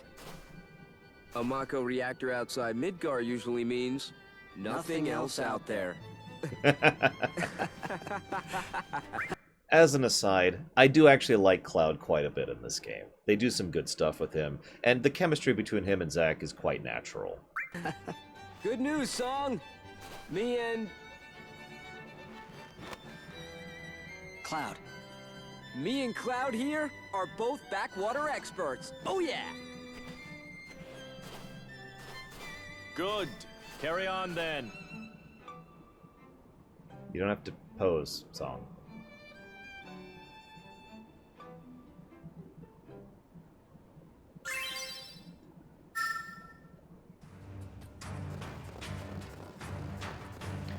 They also try to put a filter on Steve Burton's voice to make him sound younger. How much it succeeds is up to you. Oh yeah! Conflict resolved. Yeah, honestly, we knew it was Cloud. There really was no reason to take off the helmet. But whatever, they want to show off the model, I guess. Gotta put him on the list! God, I can't wait till we get to FF8, guys. So, pipes are good. Activating combat mode.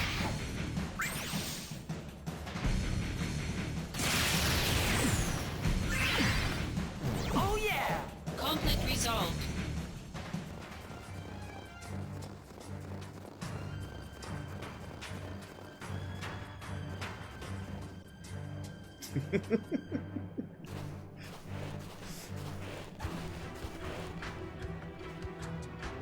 Whew. Let's wait a bit. Well, I mean, Genova's the primary reason 8th will. We'll get to that when we get to 7. Cloud Story is actually kind of complicated. Hey, Zach, what's it like to be in Soldier? I don't quite get the question. Well, I mean, you know, once you join, you'll know what it's like. If I could join, that is. Don't sweat it. If I can do it, you can too.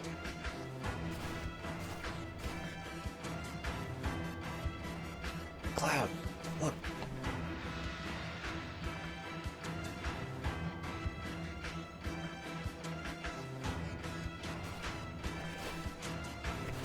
I love Cloud's sneak animation.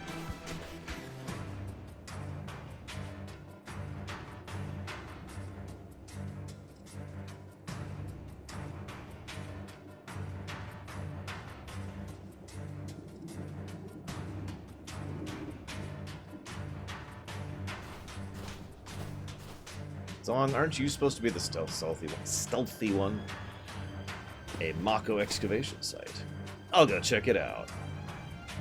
Guys, I've decided to call it Mako, and I'll have my own thing in the Empire called Mako, which is a separate thing. Deal? Deal. Our primary objective is to investigate Nibelheim. We can't afford to lose people here.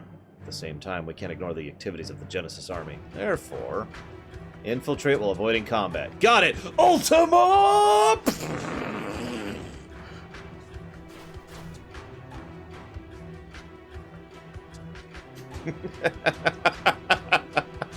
And then I read what Breakwood just said. Once you're inside the facility, you can do as you like. You got it. I'll prove that Soldier isn't all about muscle and brawn. Ultima! Yeah, we gotta watch the body temperature because, you know... FF7 reference. Activating combat mode. Oh, hey, what do you know? I know how to deal with combat mode. Oh yeah! Conflict resolved. I probably shouldn't still find it funny, but every time she says conflict resolved after Ultima, I just laugh a bit. I don't know, Joven. Yeah, so Nibelheim is a new thing. They invented it for this game. Again, we could guesstimate where this is, but we don't actually know it. Unless they actually say it, I don't believe it. Yes, hypothermia is a minigame.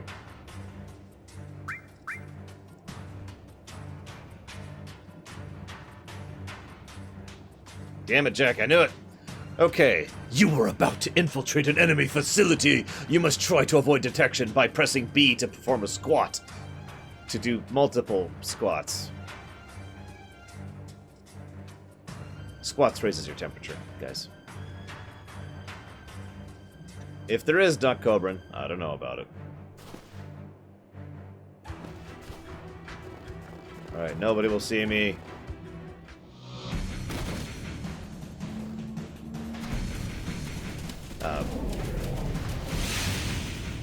Activating combat mode. Soldier isn't all about brawn. It's about Ultima. Conflict resolved.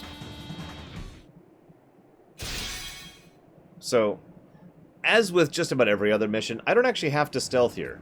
And I like that. It's not enforced stealthing. It rewards you for stealthing, but you can just walk through if you want to. Although it does take a little bit longer. And you lose treasure for it, not that I care, obviously.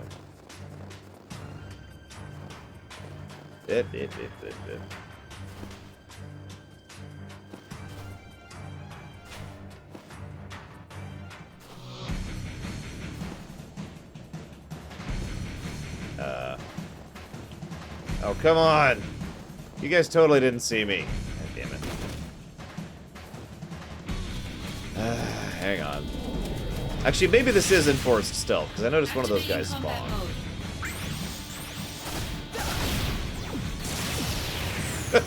Who just did some squats? What the hell? I thought this was optional. Because, you know, we just keep losing the treasure as we keep doing it, but... Like, okay, in FF7 there's a sequence where it looks like it's a forced stealth section, and it's much faster to do it, but if you screw up, I think, like 6 times in a row, everyone's dead and you can just walk forward. But they look like they're respawning, so maybe I'm wrong. I am probably wrong. I don't even know where I'm going. This way, maybe? You can't see me! Ah, damn it. Alright.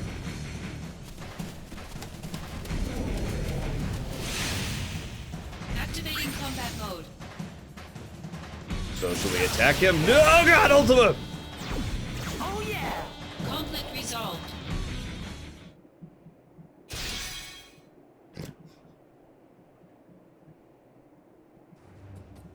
So, no, they seem to be respawning.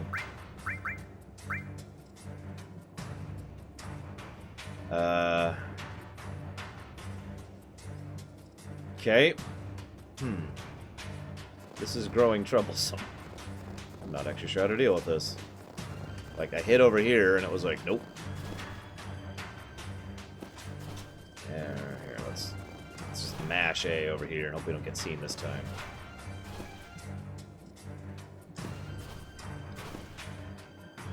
Yeah, Zenga's like, what are you doing? Oh, come on!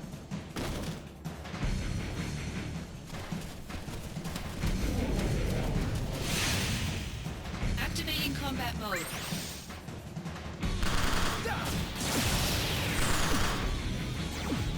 Oh yeah! Conflict resolved.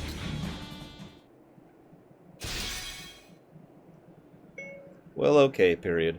I was kind of looking forward to seeing the donation live on camera, comma, but that's okay, period. She's having issue getting her PayPal working. Mama's not super tech savvy. Very smart woman. Brilliant, medically speaking, but not great with tech. Cheating won't save you now. I don't even know where I'm trying to reach exactly. Doesn't help that... Well, okay, let's just do this. Nope, nope. No, don't leave the... Really? Game? Really? Oh, wait, no. I failed enough times. I think we can move forward, guys.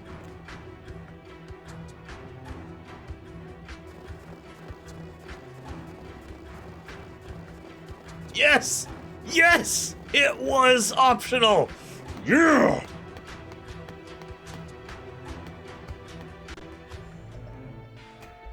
Seriously, stealth sections, for the most part, should be optional. I mean, there are exceptions to that, obviously.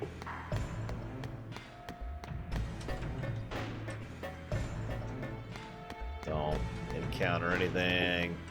Don't encounter anything. There's nothing here. There's nothing here. That's not true, G-Juice, but it is always nice when I say something and I'm not sure if I'm remembering correctly, and then it turns out I am, in fact, right. It's always a relief, you know.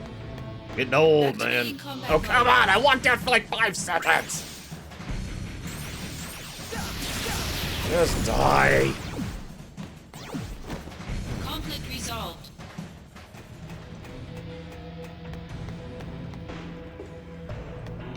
No? Okay. Is this all just to get a treasure chest? Seriously? God damn it. I might as well open it, I guess. Get something I can't carry. Wall technique, engage! Actually, what I like to think, Cosmic, is they're like, oh my god, he's killed like 30 of our guys! Actually, I guess it would be 9. Or no, 12. He's killed 12 of our guys! What do we do? Just let him through. Whatever he wants, just let him through. Please stop murdering us, Zach. I mean, I know in a lot of speedruns for FFs, you specifically walk on tiles to avoid encounters, but this is ridiculous. I like to think that this is actually how Zack stealths in real life. He just walks along the wall and everyone's like, okay. What's he doing? He's walking along the railing, sir. I know, but why is he doing that? Don't know, sir. Tell him to stop. It's kind of weirding me out. Oh yeah, I should be doing this regularly, just in case of crashes. Lord knows we've had crashes.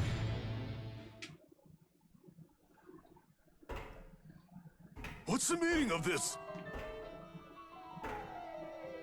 You need me, Genesis. Remember that. Hey. If you get rid of me, who's going to stop the degradation?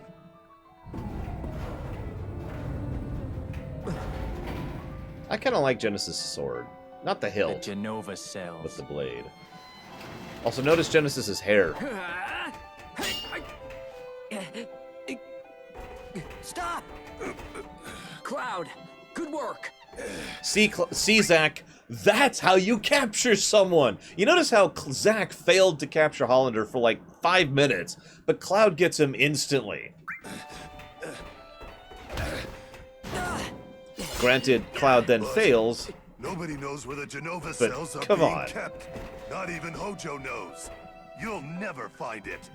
Then I shall willingly accept my fate. Notice his clothes, too, by the But way. I'll take the world with me. So yes, he's just gonna kill everyone now because he's dying too. Go!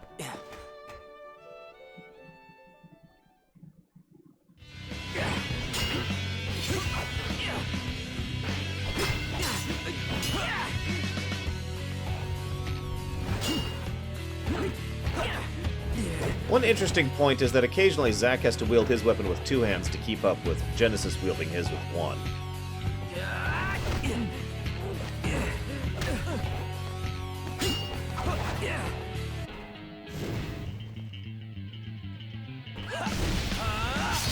Activating combat mode.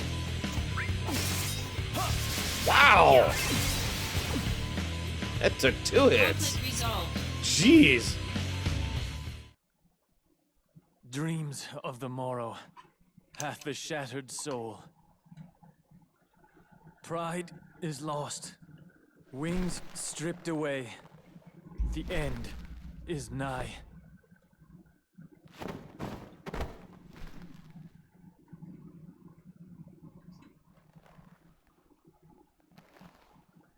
Such is the fate of a monster. We're not monsters, you hear me? We're soldier. Where's your honor? Up, honor.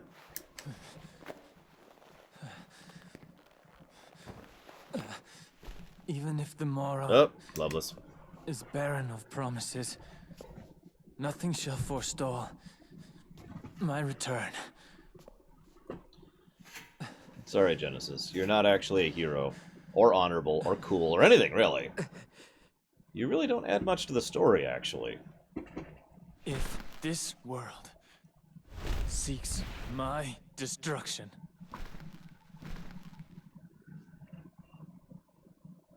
it goes with me. Yeah, no, Genesis totally is evil. Always has been. Genesis. I mean, seriously. Only someone as simple-minded as Zack would try to redeem him at the end and turn him into the hero of the story.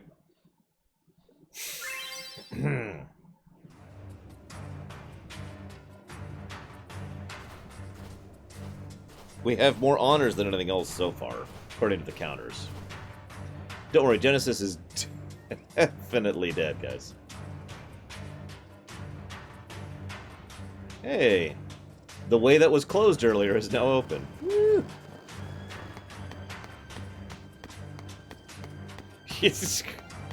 I can just picture him saying it, Green Boots.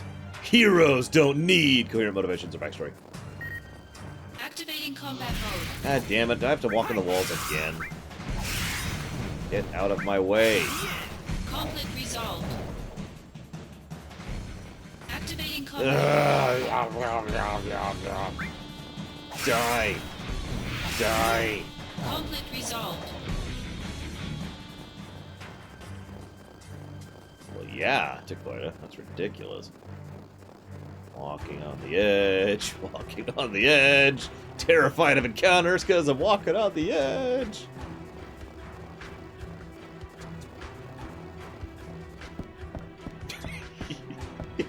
Heroes don't need activated combat. I love it. There are a couple of things that this does add to FF7. It adds a little bit more to Real Cloud. And I'm going to start referring to him as that, by the way. It adds a little bit more to Real Cloud. It adds a lot to Zack, but we already knew Zack was awesome. Oh, actually, that's not true. We didn't really know Zack was awesome. So Zack really wouldn't be a character if not for this game. So Zack, Cloud, Sephiroth, all three of those characters are enhanced, in my opinion at least, because of this game. Everything else is a little bit more debatable. Nope, nope, nope, wall. Walking on the wall. Camera control. Is there anything here?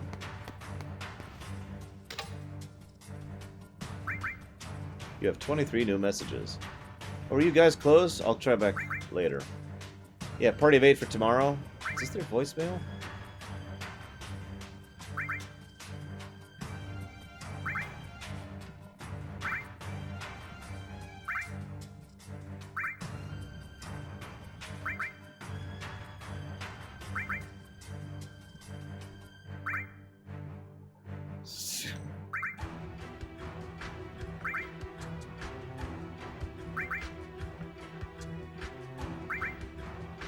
Did you?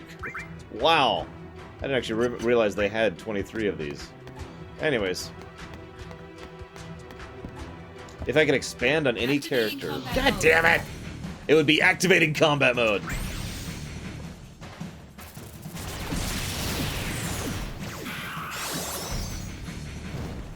Conflict resolved. If I could expand on one character from FF7, which would I do? Now, I gotta be honest, my first gut reaction is Sephiroth. I do think more characterization for a villain is a good thing. And I mean, duh, really. I think Kefka was a good move in that direction. I think several other villains are, you know, the best villains are the ones that have more characterization to them. Kuja comes to mind immediately.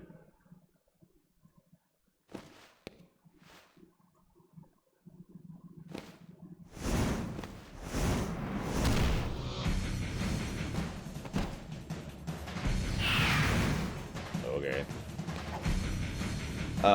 But if we're ignoring the obvious answer, like Sephiroth...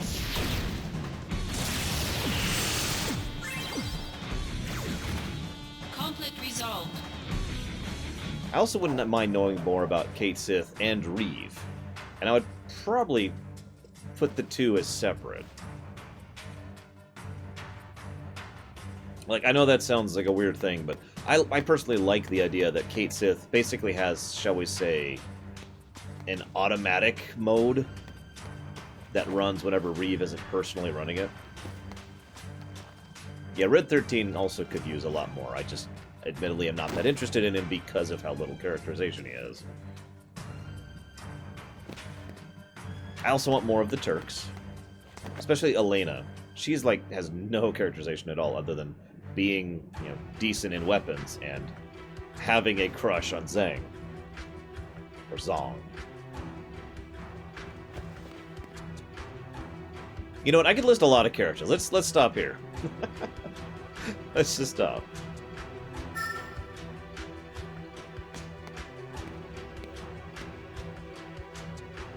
Ah yes, Zong should have died. Again.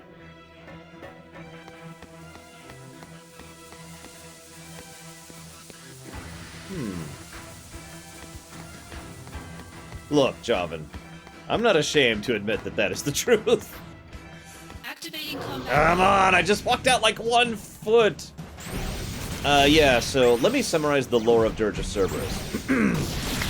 So, there's a weapon called Omega Weapon, who's designed to kill all life on the planet, and then drag it all up into one giant ball of life stream and then go to another planet. Also Hojo, Deep Ground, and Stupidity. Did I miss anything? I don't think I did. Actually, in all sincerity, I think both Before Crisis and Dirge of Cerberus suffer from the same problem. I mean, they have other issues too, but they both share one problem, and that is that they go too far. FF7, for all of its high fantasy concepts, is actually fairly low tier, relatively speaking. But Dirge of Cerberus and Before Crisis both just suddenly introduce things that have never been mentioned before or since that are world-ending threats out of nowhere, with Zirconade and Omega Weapon.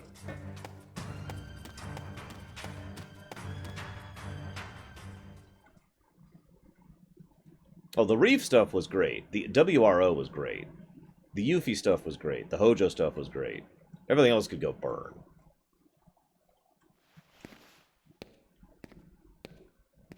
And I just roll my eyes at deep ground. It should have been me. I should have dealt with Genesis. Yeah. Then why'd you send me? To prepare you for your next fight. Of honor. Have you lost it? Stop it! Someone's waiting for you, no? Angil, don't do this. If we had an Angil is stupid counter, it would be going up right now. Very good, Angil. It is time to exact vengeance for our family's suffering. Family? No! My father is dead! Fine. Then do it for your mother. My mother's shame made her take her own life. Yeah, by the way, she committed suicide. Shame. How terribly misguided. She should have been proud. Proud that she was the namesake of our experiment.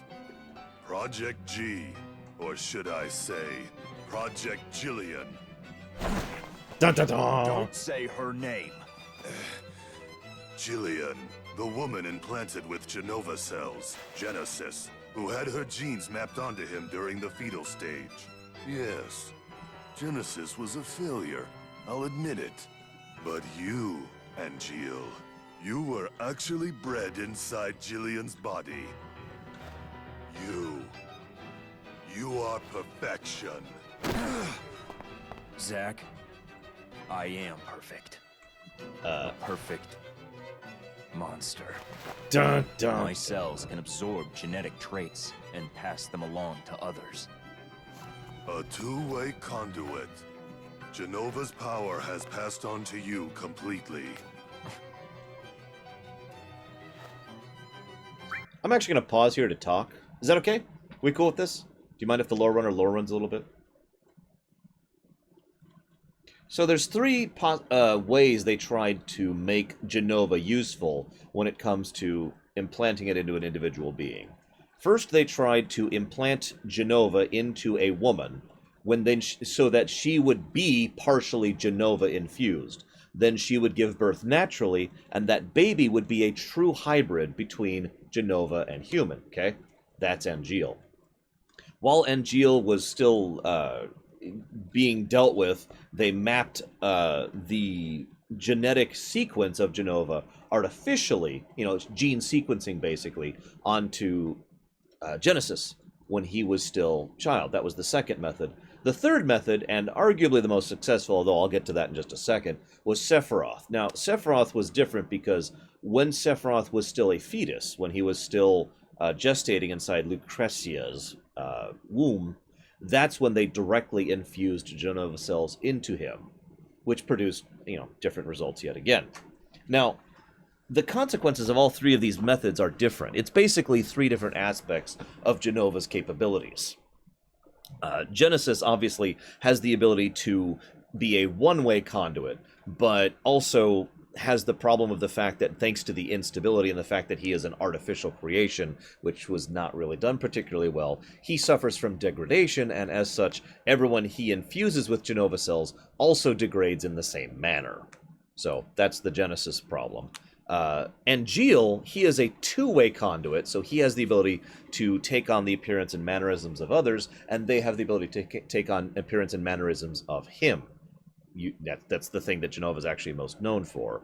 Sephiroth was a little bit different because he had, of course, all the same power that the other two had, but his was control.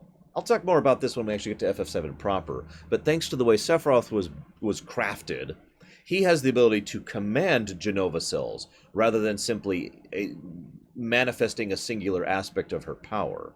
This means that he could, hypothetically, for example, command Jenova cells to take the shape and appearance of someone else, and he arguably does so more than once, but he can't do that himself. Genesis could do it in a broken way, and Angil can do it if he chose to. You with me so far? Now, all of this leads to the problem with the Jenova equation here, and that's the fact that Jenova is getting disseminated across far too many people. This would actually end up coming to bite everyone in the ass over in Advent Children. Also, this is ensuring that more and more of Jenova is just kind of being spread throughout the populace, which is a problem for a second reason, because of what Jenova actually wants. See, Jenova does have a motivation. Jenova is a locust. No, seriously. Jenova lands on a planet, consumes, and then moves on. Now, we don't have any true answer to who or what Jenova actually is, and I will discuss Jenova more when we get later into further stuff. All we need to know for the circumstances of the immediacy here is that these are people playing with things they have no idea what they're doing with or how they should be doing it, and doing it for fairly petty and selfish reasons, which is, let's be honest, a fairly typical fictional trope. Not saying anything wrong with that, it's just mad scientists and evil corporation meddling with powers beyond their control in order to serve their own ends. I mean, I've seen Alien, haven't you? I'll talk about that when we get there, Adit. That's not something I want to discuss just yet. We still have all of FF7 to go through, guys. We got a lot of game coming ahead. Now, the problem here, narratively speaking, is that Angil here, as much as he's kind of a cool guy, which has some bad presentation, he serves no real purpose narratively to the overall works of FF7.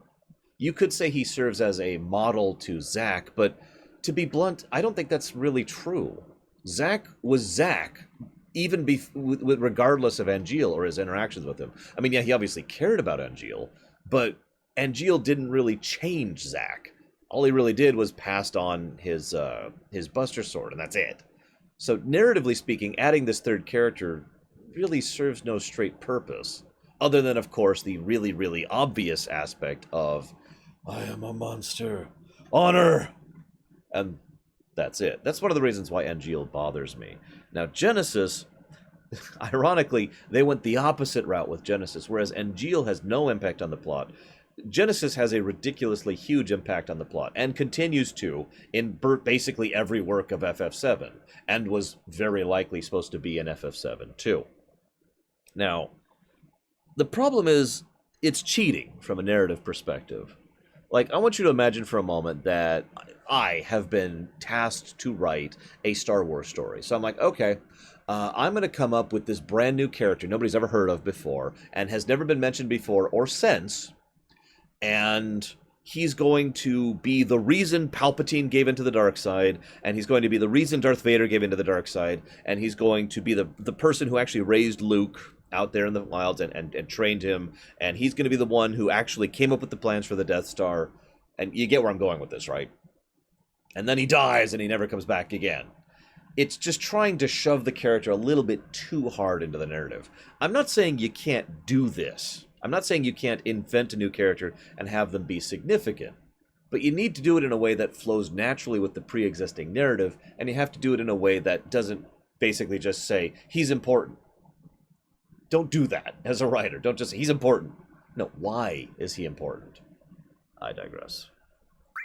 Zack, do you remember what I said about our enemy being all that creates suffering? Yeah. But you're not one of them. But I created my own suffering. Zack, let me show you. Stop it! You don't know what you're doing! No, Zack was originally conceived during FF7's production, but Genesis was brand new. And partially designed by Gact, actually. Damn! At least one sample! Shut up, Hollander. Nobody likes you.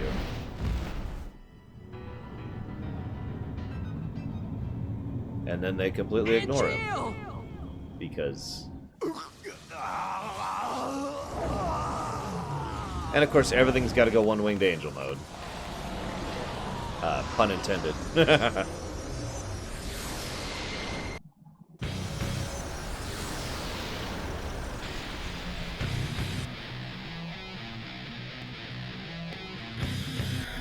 Yes, spell clothing.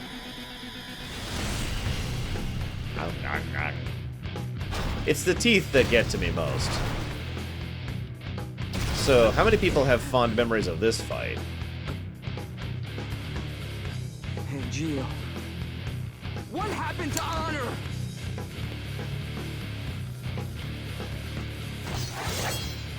Activating combat mode. Conflict resolved.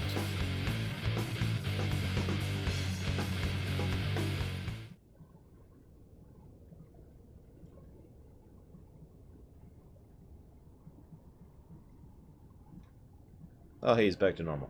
Woo!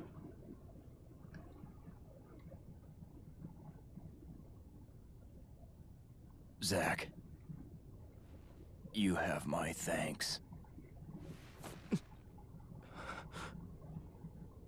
This is for you. Isn't that kind of heavy?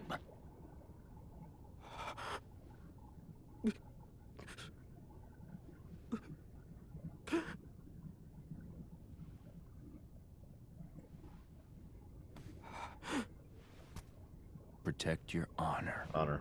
Always.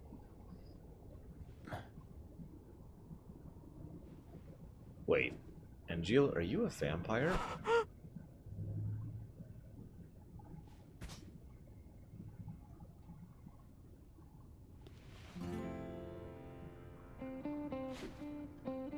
Embrace your dreams.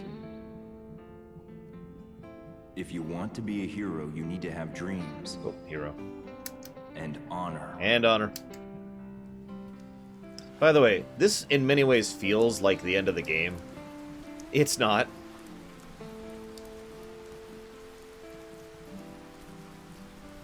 I have to talk about something when this cutscene's over.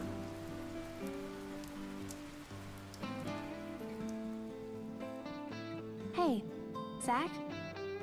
The sky is closer in the city above, right? Well, yeah. Kinda scary. But the flowers might like it. Maybe.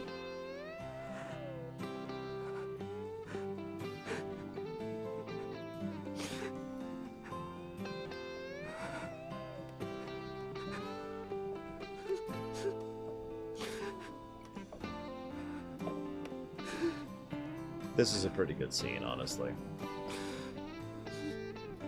Eris first tries to distract him, and when she notices that's not working, she just holds him.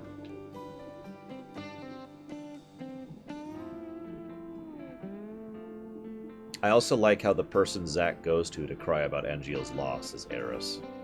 Nice touch there.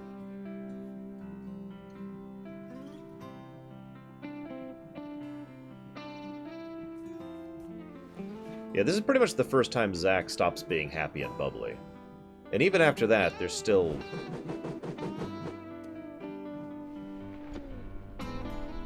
Yeah. Now, unlike several of the homages in this, that homage to how Cloud used to wield the Buster Sword makes perfect sense. Because the only reason Cloud wielded the Buster Sword like that was because of Zack. So it's completely logical that he would effectively cloning Zack's move there like that. So that one doesn't bug me. Bother me.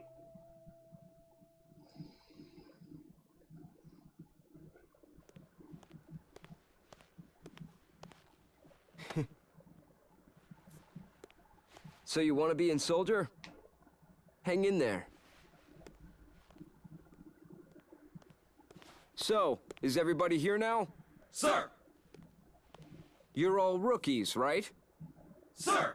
Yes, sir! One piece of advice.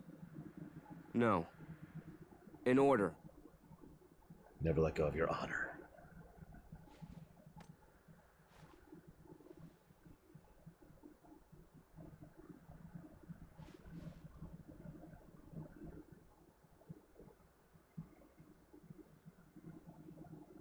embrace your dreams. And whatever happens, protect your soldier honor. Got it? Sir! We're all coming back here alive. You hear me?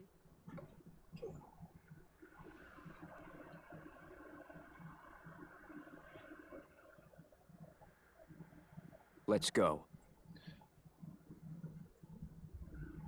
By the way, Kingdom Hearts, that's how you do a scene with no song playing in it and do it to good effect.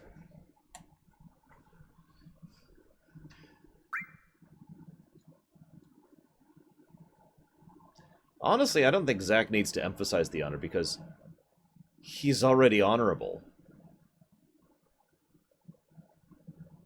Shinra is in disarray right now. The Turks are hanging around me every day. They say our vacations overlapped coincidentally. Yeah, right. Also, this is pretty much when Before Crisis was winding down. So the Turks, in addition to losing a bunch of people, have just dealt with Zirconade right about now. Oh yeah, so speaking of this scene, this is a hell of a mood whiplash. So after the just heart-wrenching scene with Angil dying, Zack, I mean, I didn't care that much about Angil dying, but you know, Zack is just completely destroyed. Aerith hugging him, encouraging Cloud. Then we go to Costa del Sol. And we have some fan service. For both genders, actually. Because there's Zack. I should say for both preferences, but yeah. And there's Cisne. Suntan lotion? No. Never mind that. What is this? Are they putting me out to pasture? You could use some R&R. I'm bored. That's it. I'm calling them. Director Lazard's not in. He's been missing for a while now. It was Lazard who was funding Hollander's research, using the company's money. Are you serious? We're interrogating Hollander, so we should learn more soon. Interrogating. What's wrong with them? People. What are they all thinking? The truth lies within each person. But even truth seems suspect once it leaves their mouths. Cisne, go do something. Calling Aerith? How do you know that? Am I being watched? No, she's the one being watched. Huh? That girl is an ancient. The only one left in the world. You didn't know? She never said anything. The only one left in the world, huh? Hang on, just look at the screen right now. This world is just too small. Sorry. She is one of a kind. So then we fight some monsters. Heads up! Genesis copies. But we don't have our weapons with us, and they have guns. So we'll have to use umbrellas! Activating combat. Umbrella action! Yeah! Yeah! Oh yeah! Come here, get some! Yeah! Okay, this is kind of awesome. I like this part.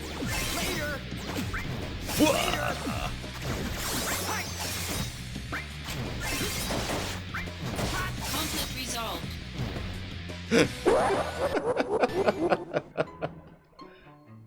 I'm sorry, I like that. And again, it's part of that whole mood whiplash. It's just, oh.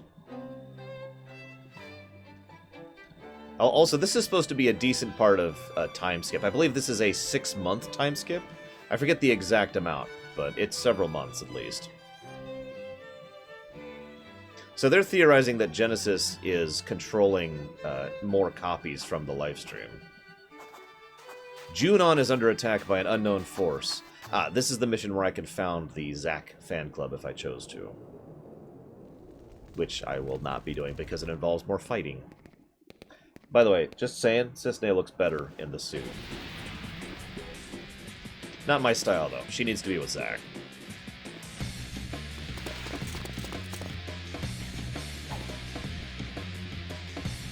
Activating combat mode. Oh, right. Yeah, this is a pretty big difficulty spike at this point in the game.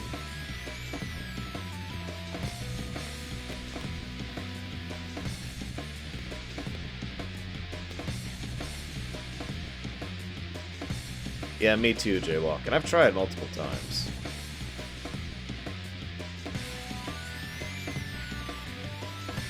You're making me babysit Hollander? Don't you think I'd be better used on the battlefield? Hollander has access to top-secret information. The President insists his safety is priority one. After Director Lazard's sudden disappearance, Soldier's chain of command has been shaky at best. This attack is an attempt to exploit that weakness. Zack, you must protect Hollander. Okay.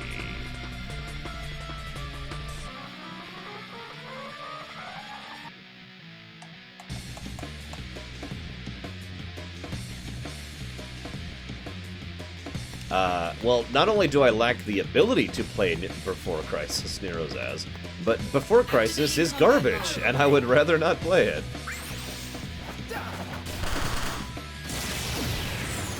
Honestly, I would say Before Crisis is worse in every way than Dirge of Cerberus.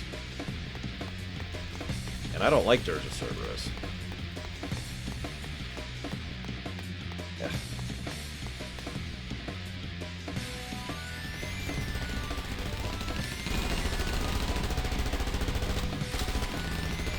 Really? Activating combat mode. Also, I really feel that the whole Zirconade thing was a mistake in Before Crisis. Now, I like Sistane, who was in Before Crisis. And I kind of like what they did with Rufus. And Avalanche. I think that's about it. Those would be the three things I would say are positives from Before Crisis. All of those will be more relevant in FF7 proper, so we'll actually discuss them there. We've got guns! Quick! Drop kick him!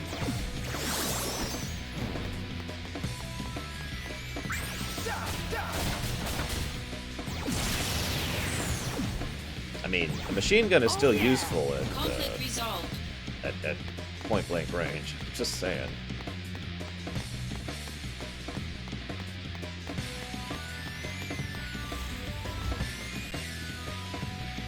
I will also agree that Dirge of Cerberus is a better movie than game.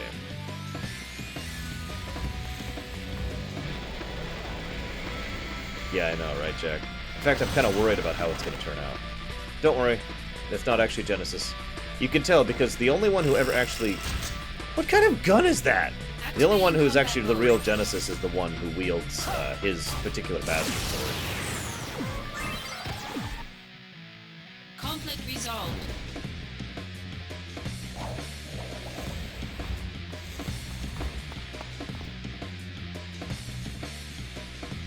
No, security is spread thin, and Hollander escaped! Da-na-na-na! Da-na-na-na! Hollander's getting outside help, oh god!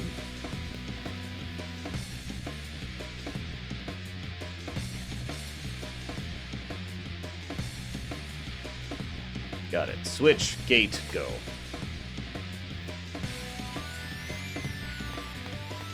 Yeah, I do... honestly, I think the problem is, and I'll talk about this more when we go to FF7 proper, I think they spent too much time trying to make the Turks evil, and then just kind of changed their minds about it, and decided to make them more neutral and, you know, not bad guys. That's not going to help that gun, buddy. Like, seriously. Activating combat mode. Oh, yeah. Conflict resolved. Mine's bigger. Oh no, Jaywalk, it's really obvious. Like I said. It doesn't help that FF7 had an interesting development cycle when it comes to its writing. Also, do you think we could catch Hollander this time? Just this once?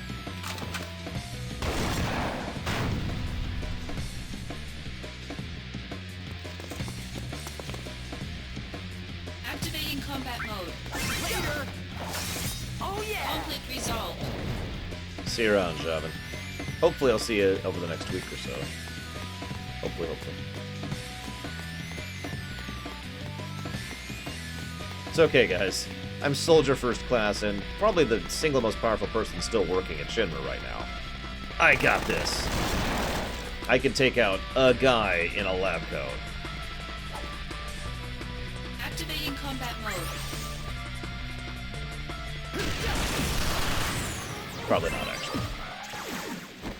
Conflict resolved.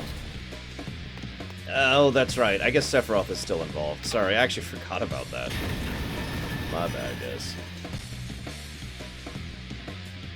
So this is a good time to mention that as I've been going through the game, what's supposed to be happening is you're unlocking little missions in the save point menu as you go.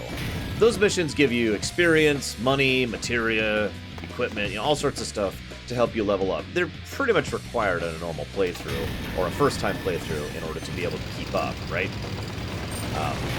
I mention that because all of the missions are actually one of my other complaints about this game.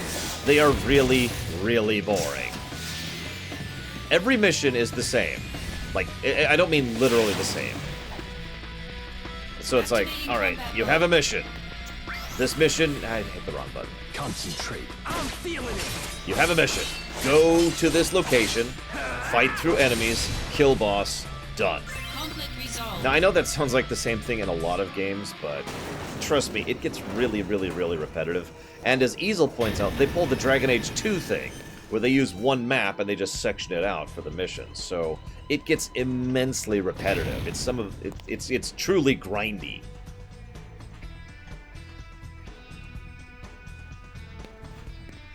And it sucks. But I mention that because it'll be relevant for something I'll talk about in a minute. So just keep that whole missions thing in the back of your mind. It's okay, Cladden. It's a really big sword. Actually, honestly, and I'm sure Django would love this if he was actually here, Oblivion is probably a better example here, where they just keep reusing the cave designs over and over and over.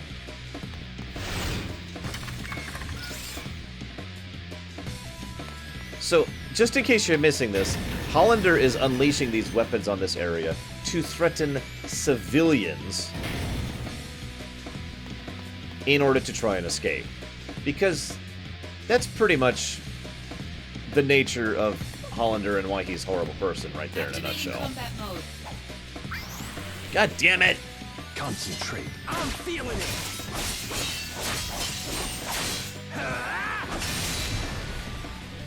Oh yeah.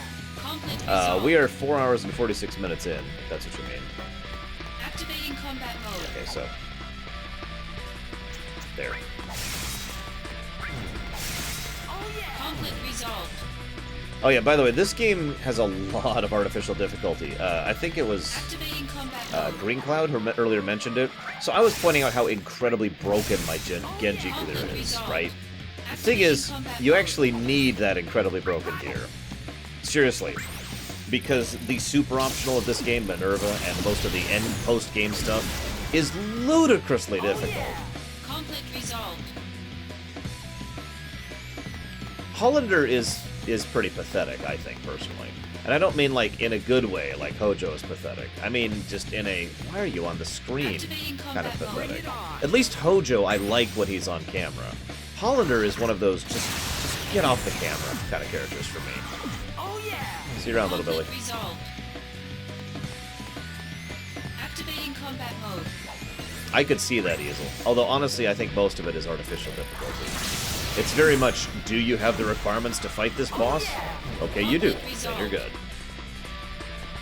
Activating combat mode. It's another excellent reason why I will not be doing any of the optional stuff in this playthrough. Because even with these ridiculous stats, it would still be a pain. Conflict resolved. I have no plans right now, Cladden, so I suppose I'll say never, because I have no plans. And yes, lore running is exceptionally exhausting. Oh yeah. Conflict resolved. Activating combat mode.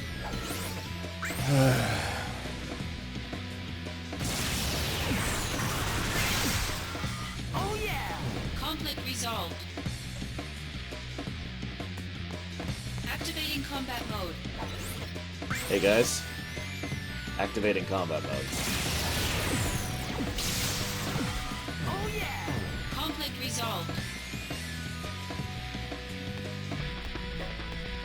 Activating combat mode. Bring it on. Well, okay. Obviously, I misstated this. So, I have a concept pledge called On the Table. Oh yeah. Conflict resolved. I suppose... Oh, there we go. Nope. They were a mandatory easel. Although I could have also failed and let them kill civilians, but I didn't want to do that. Anyways. Thank you, Jack.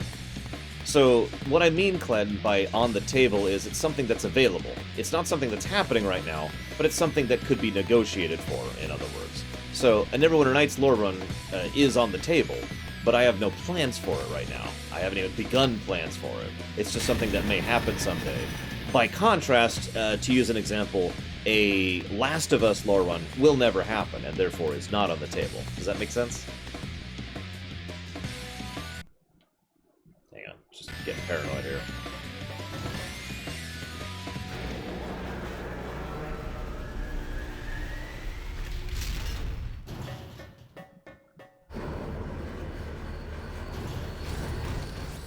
Hey look, it's the Guard Scorpion from the beginning of FF7. No, really, that's actually what it is.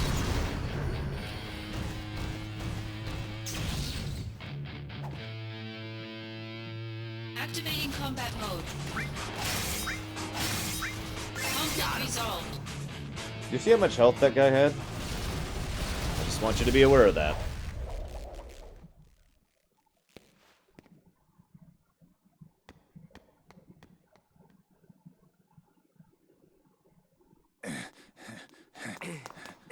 That's far enough.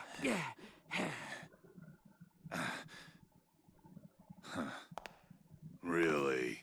You sure? Hey! What is he? And then... Total surprise. Should have known. Mission failed. This goes on your permanent record. Huh? Sephiroth? Long time no see. Let the Turks take care of the rest. I was on my way to Nibelheim, but I heard you were in the area. Lucky me. The situation is not resolved. Genesis copies have been sighted around the world. That can't be. We wiped out those Genesis copies. Did Genesis really die? Well, no.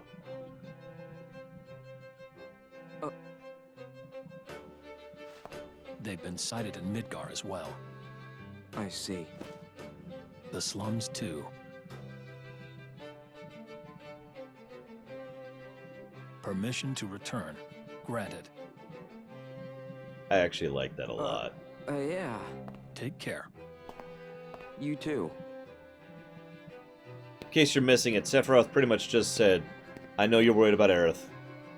Go take care of her. Hey, what's going on in Nibelheim?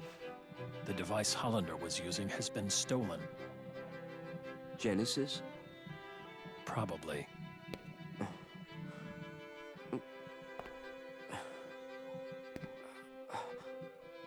What? We'll meet again soon. I'll hold you to that. Telling you, Sephiroth was actually a pretty cool guy prior to events. And like I said, had a real capacity for empathy and compassion. Sephiroth has seniority. My friend. And could beat the crap out of him. Your desire is the bringer of life, the gift of the goddess. Legend shall speak of sacrifice at world's end. The wind sails over the water's surface. Quietly, but surely. I think Sephiroth did meet Minerva, yes, but we'll talk about Minerva later.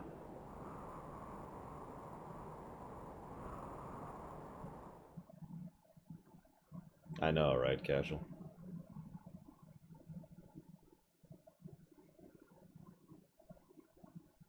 Ah, sure. Regular save. Of course, Jack.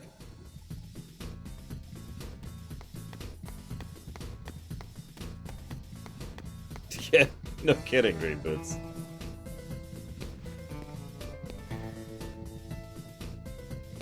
Presents? There's nothing here. There's definitely not a dog. Or a tank?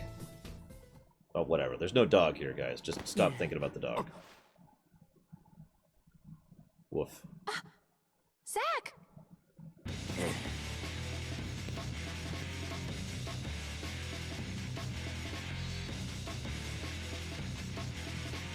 I don't see why not, Nero says.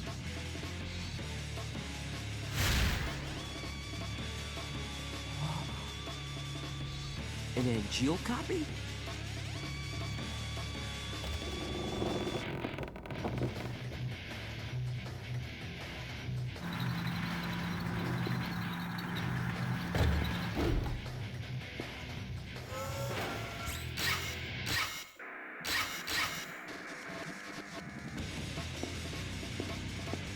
Killing everyone, Nero says.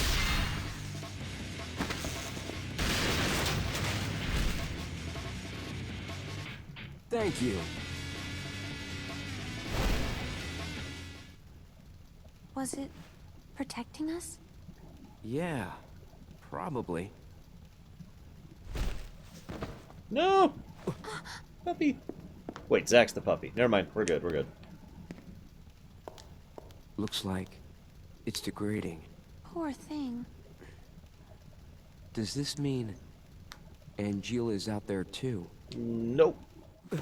Spoiler alert.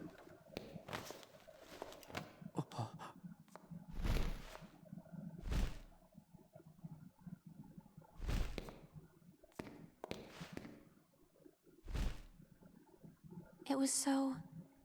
I don't know. Sad. What'd you come here to do? So, a flower wagon. Let's make one. Now, Aerith? Yeah, but... Don't worry. Can you hear me? Stay right where you are!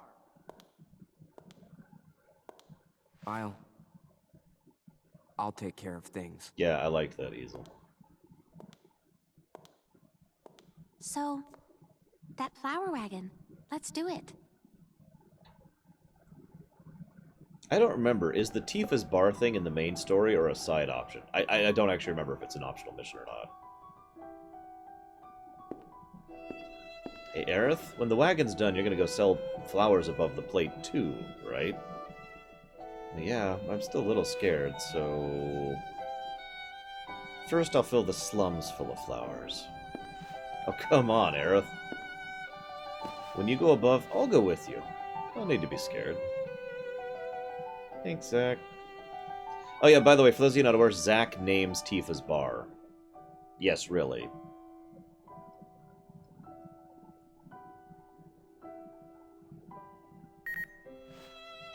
Actually, if you think about it, it would be really easy to...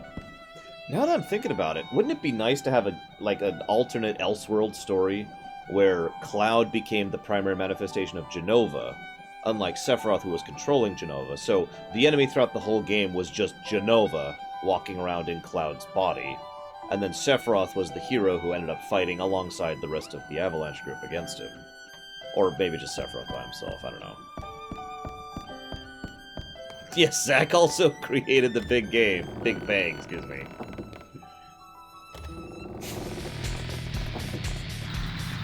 Ink. Because she's confused and Activating combat mode.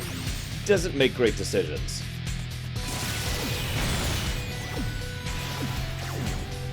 Conflict resolved. Hey, random. Hey, Sang. Song. Sung. I've heard all three. New automated mobile weapon. They automatically detect and attack monsters. ARMS development deployed these in Midgar as an anti-Genesis copy measure. That would be Scarlet's department, by the way. That is pretty much the thing, Eingrad. Like we said, Zack actually started the Big Bang, the beginning of the universe. Zack is actually The descendant of Shinra himself from FF10 too, clearly. These new models were able to eliminate most of the copies at Midgar, apparently. Oh, pretty impressive. Why the heck was I attacked? Can't they tell the difference between soldier operatives and monsters? No. You're both Genova-y. So they're just attacking Genova. Which means they're gonna attack a fairly large number of people, actually. Oh, by the way, Zong, I'm annoyed with you too. You were spying on Aerith again, weren't you? Well, yeah. Silent treatment again? If you want to go play with Aerith, you're welcome to do so. I'm just fulfilling my duties as a Turk. Hey, I'm not playing with Aerith. It's my duty as soldier to protect... Oh, Mr. Soldier, I heard you're making a flower wagon. I'll help you make it really fancy so you can surprise Aerith. No, this isn't what you think. This is for... Sang! Ah!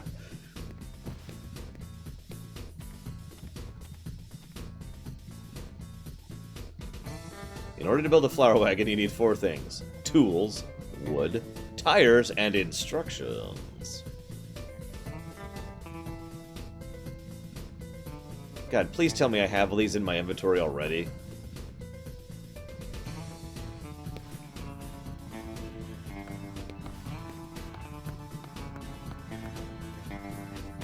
Please. Nope. God damn it.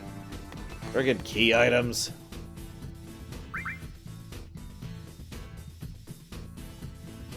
Hey, it's a helmet. Probably not, honestly, Nerozes. It takes people like Reeve to make Shinra better. I mean, I'm not saying Zack couldn't help, but you need someone who's capable of actually, being in charge, giving orders, giving directions, being organized, etc. Someone who, in other words, is capable of actually following through on ideas rather than just being an idea man. I like Zack, but he is kind of an idea man.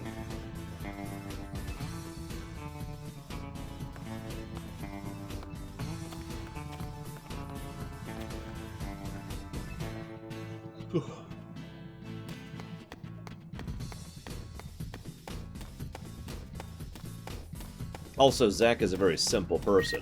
He's the kind of person who would look at something and be like, yeah! Let's do it! No idea how to actually make it happen. Yeah, actually, that's why I said kind of an idea man. I was trying to think of a better way to put that. I think action man is a better way to put that.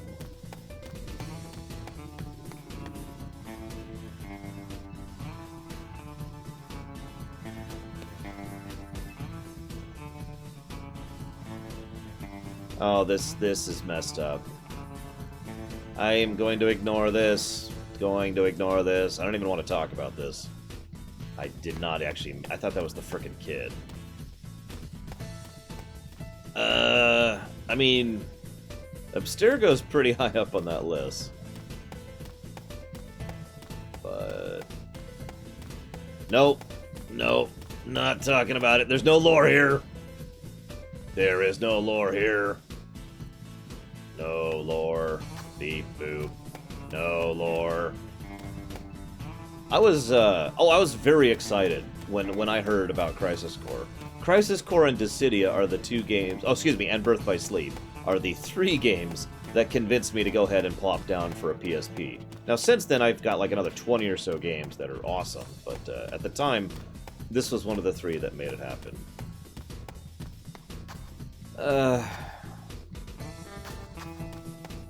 I don't want to. It's gross. It's about Don Corneo. Is that enough for you guys? Is that enough?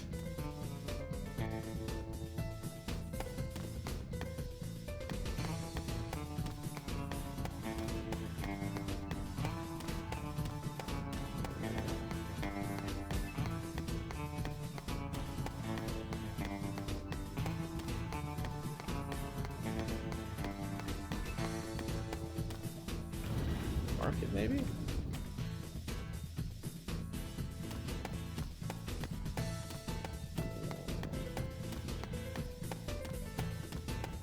Do I need to look up a walkthrough for this quest? Because I don't know where to get all this crap. Oh my god. No, the person she's calling uncle is Don Corneo. He's not actually her uncle, though. He's just a weirdo who says he promises he'll marry her when she gets older.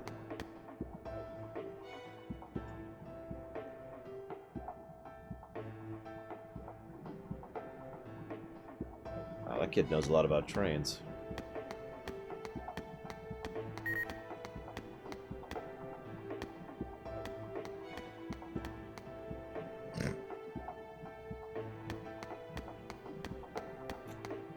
I am so happy that Don Corneo died. He even dies in a pathetic fashion.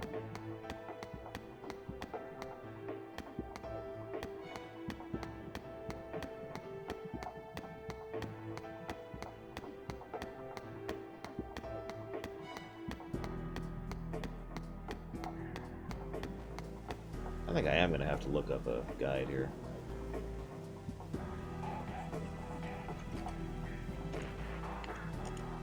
Wait, I have one open right now. Duh. So let's see. This is...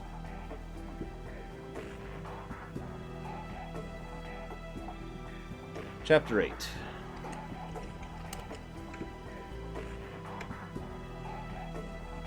The name of this chapter is Flowers plus Wagons equals Love?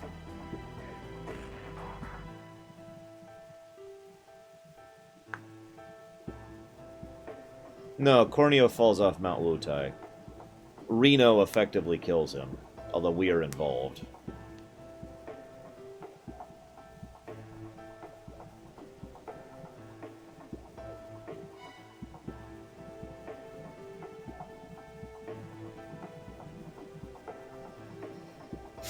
Alright, guys. Do you want to make the best wagon or the worst wagon? Choose quickly. I'm gonna look at food, because I'm starting to get hungry here.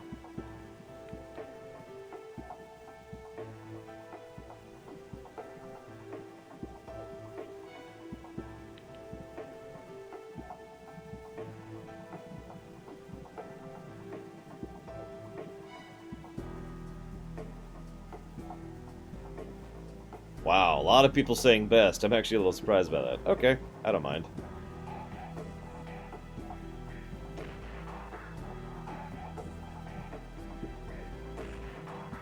Does anyone know what Secret World Legends is? I don't think I've ever heard of that.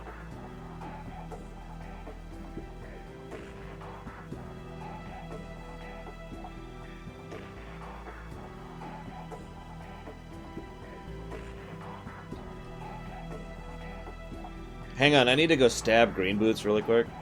Just really quick, it won't take long. Alright.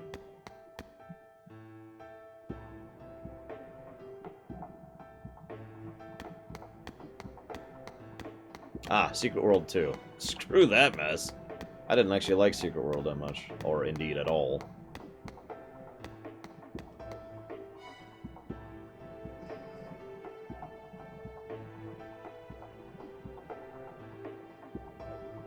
Yes, I know Don Corneo survived. It's in the book crap. Or the TV show crap, I forget which. God, I can't believe they let him live! Ugh!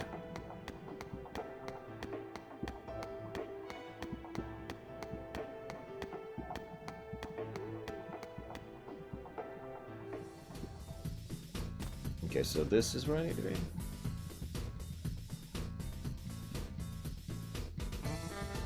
Oh, apparently we will actually be naming Tifa's bar here. My bad.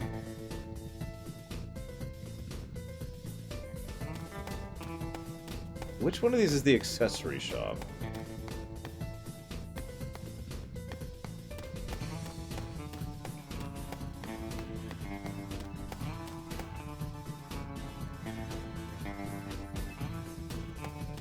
Oh, right. Lumber. I remember now. It's right there. No, unfortunately, I do think Dissidia fits quite well in canon.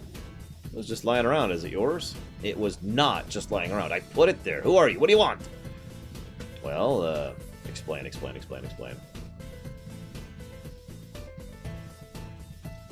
Flower wagon for a girl named Aerith. I see. I'm a carpenter living in the Sector 7 slums. I came here to Sector 5 to buy some materials. I can give you some of the wood. But on one condition. I'm building a bar in the Sector 7 slums. I want you to come up with a name for it. Well, guys, what should we name the bar in the Sector 7 slums? We can call it the Happy Turtle, after the famous Wutai delicacy. The Bar del Sol, the new hotspot. The Starlet, in tribute to the stars in the night sky. Or some other name that nobody likes. The Bar of Honor. I like it.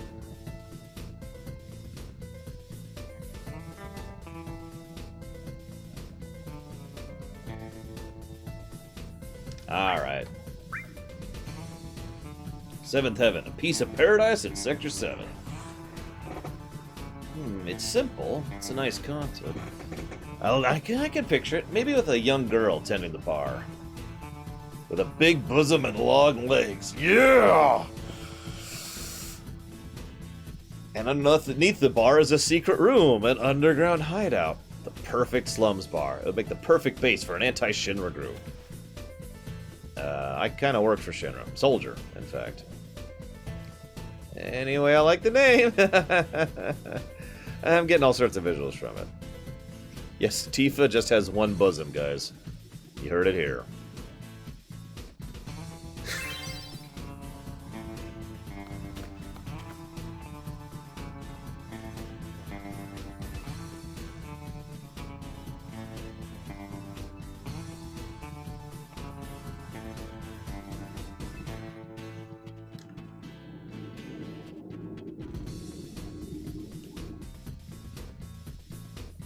Oh my god, really? I did.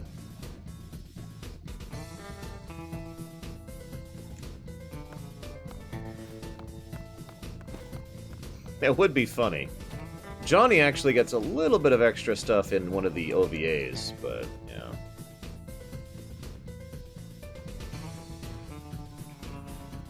It's south. Which way is south?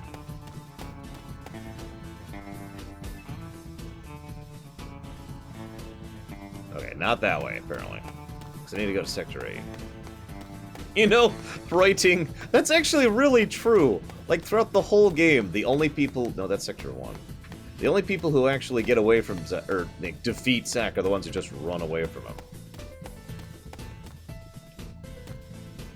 Which...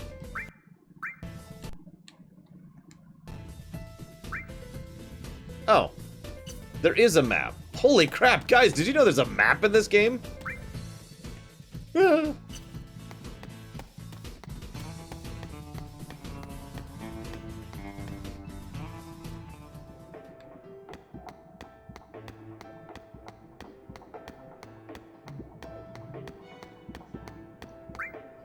I honestly don't think I ever knew that. I really don't.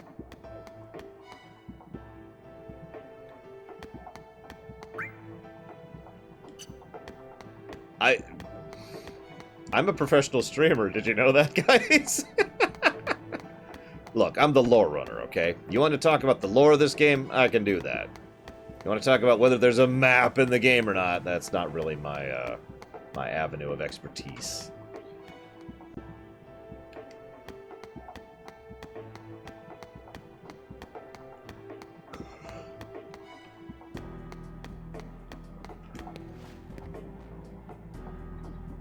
Hey, dude. I'm gonna need the tires off your car. I mean, so, yeah. I'm gonna be stealing your tires and killing you. Why would you read the frickin' tutorials? That is such a weird concept. It's so alien.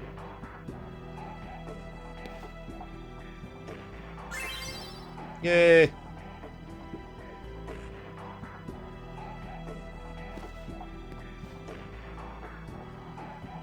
Actually, that's easy to explain, Radiation King. Most of the crap vehicles in this game are I should say in this setting, are all commercial stuff. Whereas the really nice stuff is military stuff. And if you don't understand the significance of that, just look in real life. Commercially available technology is not the same as governmentally or militarily available technology.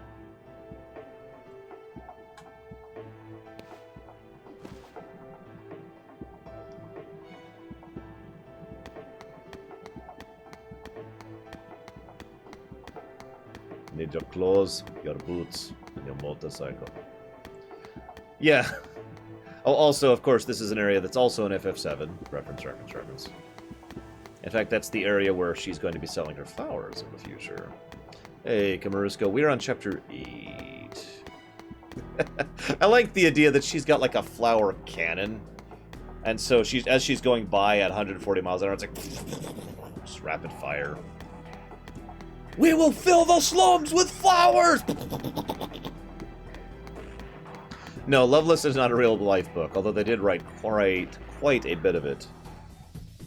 Yes, a lore run of the 2 Call of Duties is actually on the table. That is correct.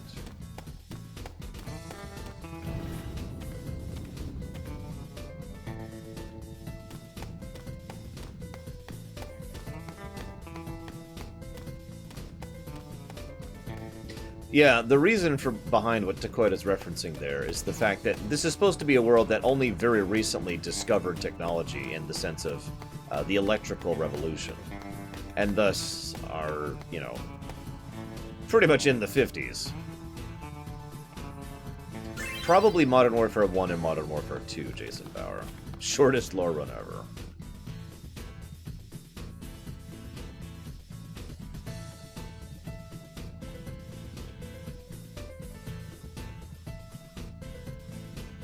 Oh, I agree, Clint.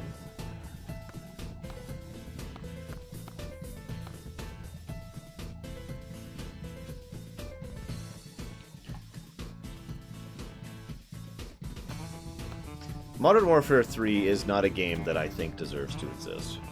Just to be as bluntly about that as I possibly can.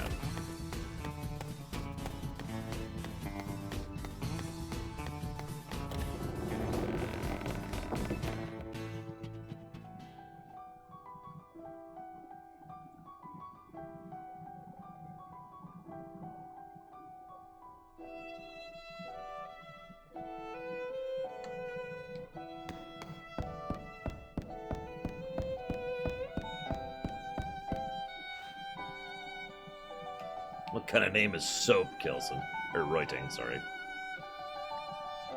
Yes, I thought Infinite Warfare was quite good. Alright, let's do it. Let's make the flower wagon, guys. This is going to be the best flower wagon ever. Alright. Let's take a look at it.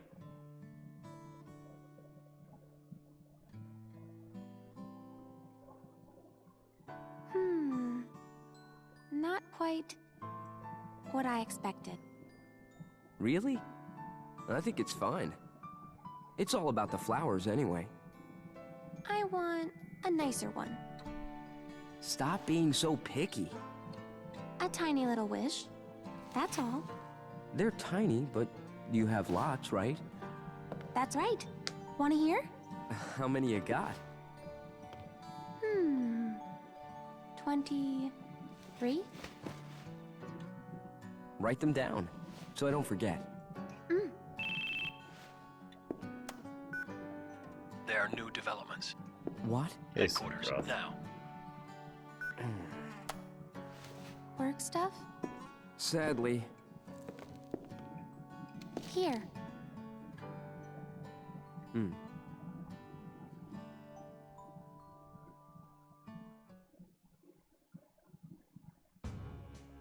Legions of monsters have spawned near a regional Mako reactor. The workers have all gone missing. Local soldier operatives have also vanished. The company is dispatching additional operatives to investigate the matter. You and I, that is. Roger that. What's wrong? Well, you know, I thought you found something out about that other matter. The missing operatives were the ones tracking Lazard. Also, they had reported a strange pod-like device in the area. Is that Hollanders? Probably the same device that was stolen in Modeoheim. Meaning? Lazard, Hollander, and Genesis? We'll have to go see them. Let's go. First, go to the soldier floor. We'll depart. as soon as you and the rest of the men are ready to go. Understood. Our orders are to investigate the reactor. They mention nothing of old friends. Depending on what happens, I may abandon Shinra.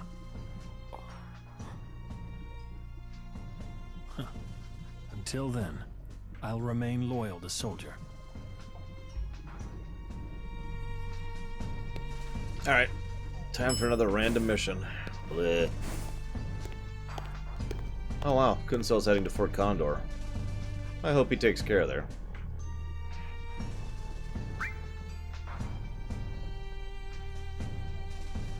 Why do I need to pick this option?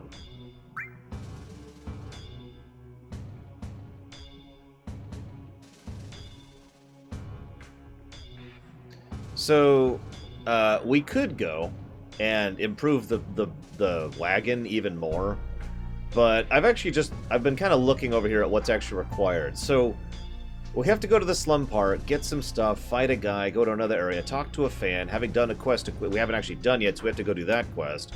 Then we have to go 49, go to the locker room, get the new item, go back down, get something from a mission, another thing from a mission, which we have to do perfectly, third mission, which we have to do perfectly and get the optional thing, fourth mission, which we have to do perfectly and get the optional mission. Also, we have to do 2 other missions to get that mission to even show up. Then we have to do the squatting minigame in the training room in order to get it, in order to get access to another area, in order to get the final piece for the wagon. Then we go back to Eris, give her the wagon, and it works.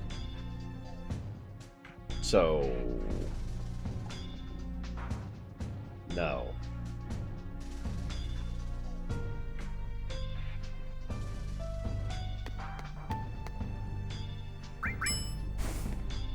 Unfortunately, it does not look like I can cheat in key items, so no.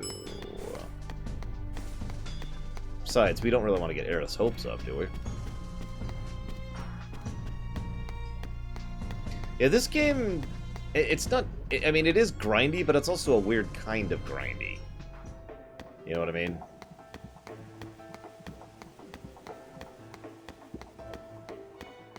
Like, it's not just go grind and kill monsters forever. It's like, go to this to unlock this, to unlock this, to unlock this. I remember reading through, and I don't know, games like this always kind of bug me a little bit because of the whole do this, to do this, to do this, to do this kind of thing. I don't mean like a chain. I mean, like, you do one thing, that unlocks 3 things, and then you do this thing, that unlocks 4 things, and you do this thing, that unlocks 3 other things, and this thing and this thing unlock this thing, so you have to do all 8 of these things to unlock this one thing, and something about that always gets me, but honestly, it's probably the fact that most walkthrough writers have no idea how to write a walkthrough, if I were to guess on the matter. I think that's where I want to go.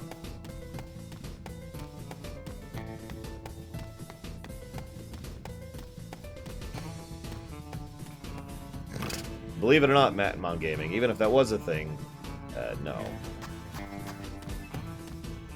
Oh, I thought she was here. Well, whatever.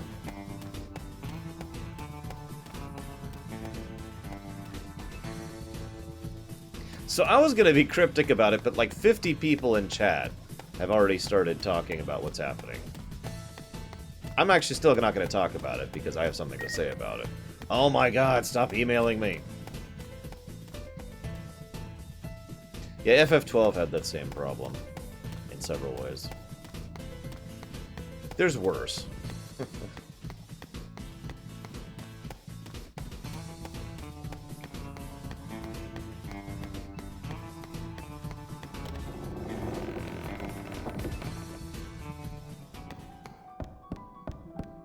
Hey, Aerith.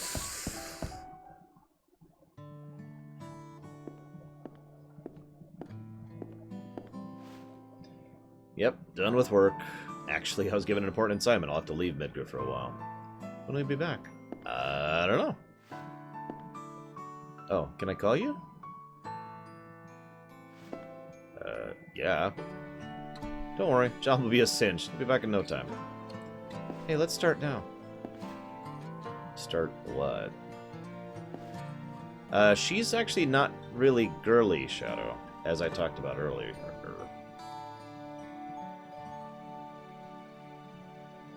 Aerith never should have been with Cloud, guys. Let's just be honest about it.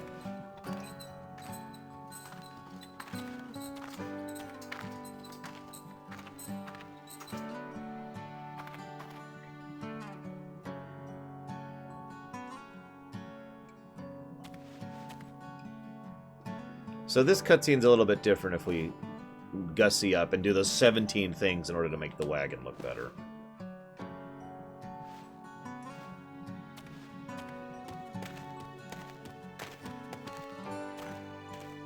$10 a pop.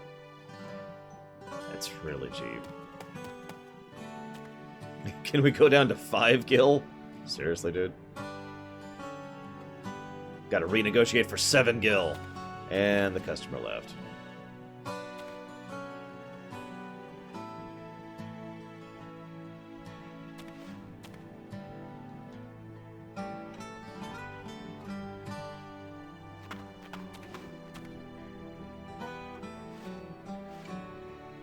Hi, Sang.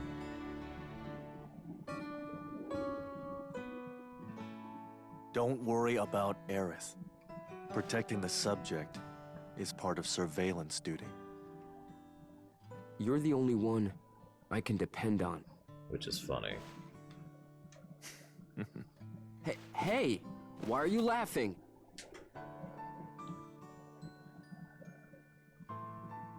I'm counting on you.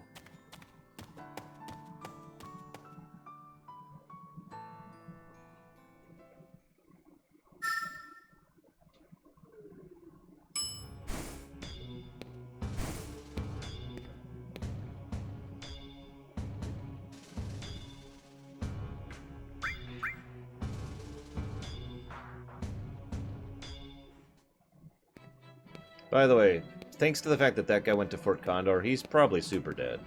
What's up? Hey, Cloud. I'm having a little trouble. Rounding up the group. We're in a hurry. Let's move it. Even young Cloud does the pauses. Sir. What? Cloud? Together again, huh? All right. Thanks. Hold on. I'll get everyone. I do like how Cloud doesn't expect him to recognize him, and Zack immediately does, and Cloud's obviously happy that he does. Nice little touch there. And of course, Cloud's the only one without his helmet on because he's the only one with a model that they rendered.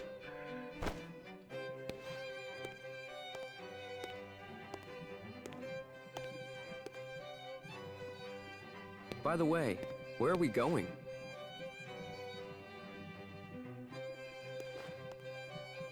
To Nibelheim.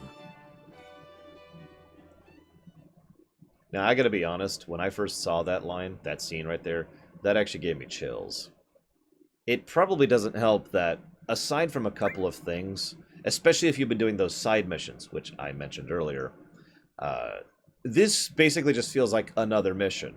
Alright, we're going to some other place to check this out and fight some monsters, just like we've been doing the whole frickin' game. And then, oh, we're going to Nibelheim. And I gotta be honest, that actually still gives me a little bit of chills. So, how does it feel? Yeah, I agree, Dakota. Same feeling. To be home after all this time. I have no hometown. I wouldn't know. What about family? My mother's name is Genova. She died shortly after I was born. My father... So all of this exposition we saw in FF7 makes a little bit more sense now because this is Sephiroth who has gotten to the point where he can open up a little bit more to Zack. Because Zack and Sephiroth have become more friends, more connected to each other. So this actually flows more smoothly, narratively speaking, than it did in the original FF7. Why am I talking about this? Come on, let's go. Oh yeah, by the way, this is going to spoil the crap out of FF7 if anybody cares. Sephiroth's mother's name is... Genova?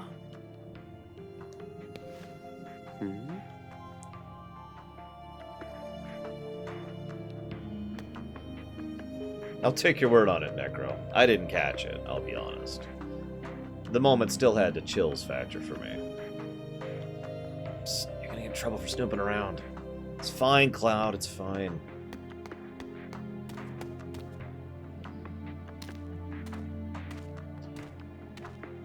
Oh hey, it's some girl named Tifa.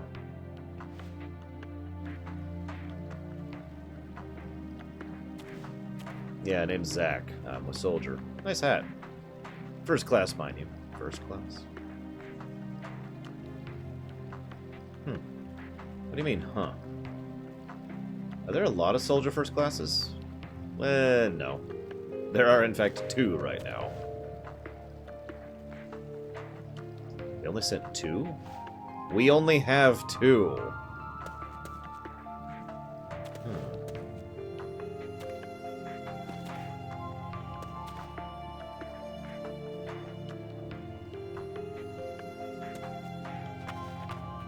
Yeah, green boots, that is true.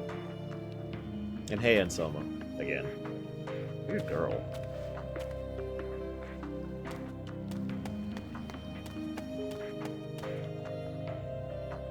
Shinra troops in a town like this? Ooh, times sure have changed. Hey, let's go into Cloud's house. Oh, it won't let us. Come on! Yeah, Tifa's a teenager at this point. I forget how old. Remember, this is basically 7 years before FF7 starts. Make sure to get plenty of sleep. Only one of you needs to keep watch. Make sure you get some rest as well.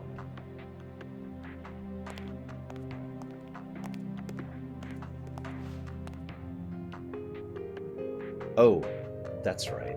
You have permission to go visit family and friends if you so wish.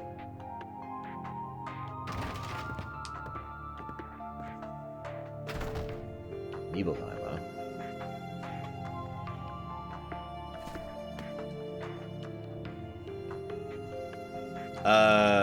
State Army, Shadow. Why are you wearing the mask? It's personal. Weirdo. So, of course, Cloud is embarrassed to be back here, hence why he's got the mask still on. I heard the hero Sephiroth was coming, so I've been waiting here with my camera. I want to take a picture of Sephiroth fighting a monster, yeah! I want it to be a memorable shot. Take a picture of me, then. Look, I'm not interested in taking pictures of small-time supporting characters. Wah, wah. Yeah, I would say PMC doesn't apply because there really only is the state. It would be a PMC if the soldier worked for anyone else for hire, which they don't. Now, these are elite troops, unlike, say, the actual MPs, which is part of the Shinra army. But yeah. My God. Red water. Yeah, I'm not doing that side quest.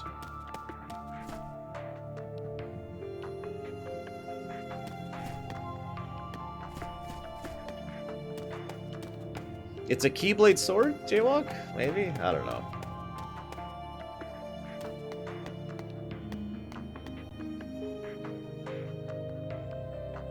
I don't feel like there's anything to do out here.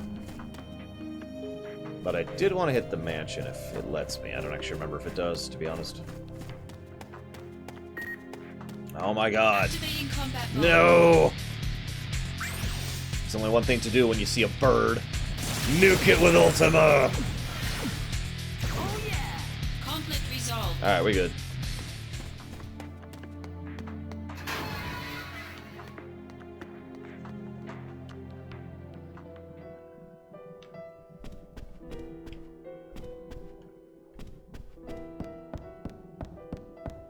Gotta keep that polygon count down, Necro. This is a nice example of them using what has been, up to now, the theme of Crisis Core and, like, off-key to try and emphasize how messed up it is. Just a nice little touch.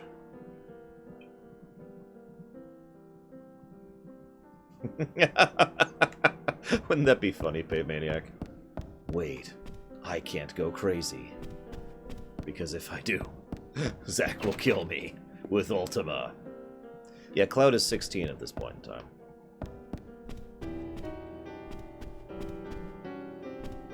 So you might wonder, why is this whole place rendered when there's nothing really to do here? That'll be more obvious later. There is a reason for it. It's not just fan service. But for now, let's go ahead and leave.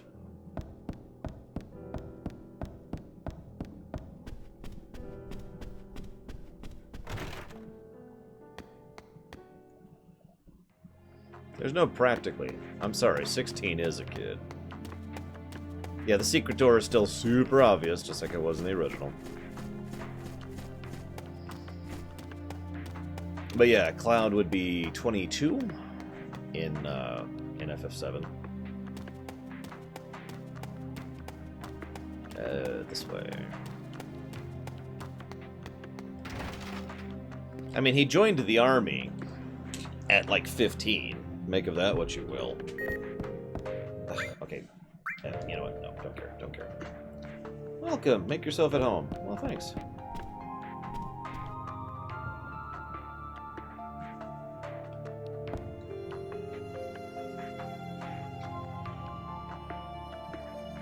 This landscape, I could swear I've seen it before.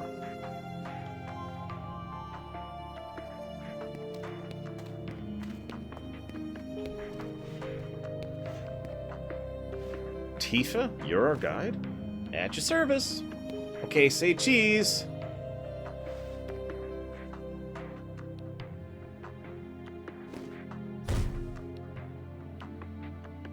Nobody's a better guide than me in this town.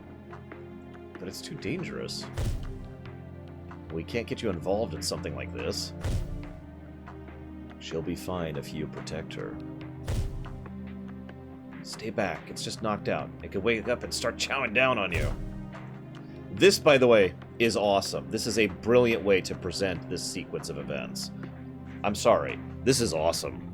They completely skip what would otherwise be kind of an annoying dungeon and just kind of move forward with the plot, but they don't do it in boring cutscenes.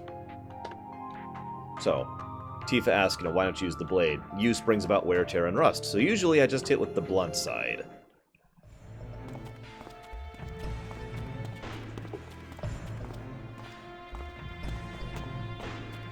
I want to go inside and look too.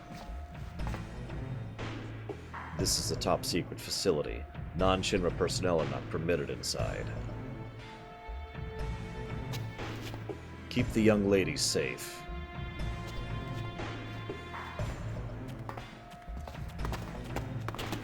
Oh, I thought it was 7 years later. My bad. I thought it was 7 years.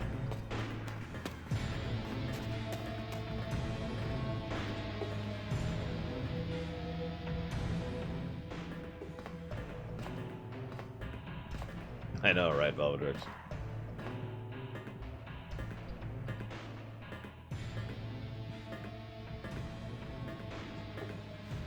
Genova! Genova.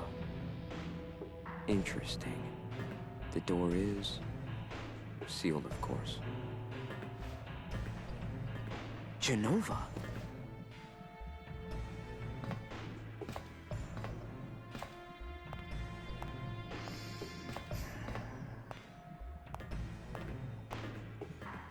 I'm going to pause for just a second. I'm going to decide after watching the scene again what I think of it, you know, with analysis mode on. But all I'm going to say is that this is a very divisive scene. I don't mean the scene in FF7. I mean the scene here at Crisis Core. I've pretty much just seen people either love this scene and how it changes the events, or hate this scene and how it changes events. This is the cause of the malfunction. This section is broken. Zack, go seal the valve. Why did it break?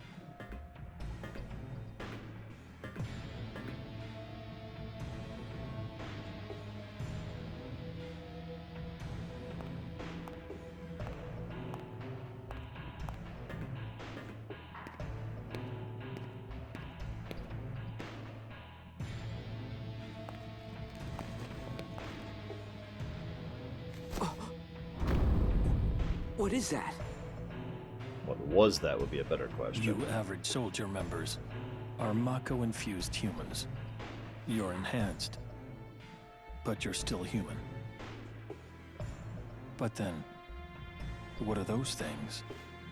Their Mako energy levels are exponentially higher than yours. Are they monsters?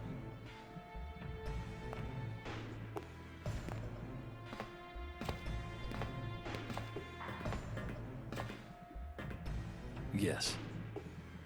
The Shinra scientist Hojo was the one who created them. A abominations spawned by Mako energy. That's what monsters are. You said average member. What about you?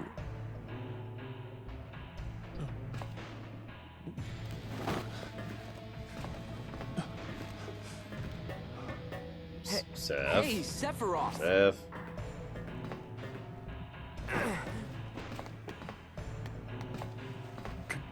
Could it be that I was created the same way?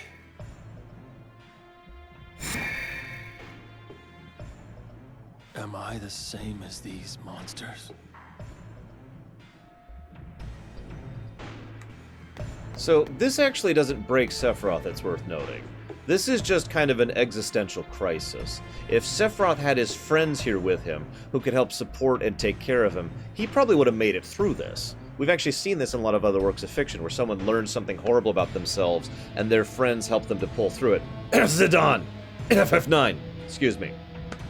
However, Seph here, well, doesn't. In fact, Seph had something worse than that. I knew ever since I was a child. I was not like the others. I knew mine was a special existence. But this was not what I meant.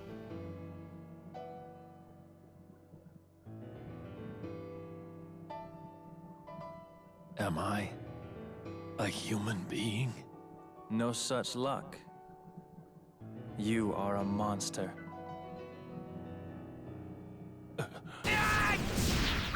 Remember that, for whatever Genesis' motives, and remember, Genesis has been a dick from the beginning, and I have argued that Genesis was leaning towards evil even before, things went south for him.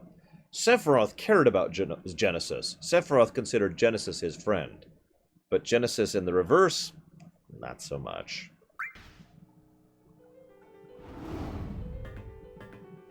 Sephiroth, you were the greatest monster created by the Genova Project. Genesis! So you are alive! I suppose I am, if you can call this living. What is the Genova Project? The Genova Project was the term used for all experiments relating to the use of Genova's cells. My mother's cells?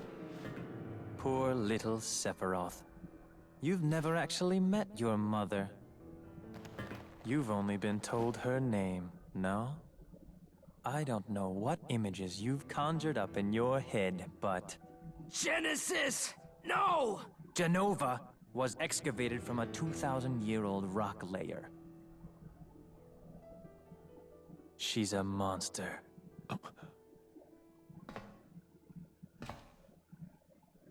Sephiroth, I need your help. My body is continuing to degrade. Soldier First Class, Sephiroth. Genova Project G gave birth to Angil and monsters like myself. Genova Project S used the remains of countless failed experiments to create a perfect monster. What do you want of me? Your traits cannot be copied onto others. Your genes can't be diffused. Therefore, your body cannot degrade.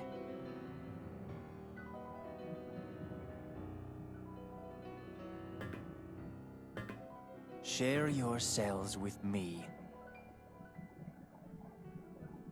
My friend, your desire... Couldn't get through even one cutscene without a Loveless thing, could we? ...is the bringer of life, the gift of the goddess.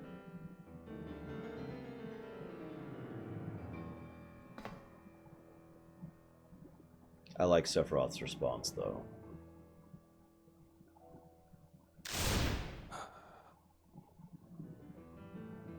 Whether your words Are lies created to deceive me? Or the truth that I have sought all my life? It makes no difference. You will rot. I see. Perfect monster indeed.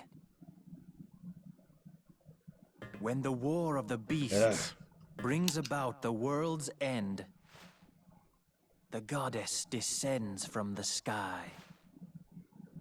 Wings of light and dark spread afar. She guides us to bliss. Her gift everlasting. No! Stop! Also, I just gotta say, the voice actor for Sephiroth in English has a little bit of varying quality to him. I think he nails it throughout pretty much all of Crisis Core. And I think he says that line where he tells off Genesis pretty much perfectly.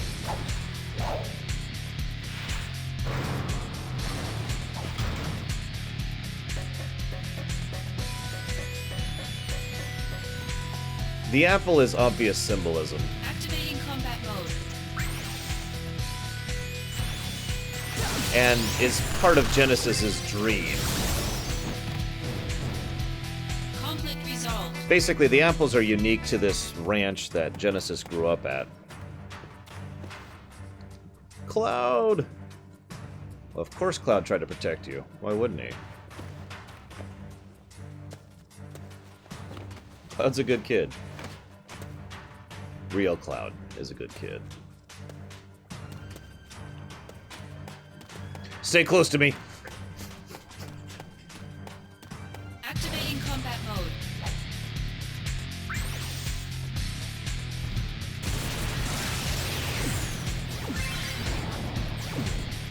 Conflict resolved. Also, if I could be so bold, I don't know what... Activating combat mode. I don't know what the hell Genesis was thinking here. I mean, granted, it is actually a plot point that being degraded literally makes it so you can't think straight. But I feel like they lean just a little bit too heavily on that, because he actively comes across as immensely stupid during this whole sequence. Sephiroth, I desperately need your help to save me. So first I'm going to try and be cruel, taunt you, and mock you, and then I'm going to try and destroy your mind. Oh, and then please help. Activating combat mode. Damn it. I don't think wall walking is working at this point. Hey, Lusitania. So there's Real Cloud, Fake Cloud, and Genova Cloud. I'll talk more about them tomorrow, because they're not really relevant right now. I'm only making the distinction because this is definitively Real Cloud right here.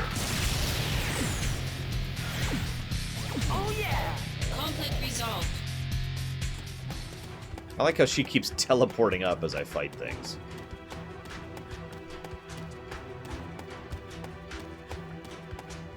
Hey, kids.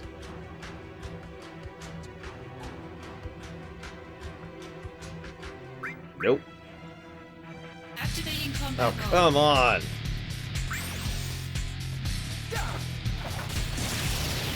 Hang on, let me cast Ultima right next to these kids. I'm sure they'll be fine. No!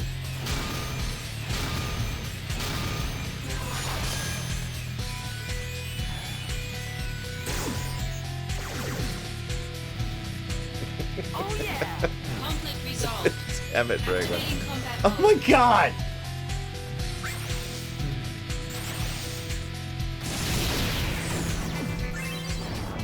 Oh yeah! Conflict resolved. Activating combat mode? Nope. Okay, we're good. We're good, guys. Activating combat Good. mode. Never mind. Never mind.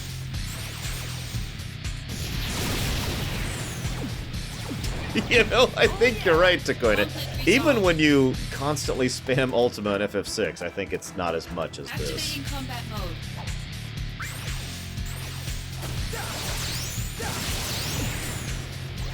Nope, nope, nope, nope, nope, nope, nope, nope.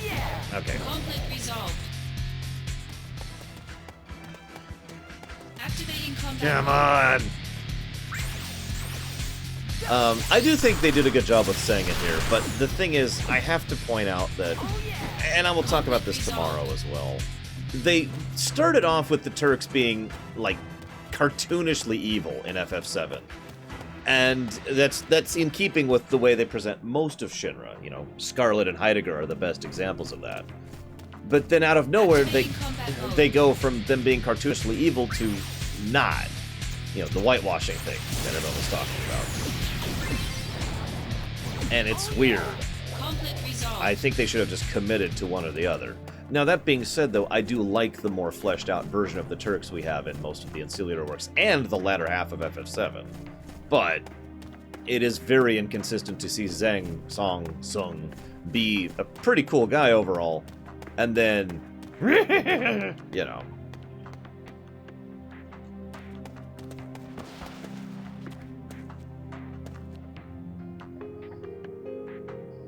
I mean, the idea of Reno taunting them about the fact that he's about to destroy a city, Sung slapping Aerith right across the face for no reason, it's worth noting. Just weird and out of character.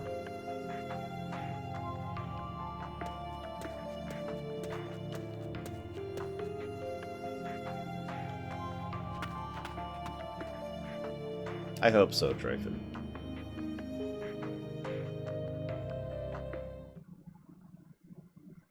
Well, Genesis is gone.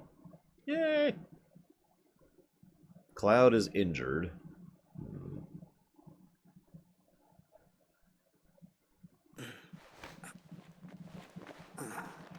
Hey, kid. Tifa's safe. Don't worry. If only I were Soldier. Zack? Soldier is like a den of monsters. Don't go inside. What happened? I don't know, man. I thought I knew, but...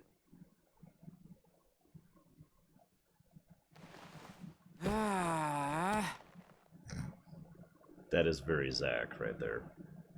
By the way, do you know Tifa? Sort of. Very teenager Talk response. to her? No.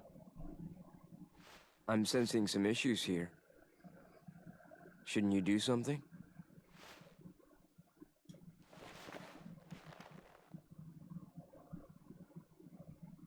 I'm one to talk.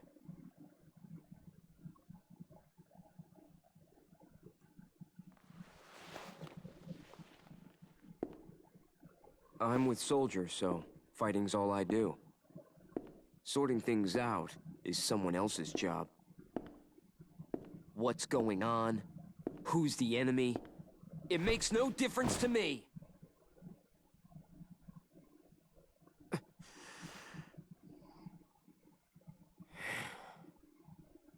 Hey, Zack. You know, I've never seen you use that.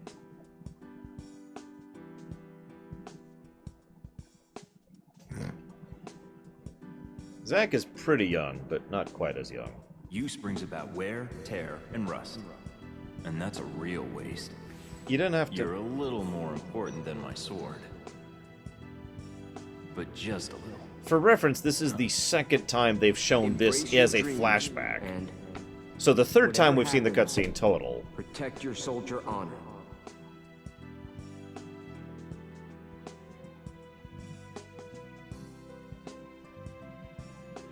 This is a symbol of my dreams and honor. Honor. No. It's more. That's right. I had almost forgotten. Thank you, Cloud. Huh? Right!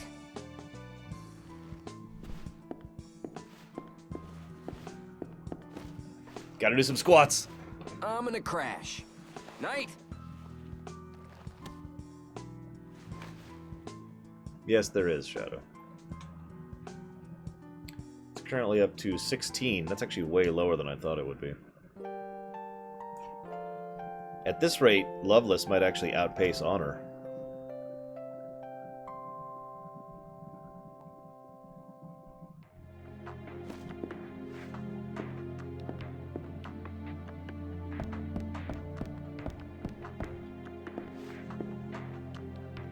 Okay, rest up, Cloud. It's cool. It's not like anything big's going on right now. I'll be right back, guys.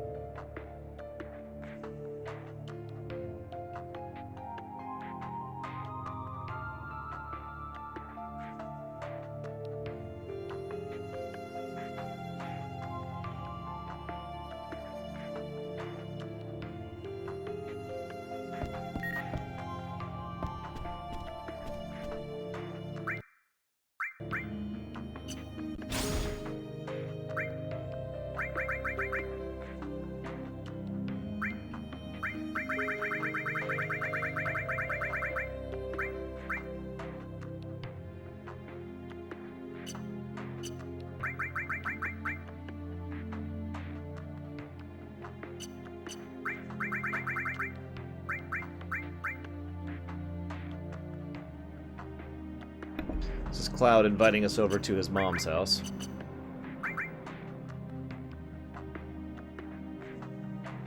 And that's Cloud thanking him for being cool. This is Tiva asking if Cloud was okay.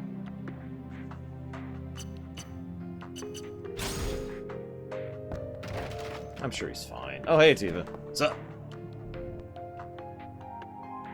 Ah, damn it. I'm probably not going to have a chance to eat here, am I?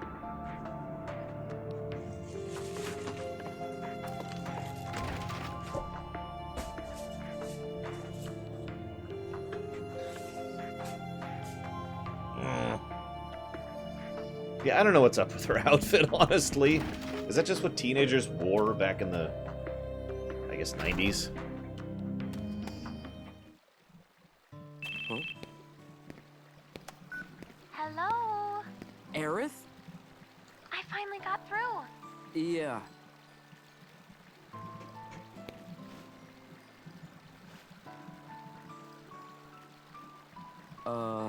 Listen. Now's not the best time. I'll call you later. No, no. You don't have to. I mean, I think he wants to, Aerith. Okay. I'll come visit. I'll be here. I'll see you. I promise.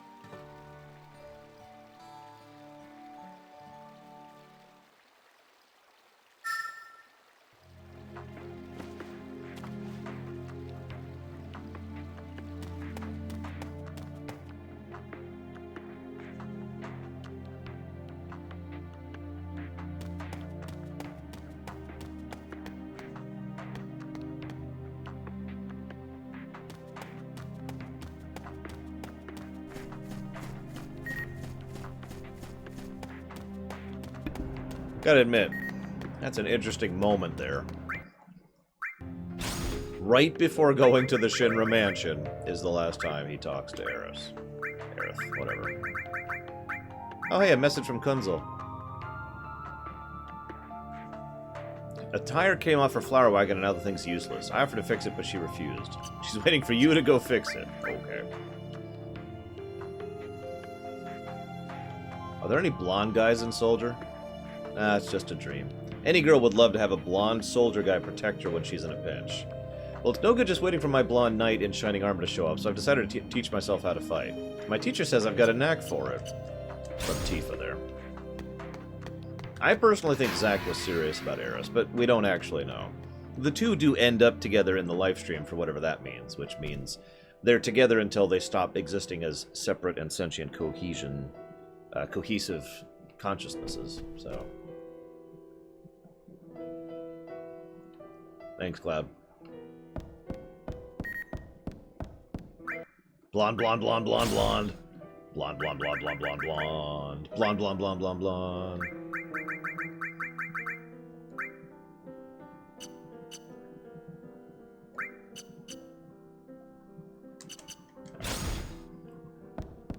Yeah, honestly, I think it's funny that she remembered him all these years.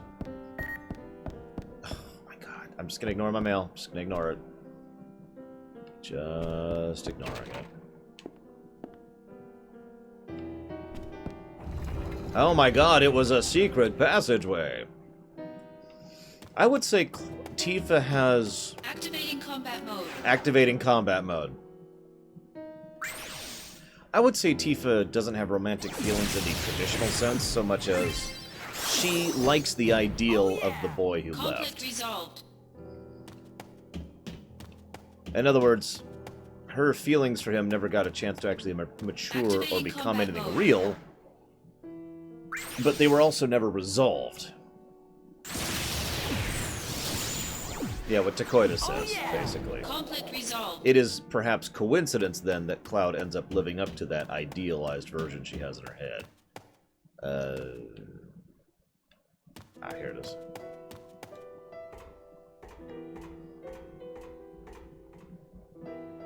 Cloud, of course, is just embarrassed about her. I doubt he has anything really particular in feeling other than, oh my god, those boobs!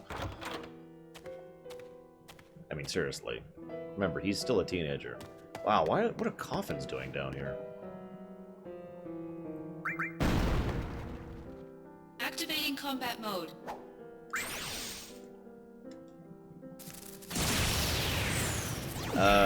I suppose 5 years Conflict would make the difference, Lusitanian. I joke, but honestly, with legitimacy, I think the only thing that would be going through Cloud's head, other than girl, is the fact that he's embarrassed about the fact that he didn't make it. He wasn't good enough. So they don't have to actually render a model for him, saving some time on the art budget. But yes, that is Vincent right there.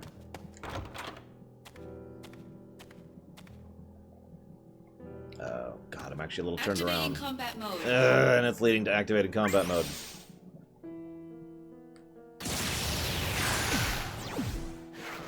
Oh yeah! Conflict resolved. Okay, this way, I think. The layout here is a little different than it was in FF7. Okay, so I'm actually going the opposite way. Activating combat mode.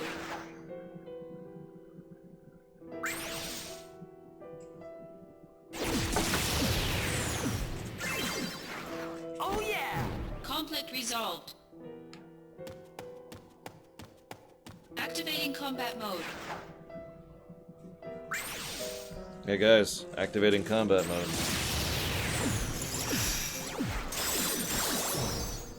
There's a map in this game? Conflict resolved. Yes, this is an example of music override. A good example, I think. Helps keep the creepy atmosphere going. I'm gonna turn this off for a moment. Oh, god damn it!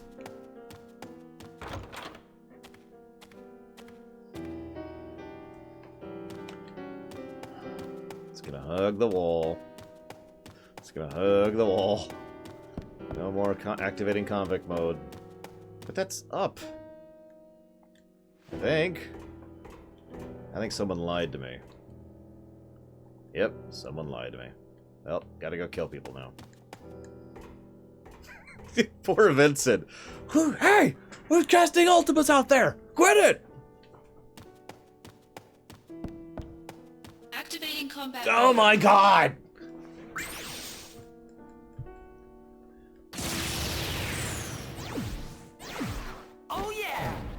Conflict resolved.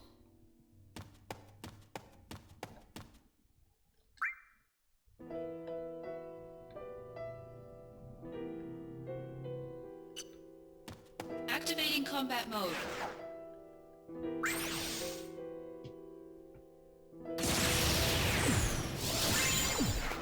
Oh yeah! Conflict resolved. Activating combat mode. Come on! Yes, I have read quite a few Kled. Oh yeah! Conflict resolved. Hey, Nero says. Okay, there's my destination. Jesus Christ. No, Decidian. A life form in state of suspended animation, expiated from a 2,000-year-old stratum. Professor Gast named this life form Genova. Genova verified as ancient.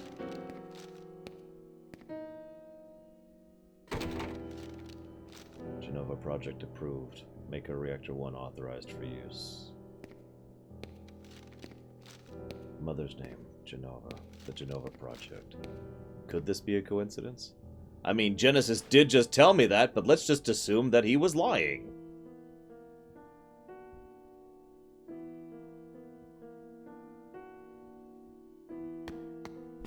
Is it here? Aw. In the actual game 7, some of the books in the corner are specifically set up to form the Roman numeral of 7.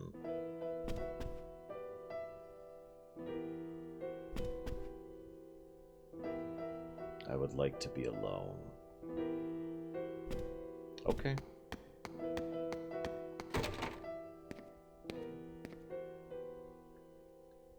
I wonder what these two things are. Yeah, I'm sure it's completely unrelated to anything. Totally irrelevant.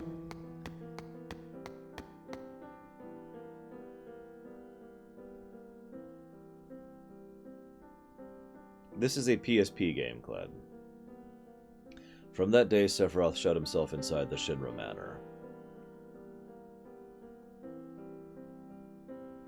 And proceeded to review document after document like a man possessed. Yeah, this is the thing I kind of like about Sephiroth. He doesn't just snap and go insane. He actually spends several days down here slowly becoming insane. And this is something that a lot of people tend to ignore that I personally think is relevant. In addition to everything that's happened, the questions throughout the course of his life, the incident with Genesis, if you want to count that, the learning of the truth of the monsters and the nature of them, which I'll talk more about in FF7 proper, and of course all the information to the thing. In addition to all that, he's sleep deprived. I really want to emphasize that because I know what it's like to go without sleep for an extended period of time, and it messes with your ability to connect 2 and 2 properly. I mean, it just messes with your head. I'm sure several of you know what that's like, too. So, misinformation. 7 days. He goes without sleep for 6 days. And then this happens.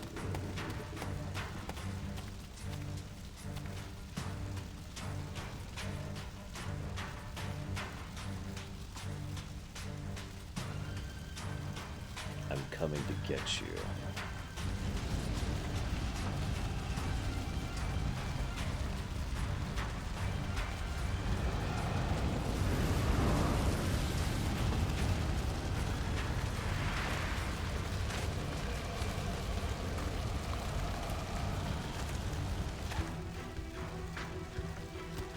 Cloud's right here. Just pointing it out.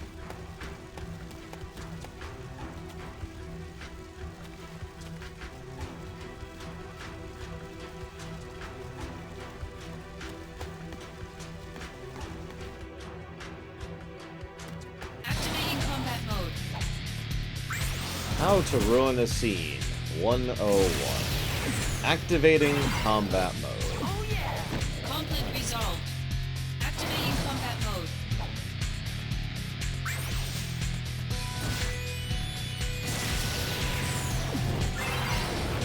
Oh yeah! Conflict resolved.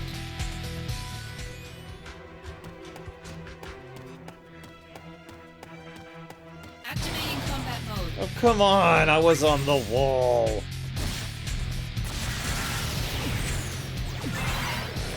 Oh yeah! Conflict resolved. Activating combat It's a shame, because this is actually a pretty good song, too. You're right, Valvidrix. I think the only thing I can do is burn this town to the ground. Oh, hang on, I just got an email. Hang on. Nibelheim is burning, but let me check my email really quick here. It's from Cloud. Where are you? Sephiroth set the whole village on fire. Tifa and her dad went chasing after him. You gotta stop them! Well, thanks, Cloud. I actually already knew that, but thanks, buddy. Activating combat mode.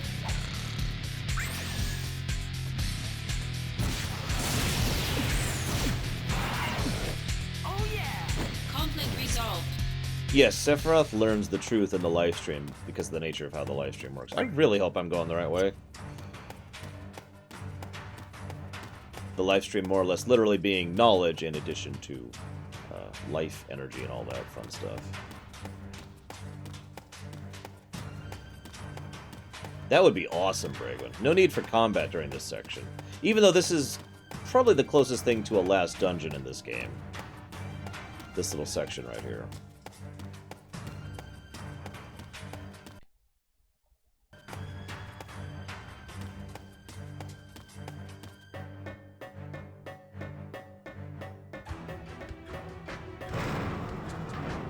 Oh, definitely tomorrow, Meatfist.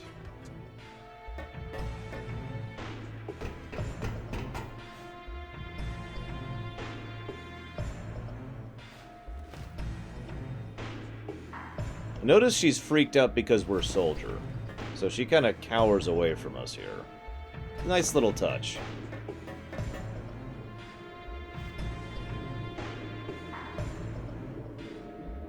Yeah. And that makes sense. Remember, she's pretty young here and just watched her dad die.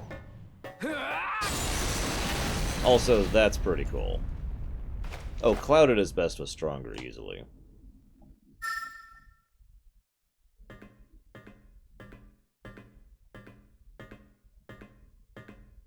Mother, let's take back the planet together. I had an epiphany. Let's go to the promised land. Mother. Sephiroth!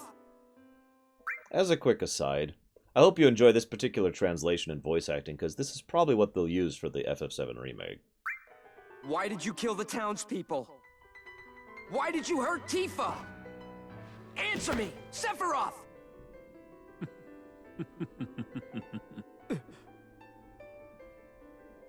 Mother, they're here again. You should have ruled this planet. You were stronger, smarter, but then they came. Those inferior dullards. They came and took this planet away from you. But don't be sad, Mother. I am with you now.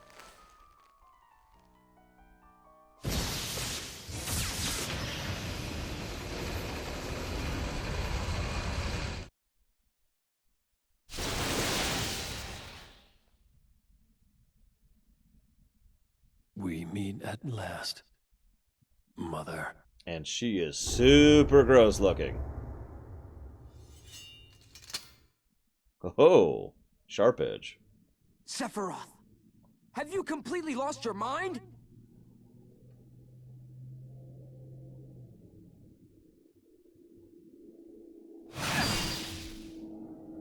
Sephiroth, I trusted you!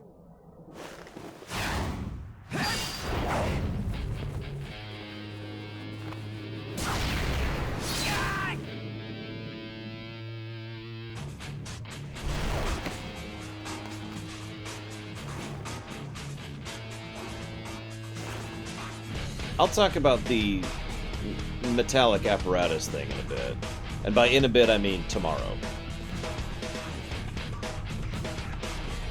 No, Zack could totally take on Seph. I would say it's more accurate to say that Jenova doesn't sleep, any more than a virus does. Hey, Horatius.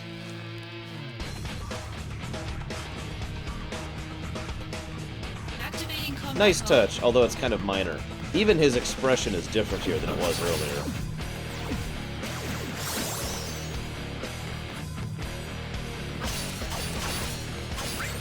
You know, I wonder what Ultima would do to Sephiroth. Nothing, apparently.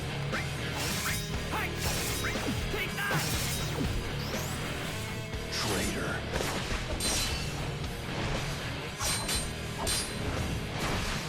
You will pay.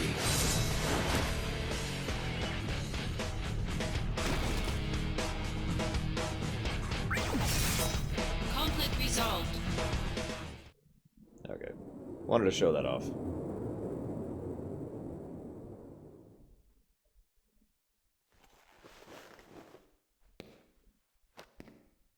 No.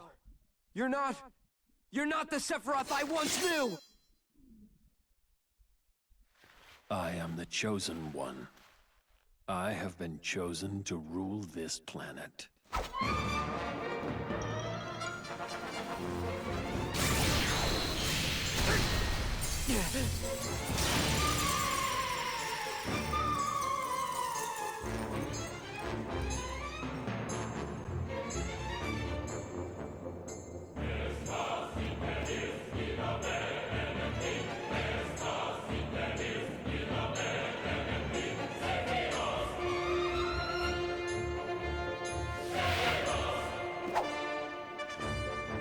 Activating combat mode. Conflict resolved. So yeah. Fun little fight there.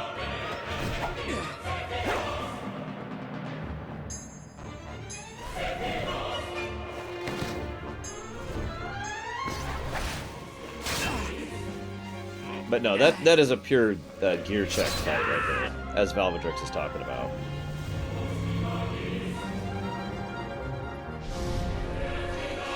As for Horatius' question, since we're not actually at FF7 yet, I'll still answer it though. I think FF7 wouldn't have been too much different, with the exception of a few very powerful character scenes if Zack had been the main character.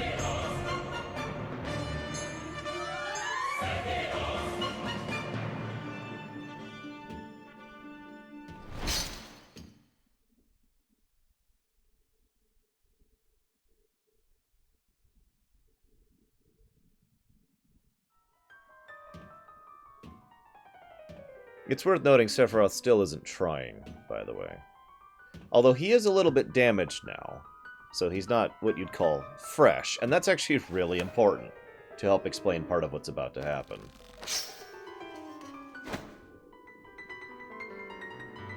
So, he's a little bit damaged, he's not bothering to pay any kind of attention, and, that happens.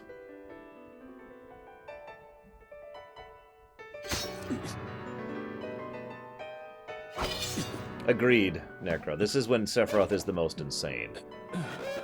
Right here, where he has truly lost it. Later on, he actually starts having a motive and plan and characterization, but here it's just...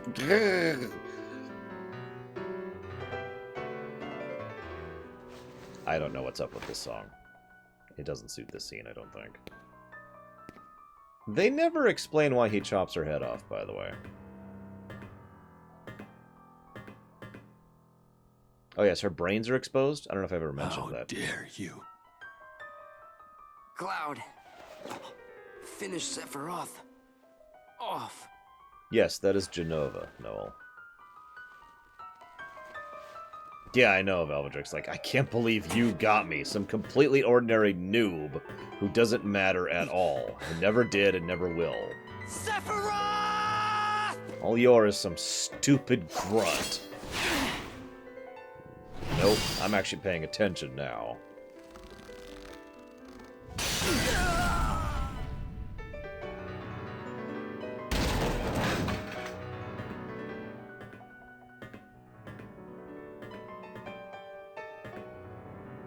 I still don't know why he chops off the head. I really don't.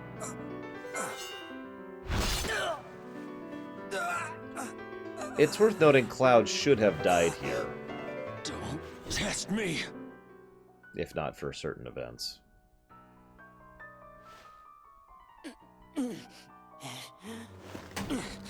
Now, this scene has always bothered me just a little bit. No.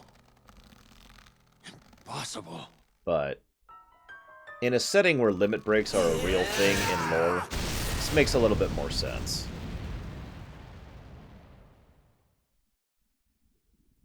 Don't worry, Sephiroth doesn't die either, obviously.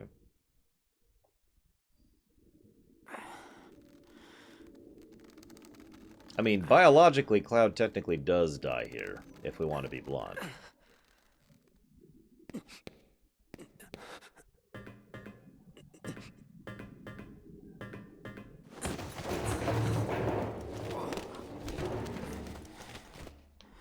I like that Cloud. right there. You did it.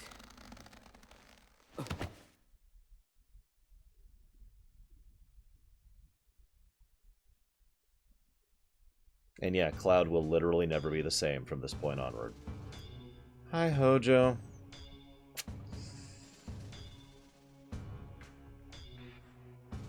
This one here. Intriguing. Most intriguing. He'll make a fine test subject.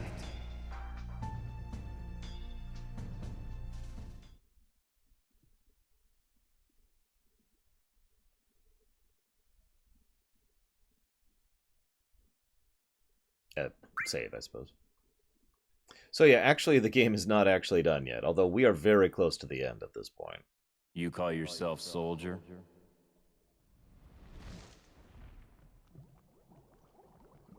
You tarnish the Soldier name. Angil! You have no honor. Wait!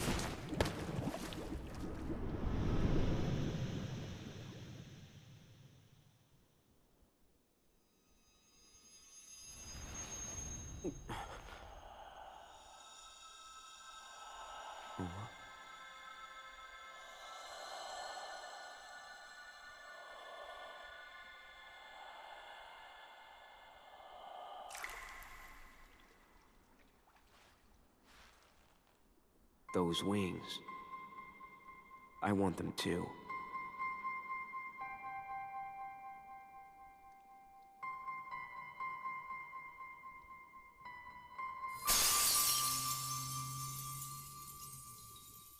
So, Zack spends a lot of time in the tubes being experimented on. A rather long period of time. In the Shinra Mansion, along with some other guy you may have heard of.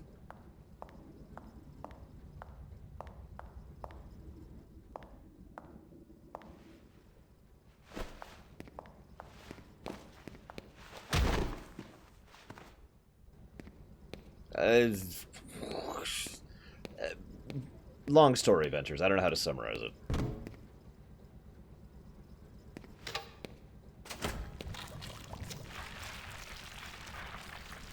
As I mentioned, both of them kind of died. I mean, obviously they're still going and they're still them, but they received a fairly large amount of damage.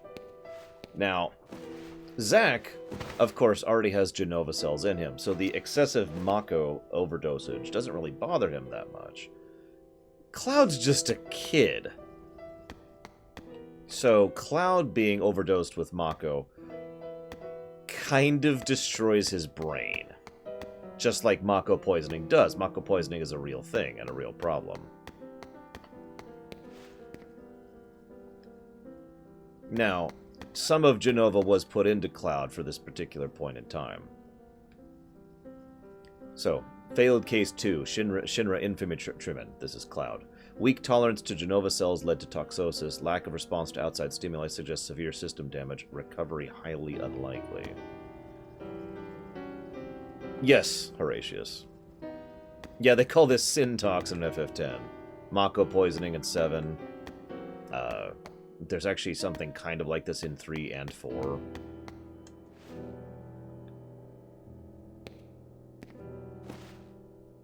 Yeah, I hate Hojo. I mean, he's not the kind of character I want off my screen, but I want to stab him a lot.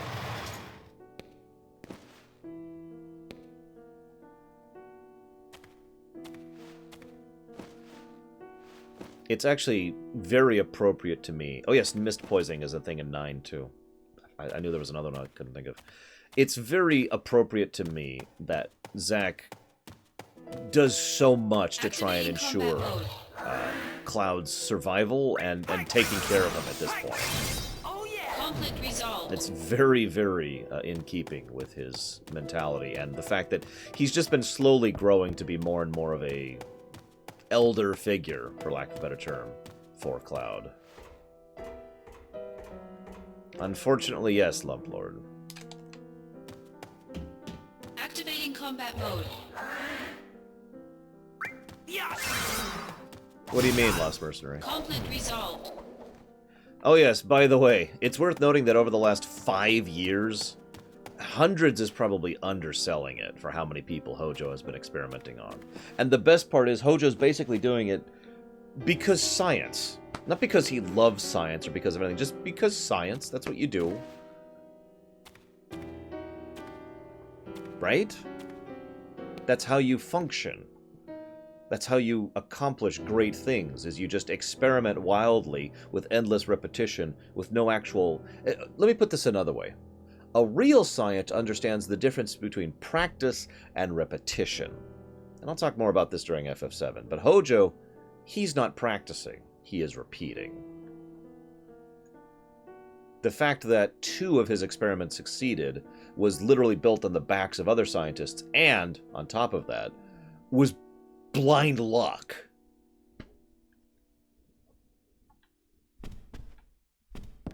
Ah, right, gotta clear the way again.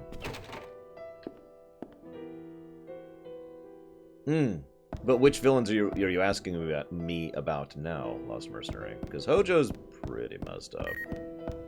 Alright, who just sent me an email? Yeah, Hojo is actually very similar to Mengele.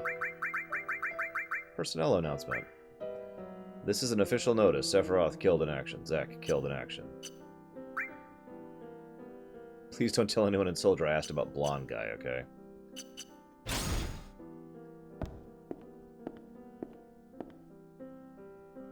Yeah, it's one of those funny coincidences, isn't it, Horatius?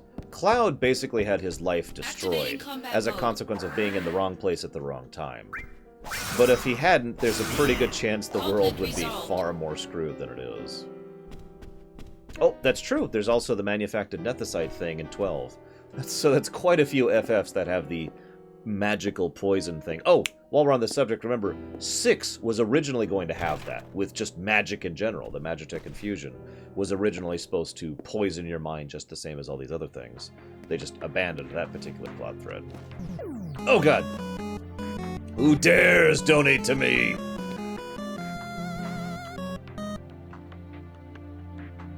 It is from Frieza, who is awesome, of course. 1, 2, 3, 4, 5, 6, 7, 8, 9. That will fit. First of all, thank you, Frieza, for the donations.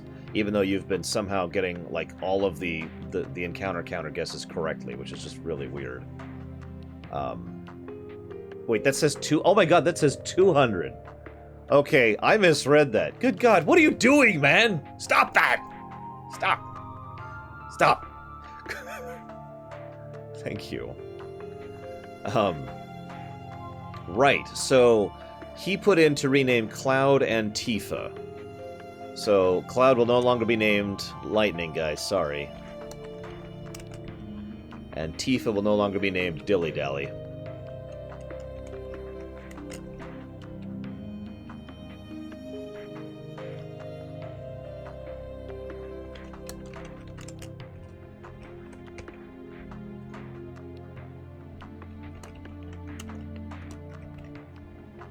And you can go look yourself if you want to see the updated names.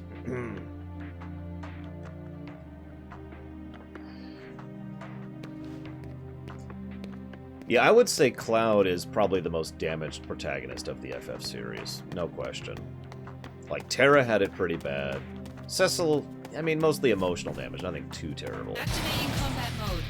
Bartz was fine. Squall, I mean, he had some bad stuff happen to him, but that's, again, mostly emotional. Zidane, he was okay.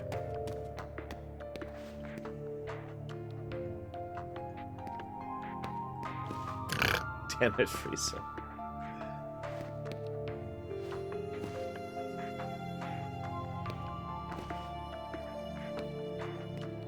There's a reason I keep distinguishing between real Cloud, fake Cloud, and Genova Cloud. It helps to emphasize how one person has been shattered and smeared across personalities.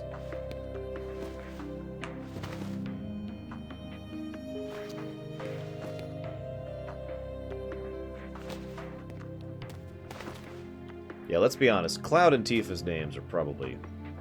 Oh yeah, so this is very, very... This is very Shinra. It's actually almost stupid, but again, it is very Shinra. Oh my god, this town got burned to the ground and all these people were killed by a member of Soldier, aka a member of Shinra. Okay, rebuild the town and hire a bunch of people to pretend they live there in order to make sure nobody knows about this. We good! I mean, granted, this is 5 years later. So, oh my god! The professor's experiments are escaping. What do we do? And we also see how much of a military presence Shinra has here, because Hojo has an astonishing amount of political sway within Shinra.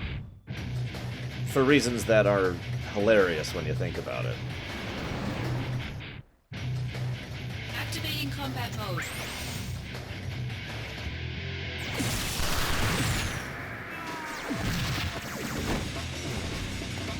We good? Do I have to kill more? Okay. Oh yeah, another timed mission, by the way. He is Pretzel. Ah yes, it's also worth noting that this town is a deliberate setup by Hojo in order to capture the black-clothing clones.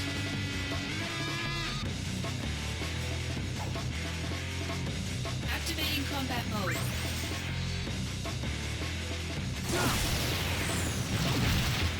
Yeah, they do kind of pass off the whole town being destroyed, not destroyed thing a little bit too much.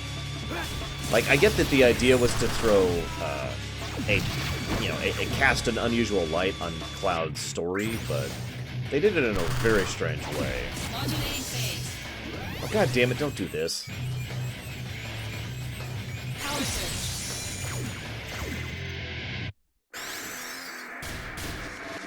I don't think they care, Venters. They're here to do a job, damn it. Good luck. Thanks. Yes, Titans. Cloud at this point in time, physically, is effectively a soldier first class.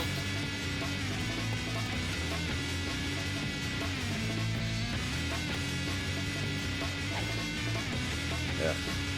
Activating combat mode. Even playing this normally, this is more irritating than difficult.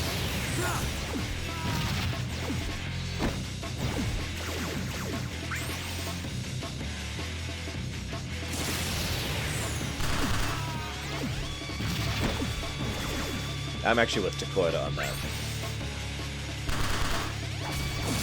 Do what I tell you to, or you're next. A very classic form of motivation.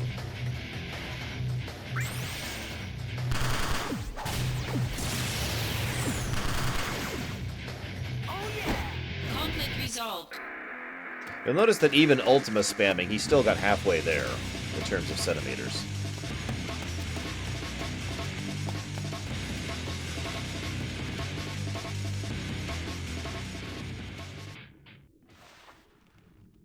So, that was a bit rough. How could I be having trouble against these guys? I certainly haven't been in a tank for 5 years.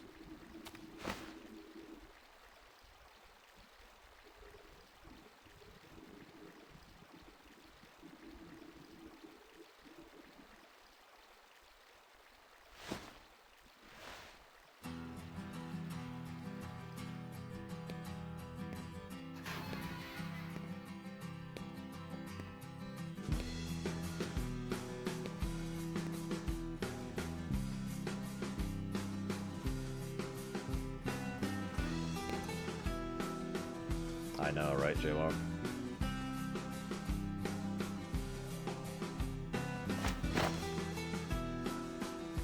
Am I just not capable of saving anyone? Yeah, they've been in a tank for 5 years, Jack. In addition to all the other things that were done to him, including Mako poisoning and flooding, and Genova infusion and surgery.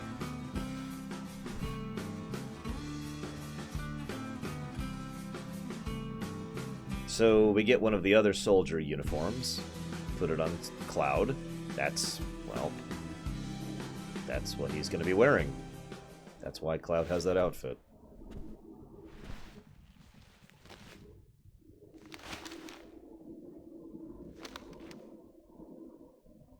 They're tiny, but you have lots, right? That's right. Want to hear? How many you got? 23? Write them down, so I don't forget. I have 23 tiny wishes. But you probably won't remember them all. So, I put them all together into one. I'd like to spend more time with you.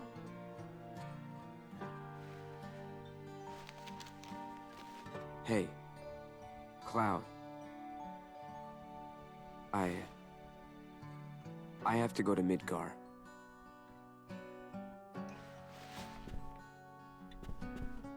You want to come with me?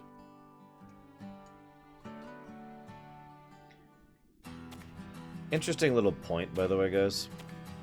He continues to talk to Cloud normally, as if Cloud is talking back. And there's two ways to look at that. I personally like to think both are true. First, he's talking to Cloud in order to try and keep Cloud going, try to help jog Cloud and get him functional. It's one of the old things they say. You keep talking to someone who's a coma patient in order to help them to recover from it. And that's the general idea here. The other one I like just as well, and that's the idea that he's talking to him to prevent he himself from completely losing it. Because Zack's been through some hell, too.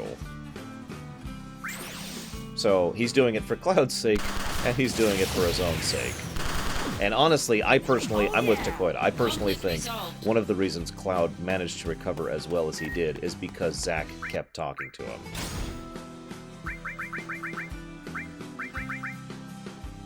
So we get this email from Lux here. Zack, where have you been all this time? I was so worried about you. Please tell me where I'll come get you. In fact, let's put on an act for everyone, okay? If you let me catch you, I'll score a promotion. And then with my newfound authority, I'll be able to spare your life. Just tell me where you are, man. Yeah, I don't think Zack really has realized the 5-year gap yet.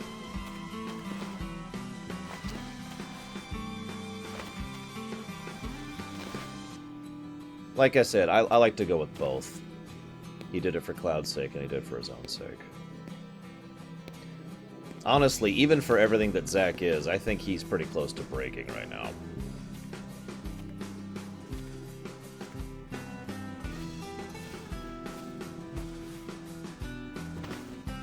Exactly, Sonic Doctor. And it is, again, it is kind of funny in its own way how far Zack is willing to go to take care of Cloud here. It would have been very easy for Zack to abandon Cloud. And if he had done so, let's be blunt, he probably would have won. Like, he would have lived and made it.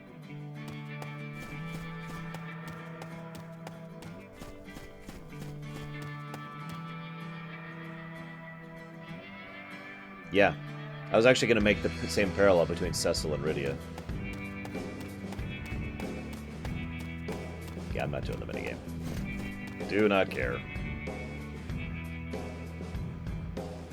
Yeah, that's actually a good point. I know I can't quite show you the map because it doesn't exist in this game, but they go from over here in Nibelheim, across the ocean, or across the sea, no, yeah, across the ocean, to the second continent, all the way over to Midgar. Activating combat mode.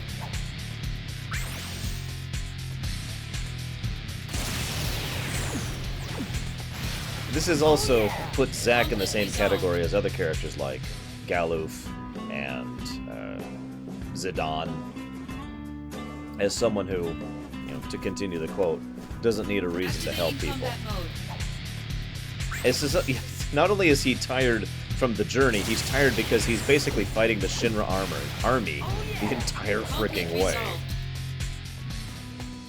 There are some retcons in this game that are a little bit eyebrow-raising, but I do like the retcon they do to Zack's story. I'll talk more about that when we get there.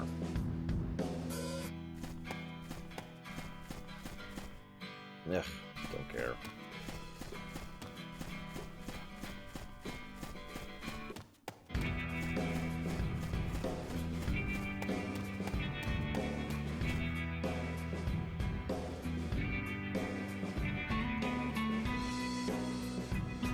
Activating combat mode. I sometimes wonder what Zack would have thought if he found what happened with Sephiroth afterwards. Conflict resolved. Oh, I know, Kai Snow. I'll be pointing that out when we go through 7 as well.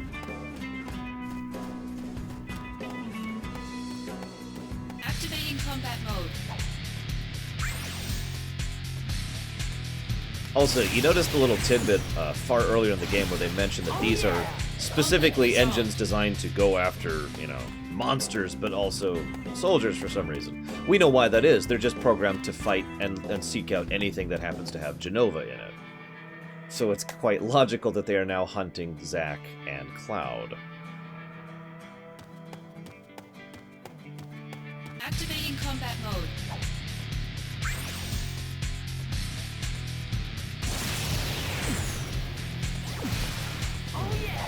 Conflict resolved. God damn it.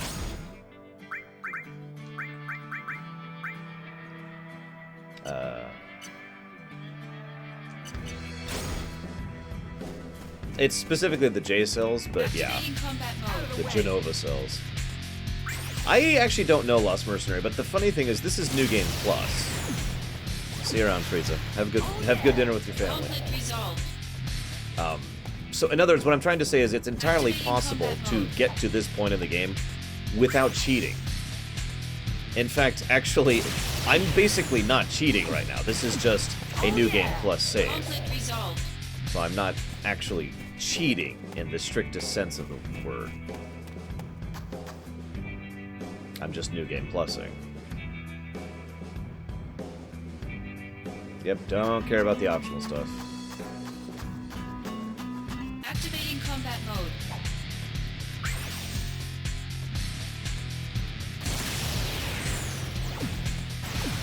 Oh yeah! Conflict Yeah, obviously I've never been this strong at the final conflict, so I have no idea how it'll be. I suppose we'll find out when we get there. New Game Plus is amazing. By the way, Type 0 and this game both have New Game Plus, as does FF15. I think there's a trend there, guys. Where do I go from here? Can't do much when I got Cloud to worry about. Angil, what should I do? He dead, boy.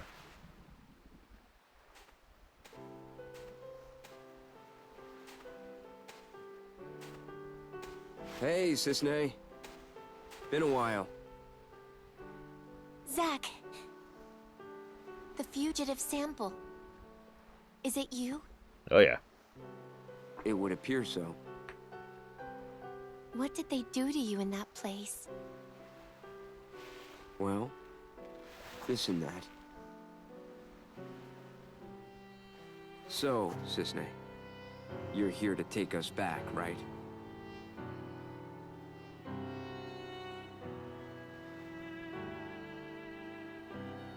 Please, just walk away. I thought we could outrun the army. But the Turks are a different story. Zack. I'm sorry. This is my job. If you want to escape, you'll have to...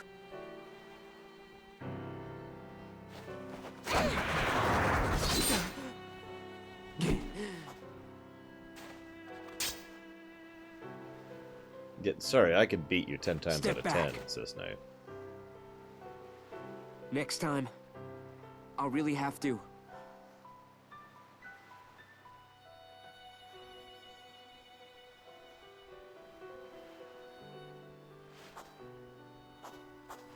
Yeah, at this point, Cisne and Song, Reno, and Rude should be the only active Turks. And I believe that's actually true. I hope she's in the remake, too. I like her as a character, honestly. Ironically, she wasn't that important in Before Crisis. The Turks are here, too. It's too dangerous to move now. We'll rest here until morning. Then we'll leave at dawn.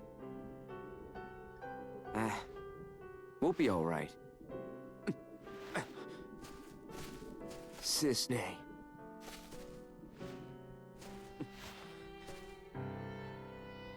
We don't actually know, Domo. Wait. He's the other sample they collected at Nibelheim. Why did you come here? I told you to go away. He doesn't look well, Zack. Is he all right? Mako addiction. Severe case. The experiments, isn't it? Yeah.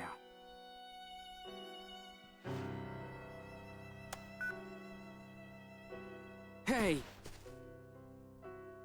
Sung. I've lost the target.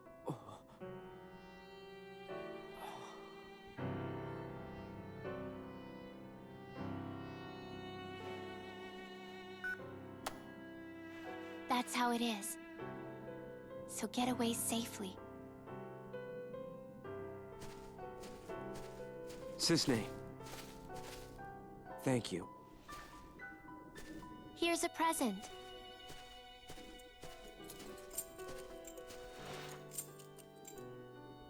If you think you can trust me, then use it. Now, the great irony is that there's a pretty good chance that Song was going to be able to work with Zack as well. But because she reports they didn't find him, Zong isn't able to come forward and get them out. This is, I think, the second thing of, like, 5. There's, like, 5 little things that could have happened to save Zack's life. And that's, I believe, the second one that went wrong. Shinra makes good stuff. That's debatable. Yes, this game is well before Advent Children. Advent Children is a few years after. Genesis copies, because they're everywhere.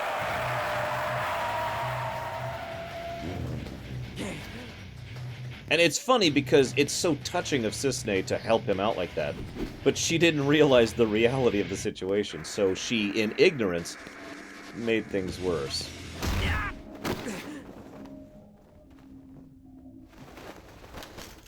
Get off me! My hair! Stop pulling! When the war of the beasts Loveless brings about the world's end, the goddess descends from the sky. Wings of light and dark spread afar. She guides us to bliss, her gift everlasting. That's my hair! You were a test subject in Hojo's new experiment. A modified version of Genova's power runs through you. What? Seriously?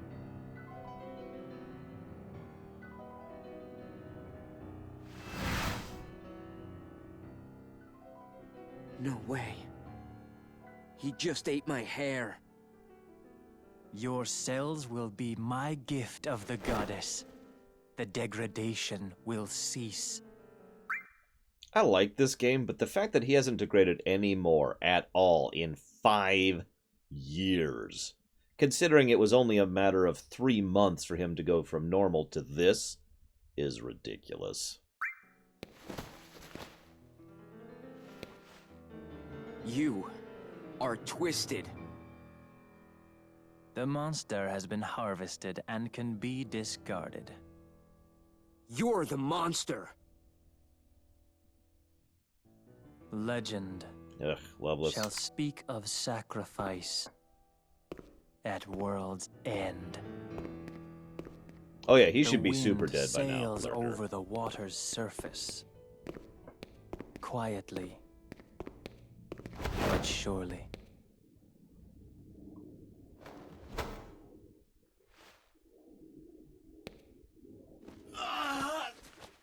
So, let's see if it worked. I think it worked, guys. What do you think?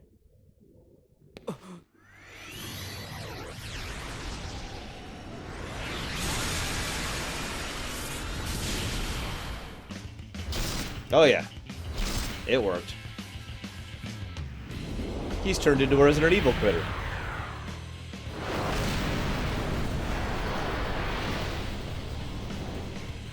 Activating combat mode.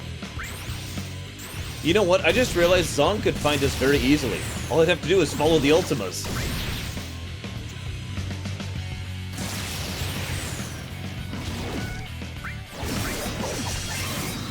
Conflict resolved. So that guy had a lot of health. I don't know if you caught that.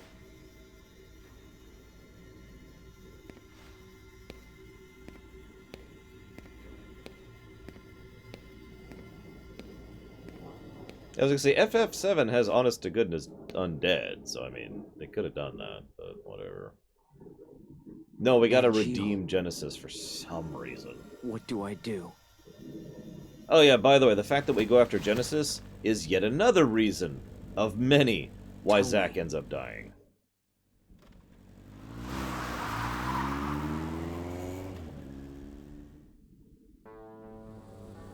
I'm serious.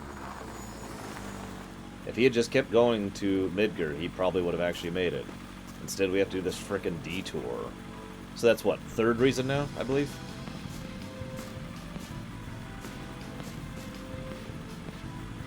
He's not detouring yet. He will later. We still have the final boss to get to. Also, Gongaga just sounds like a weird name for a town. So that used to be a Smako reactor.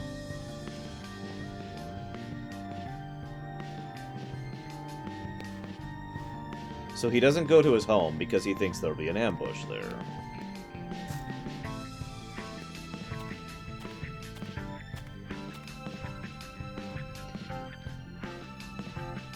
I could see your point, Green Boots. I'm mostly going off of some of the secondary material where they flat out say that Zong was looking for him to help him, not to, hurt him or kill him or anything like that. And it's not like the vast majority of the Turks hadn't defected at this point or anything.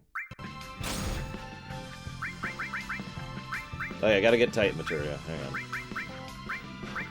I hear 2 research samples have escaped from Nibelheim. And might you be one of them, Zack? If you are, watch your back, because a whole battalion of infantrymen have been called in. They're coming after you in crazy numbers. Man, what the hell did you do to deserve this? I don't care if you made an enemy out of Shinra. I'll always be waiting for you to come back. Just make it alive, Betty. Promise me. So you might wonder why they put so much time and effort into getting these guys back.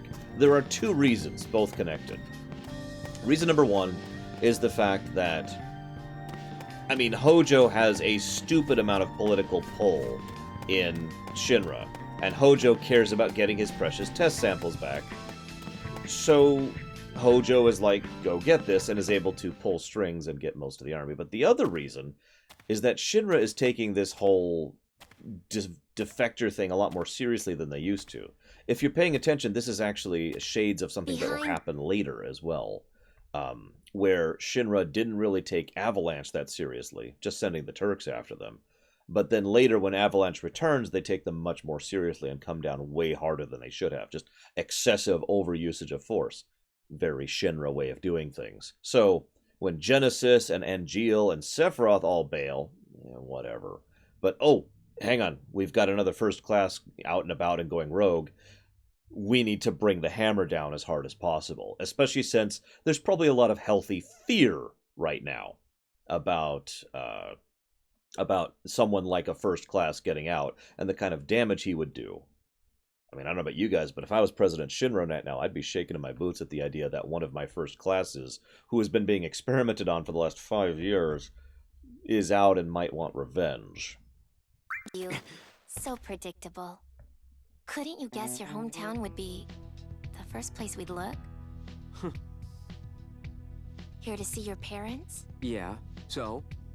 What's wrong with that? I see. Yeah, well, I guess you're right. It was pretty careless. We'll be going. Be careful. Security is very tight right now. That's true, Green Boost. Apparently, Green Boost. another target is in the area. Who? Angil. Yes, I so see. believe it or not, we're not actually at the I end of the see. game yet, guys. He died by your hand. You're not surprised. I think he may have helped us. Escape Shinra Manor. Pause. Interesting. The sighting reports were true. But why would he come to a place like Gangaga? He came here to see you. What other reason could there be? Run away if you can, Angil! The Turks are watching! I'll give you 10 minutes. After that, I return to the Turks. Return? Right now, I'm not in the mood. I can't bring bad news to your parents.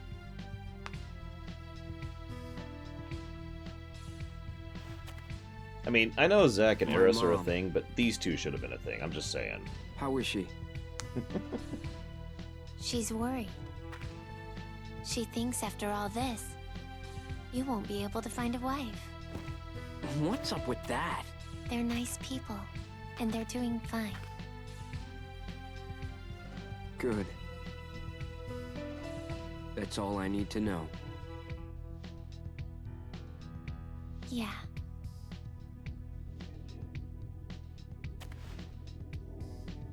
How's your folks? I was raised inside Shinra. Common trend, actually. I agree, by the way. There's some really good chemistry Hey, between the two Sisney. of them. That's why I like it. Would you mind keeping my folks company for a while? All right. No problem. They'll probably ask you to join the family. Already happened. What did you say? Sisney! Not my real name. What? You have 5 minutes left. That was so not 5 minutes. Angil? Angil, it is you! Well... Hey, wait! Oh, welcome. Pay close attention. Hopefully you'll learn something. Oh my god. Thank you, Deutsch, for the donation. Even though you're probably not actually watching.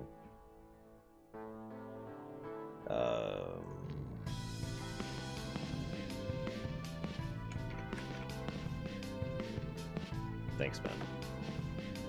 If you ever watch this on the VOD. Activating Oh, combat come mode. on!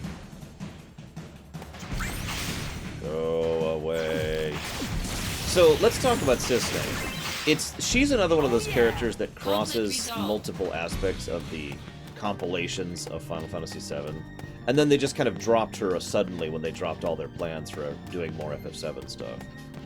I'd say it is extremely likely Sisney was supposed to be in whatever 7-2 was going to do. Just like Genesis was very likely to be in 7-2.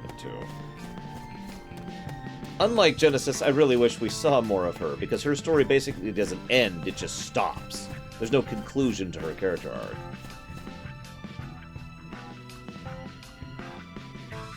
What's funny is this part of the game was actually shrunk. Originally, this was supposed to be much longer, but they were running out of space on the UMD, the physical disc, so they had to shrink it. Yeah, no kidding, Lost Mercenary. Then again, most of the other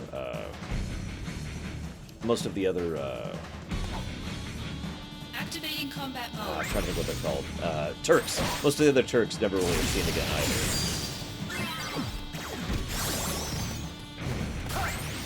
Whoops, I didn't actually mean to do that. Modulating phase. No! God damn it. Power surge. Oh yeah! Conflict resolved. But canonically speaking, or I should say chronologically speaking, the last we see of Cessna is in this game, pretty much His during the cells ending. are completely useless.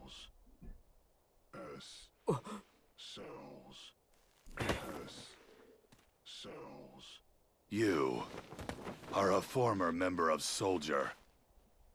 Your cellular structure has already mutated. Hi, Hollander. Hollander, you did it to yourself. Yes. After nearly being killed by Genesis. It was really all I could do to survive. I merely borrowed some cells from Genesis. You know you're degrading. Indeed. But there is still some hope. S. Cells. S. Cells. Hey guys. S. Cells. The gift of the goddess. A pure S cell sample will stop the degradation process. Spoiler alert. Pure? No, it won't. There are two of you. On the run. No. One is a former soldier operative, the other an infantryman. That infantryman carries within his body the last pure S cells in the world. Also in. Hey! Do you know the verse in Act 4 that leads into the final act? Of course not. Legend shall speak of sacrifice at world's end. The wind sails over the water's surface, quietly, but surely. Enough about sacrifices and endings. I don't want to hear it. You don't understand the beauty of these words. How tragic. I'm not surprised. Even I didn't understand all of it. The greatest mystery behind the gift of the goddess? The water's surface. And the answer I have arrived at is the life stream. What? There are various theories regarding the missing final act. However, only my theory is correct, and I will prove it to you. No, that won't be necessary.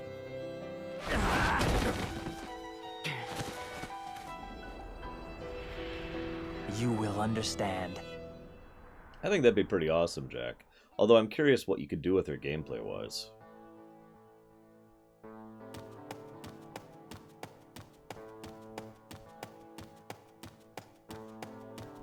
Interesting, Noel. I'd have to analyze Loveless itself to really talk about that, though. I have to be honest, I don't really have Loveless itself memorized because I read through it all once and didn't enjoy it. So I didn't really register it, you know, I didn't retain it, actually is the word I want to use there. Someone earlier actually asked, what's my theory about Loveless? It's a play. Being honest, yes, the play is actually a thing, or at least it's written down. We see pretty much every line of the play in this game. He quotes one major line from each scene in the entire freaking game. Or throughout the entire freaking game. Anyways, my best and most mundane theory for what Loveless is that it's simply a play that the Cetra told, and it got passed down. The end.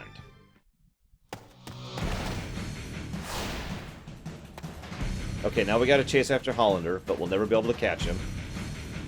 Yeah, Cloud is... Cloud. S. Cells. S. Cells. S. Cells.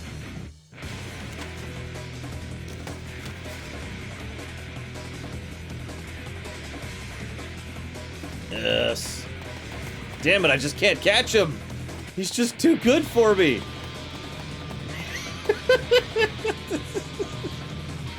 It's a little bit silly how much trouble he consistently has with catching Hollander.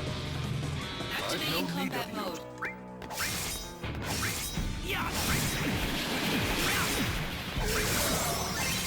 Conflict resolved.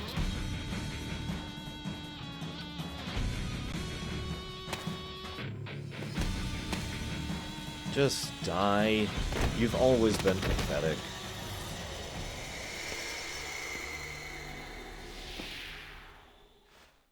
Oh yeah, by the way, that's a common thing. In all these side missions and in all the story stuff from this point onwards, enemies have some health.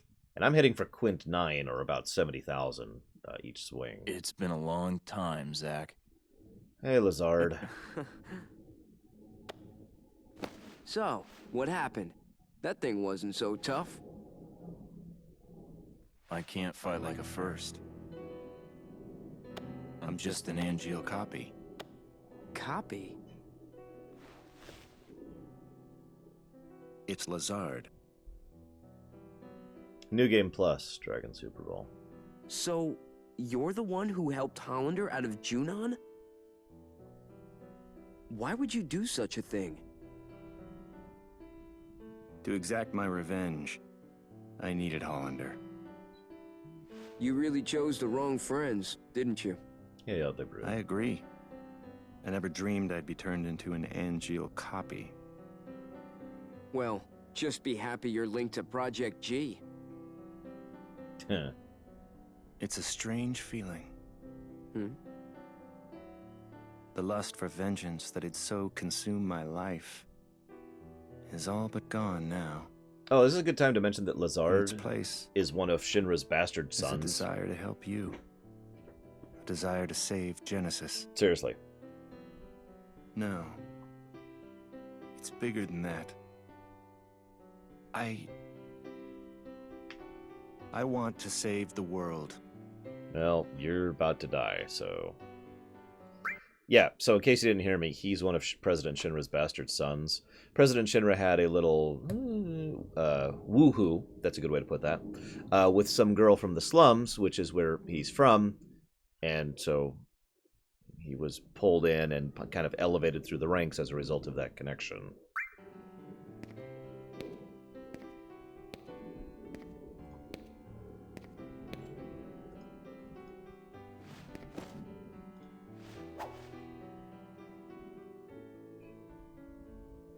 Nothing strange about that. Angil lives inside you.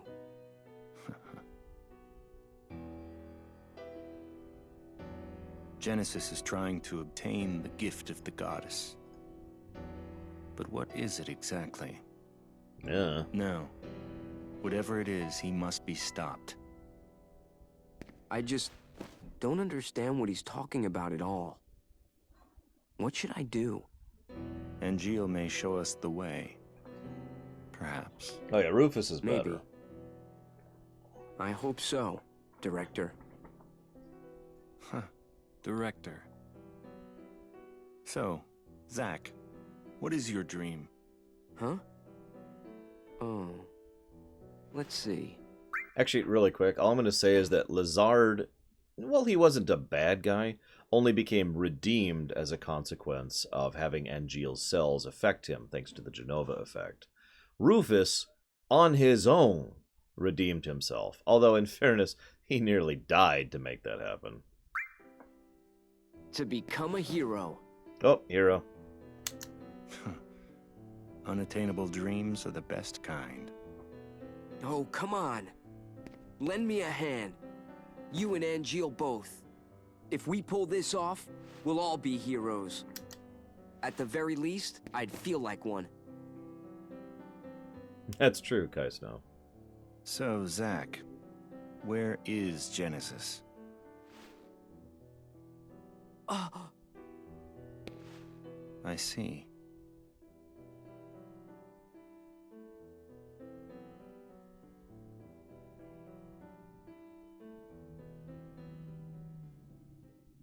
I would say the gameplay isn't great, but it's also not terrible. And that's playing without New Game Plus. It's enjoyable enough. But it's not one of those games where I'd praise it for the gameplay.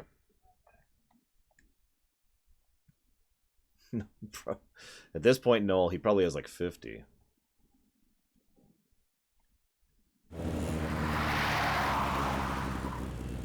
No, and not off the top of my head, respectively, Pave Maniac.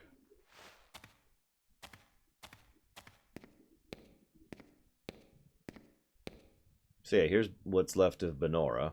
You remember they nuked this place, airstriked it, but now it's got some life stream flowing through it. You know, you could have ridden in the motorcycle with me, buddy.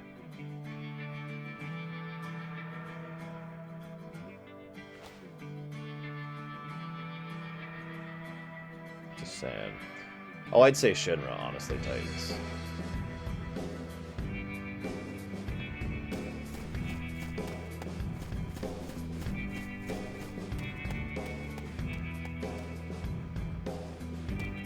Trying to dodge as many as I can, Mondeep, I swear. So this is actually the end of the game here, finally. This is the actual last dungeon. Although...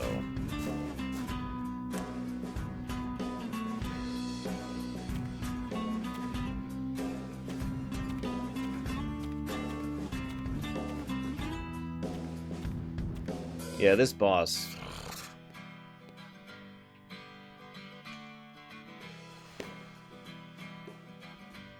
thankfully, I had to save before I came down here and went and do stuff. So this is, there's a little bit of backstory here. This was Genesis's hangout area. The place where he'd go and hide when he was still a kid and didn't want to have anything to do with his rich parents. He got first prize in the processed food category for the National Agricultural Award. The idea to make this juice came from a Benora youth named Genesis.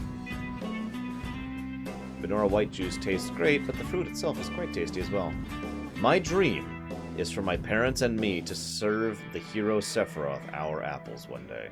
Since we are close in age, I would like to show him what I have accomplished in my life. Because yes, when Genesis was a kid, he still had the fixation on Sephiroth. No, I think it's made me like it more, weirdly enough, Kimarusko. I mean, there are some parts of this game that just make me go, ugh. But I still enjoy it quite a lot. That being said, this whole redemption of Genesis thing actively pisses me off. Genesis has been universally a bad guy. At the very least, he has been the kind of person who is evil without the ability to act on that evil, even before this entire series of events actually started. This way, I think? God, I actually don't know where to go here.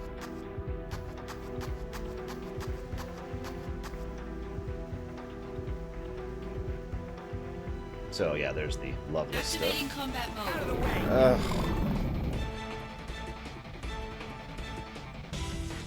Come on. There you go. Conflict resolved.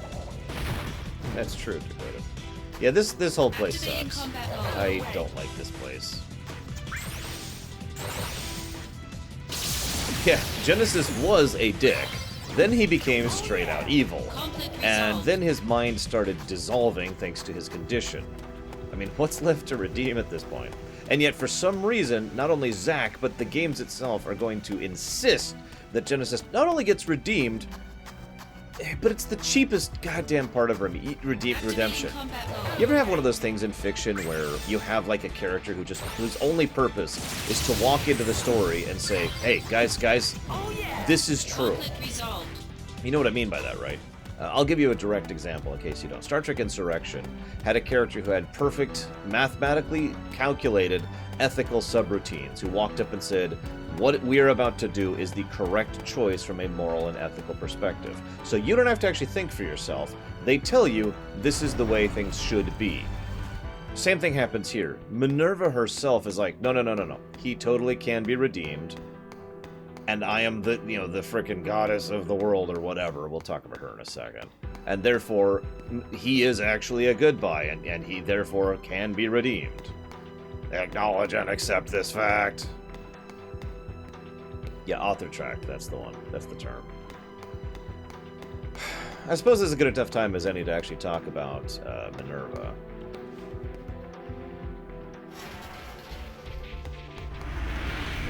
So Minerva is the goddess that they refer to. She, in every way, acts like a summoned creature, except for the fact that there is no materia specifically associated with her.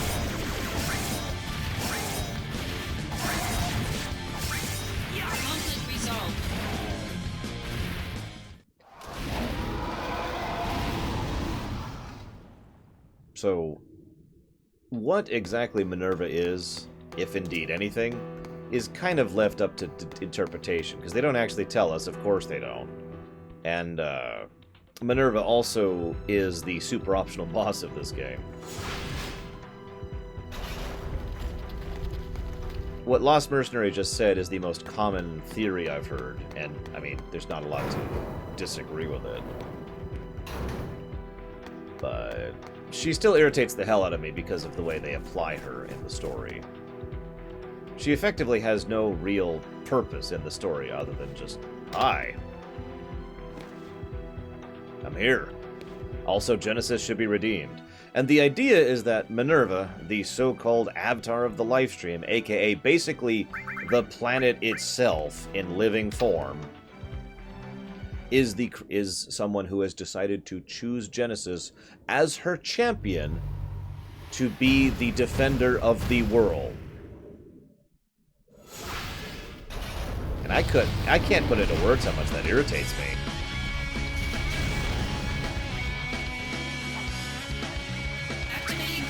This fight sucks, by the way. Also, I'm with Kai Snow. Eris is the closer thing to a thematic avatar of the world than Minerva. That being said, I don't think anything is literally an avatar of the world, or at least shouldn't be.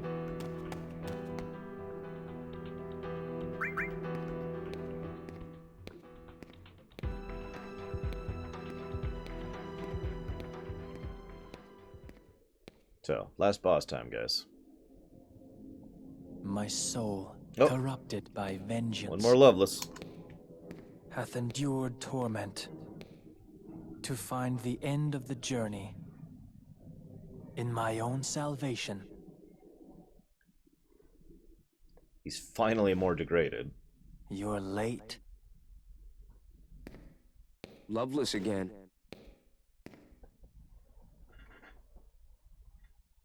You have succeeded Angil's spirit, and carry a part of Sephiroth within you.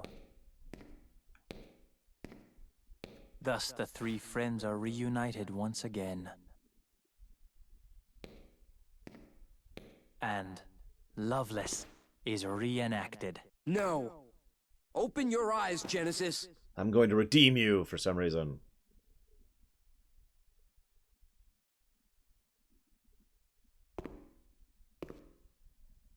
When the war of the beasts brings about the world's end. I've come here to help you. The goddess descends from the sky. Oh, this is a good time to mention that the original design for Genesis was actually black and white, and Gact didn't like that and insisted on it being red. So I have a feeling that they really wanted to use that original design, which was black and white, which is the one you're seeing on screen right now, hence using it like this. Wings of light and dark spread afar. She guides us to bliss. Her gift, everlasting. What is that? The gift of the goddess. A heavenly boon found only in Benora. I thought the cells were the gift. There are various interpretations. No, Pika. I don't understand. To ponder the mystery is in itself a gift. We will all join the life stream. You are no exception. The planet has become my guardian.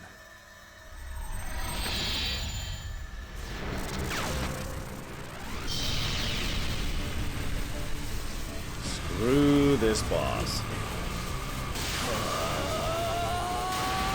And yeah, I would say the planet has been consistently Don't let it take over. portrayed as You're not a monster. You're one of us. ambivalent. I wouldn't say the planet is evil, I just think the planet doesn't give a damn. Damn you!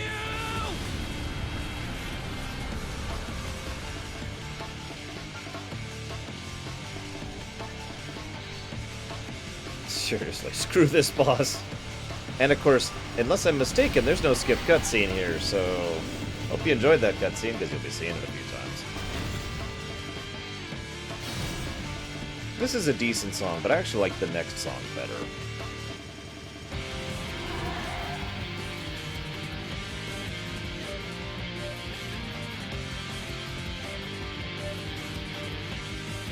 Activating combat mode.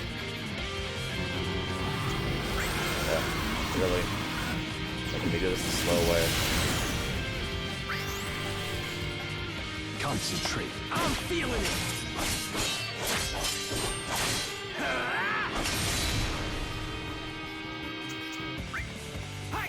Yeah, for some reason the FFs really like making the main villains have the ability to turn into or be like Bahamut.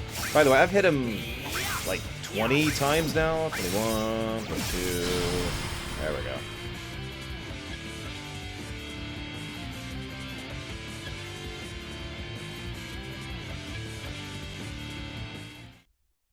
He's got a couple health. That's what I'm trying to say. My soul, Ugh. corrupted by vengeance, Hey, Deutsch. hath endured torment to find the end of the journey in my own salvation. Oh no, that boss is brutal. If this wasn't a New Game Plus run, And I'd still be your fighting him eternal slumber. for quite some time. Does this mean you knew from the beginning?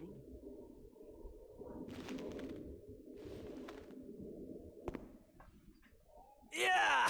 18 so far, running with grace. Stand and fight. Soldier first class. Zack!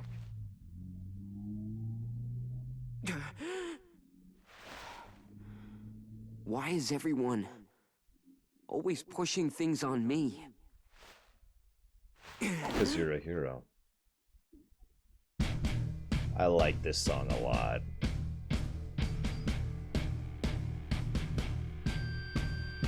Activating combat mode.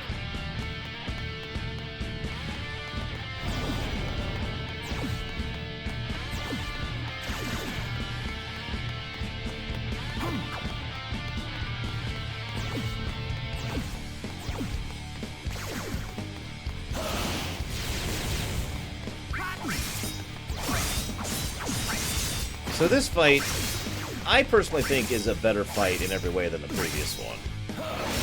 Arguably more difficult, but it's fair difficulty, as opposed to just, hi, I'm gonna kill you in the face.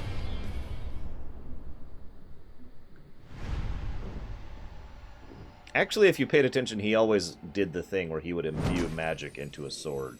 Dark Souls style, really. Yeah, don't die on that fight. It sucks.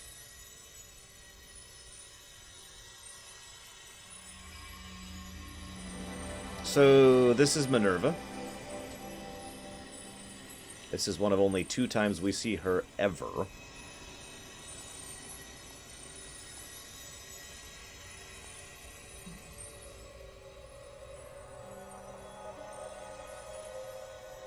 She's cool looking. But I still don't like her as a thing. Again, the idea of her being an avatar of Gaia really just does not make sense.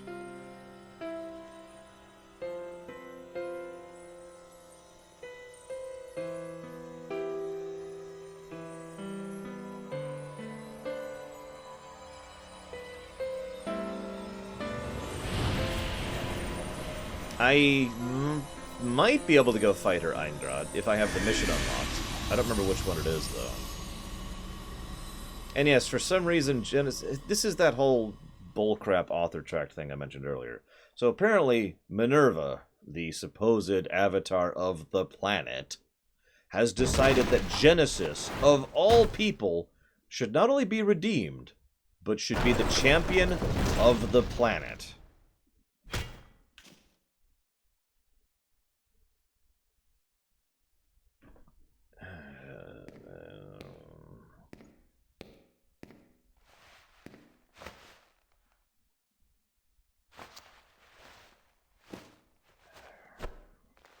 Yes, Genesis is more or less literally Captain Planet.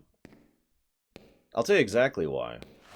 Because they wanted him to be a very popular character, and so they pushed him just a wee bit too hard in this game. Yes, meanwhile, the planet was totally cool with Eris dying. Nothing wrong with that. Yes, Lost Mercenary.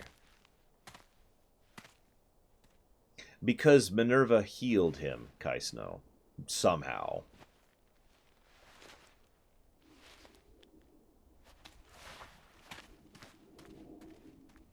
Shinra attacked us. Save your strength. I got some help. Thanks, Lazar. From him. Over there. Remember the dog? If you don't, they'll give you a flashback. It's you. See? In case you have no memory.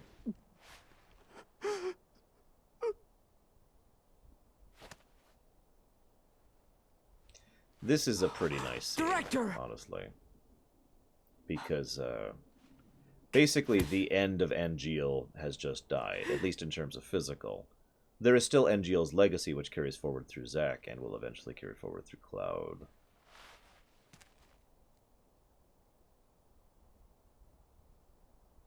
Thank you.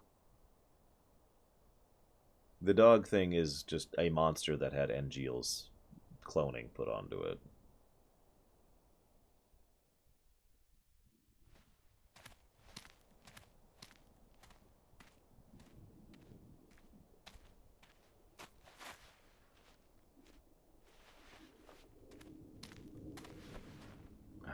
Cloud is, of course, still catatonic.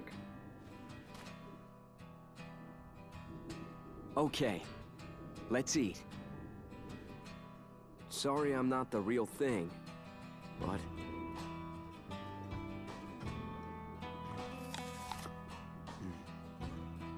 Is it good?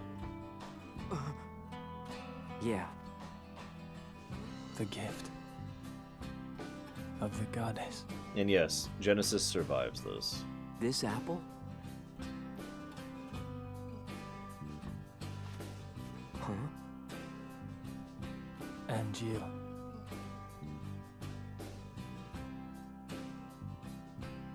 The dream came true.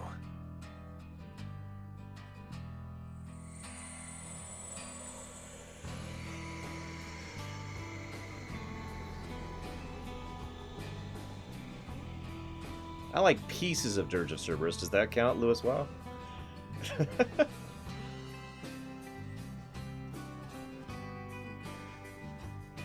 If you're asking what he's talking about with the dream, when he was a kid, he dreamed to share an apple with his family and his friends. Share a dumb apple. A Benora fruit. So this is the closest he ever comes to accomplishing that dream. With the bits of Angil and the bits of Sephiroth in Cloud. How are you? I wish I knew where you were. It's already been 4 years now. Oh yeah, this is when he finds out how long it's This- been, by the way. Is the 89th letter that I've sent to you. But I don't even know where to send them anymore. I really hope that this final letter that I'm writing gets to you. By the way, the flowers are selling very well. They make everyone so happy. Thanks to you, Zack. Aerith. No, Dragon Super Ball. 4 years? Yeah, it's been a while, Zack. What do you mean, final? What am I fighting for? Sorry. I feel really bad for Aerith. Imagine you have no word and no understanding. Remember, she probably doesn't get, like, news, so she wouldn't have heard the news that Zack died. Most people didn't get that news. Wait for me.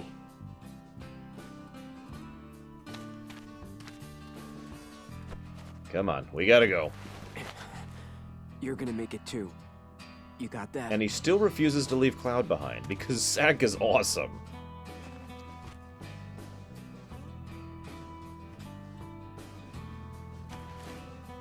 Oh yeah, Genesis eventually gets picked up by Deep Ground, where he refuses to actually join them proper and ends up becoming the Avatar, Guardian Champion of the planet, in the secret ending of Dirge of Cerberus. Just to wrap that little story thread up. Make him less important. This must be an important matter if they are sending the two of us. Apparently the subject will become our brother. Oh, hey, I guess this happens right here. So? I thought I had to unlock this. So yeah, this is Vice and Nero. That's his name. But will he... I think. Accept his fate willingly? Or is it Azul? Sorry. I know one of them's Nero. So yes, these are the Deep Ground guys. Go see Dirge of Cerberus for more about Deep Ground.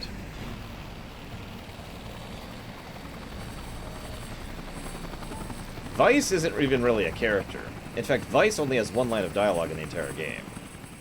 Or two lines of dialogue. Everything else that is said... Even if the morrow is barren of promises... is actually Hojo. Nothing shall forestall my return.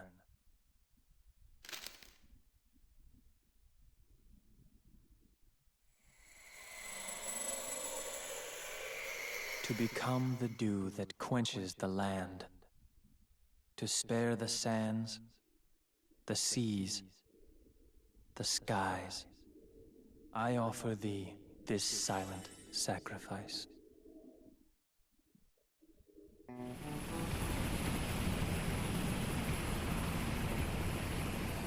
Meanwhile... Cisne! The army's mobilizing. Find the targets before they do. Understood. The army won't be as subtle. I want them alive. You hear me? You're going to save Zack's life. Of course. I haven't even told him my real name. So yeah, this is related to the Zong thing I mentioned earlier. Cisne. And again, just shows letters for Zack. His 88 of them. Unique perspective on things. Also, apparently he's been the one collecting Aerith's letters this whole time.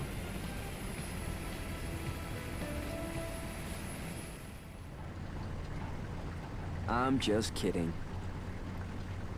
You know I wouldn't do that to you. So this is him just chatting with Cloud. I kind of already talked about this, but yeah. We're friends, right?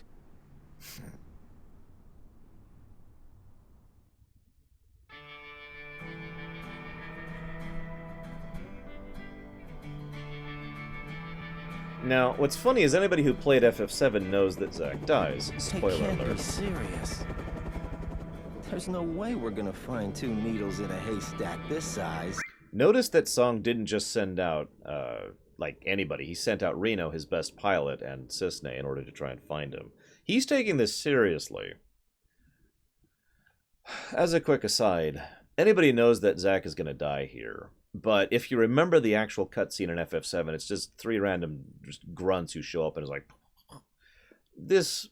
I do think this makes this scene better. There's no mission that's impossible for the... Turks, yeah.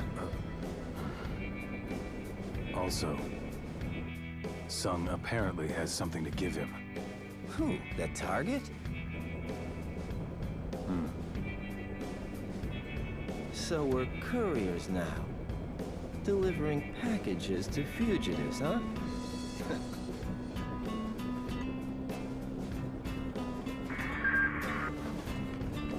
Reno, Ruin, status. We got nothing. You? Like Make way. I'm heading to point 235. You two take point 120. Roger. All right, let's get going. They're actually tattoos, the dead.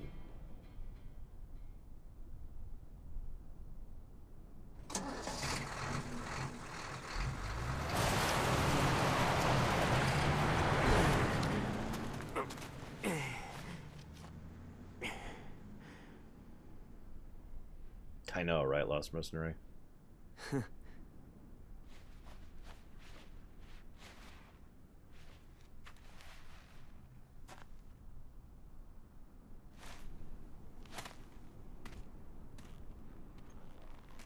First time he reacts, right there.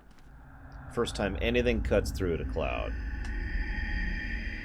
If he had started coming around like a few minutes earlier. So I mentioned the army and the overwhelming force thing, right?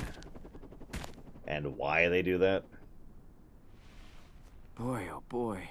Yeah. The price of freedom is steep.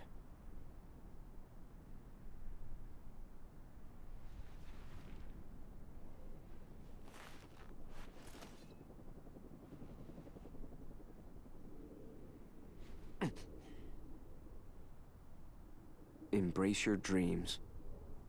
And whatever happens, protect your honor. As soldier!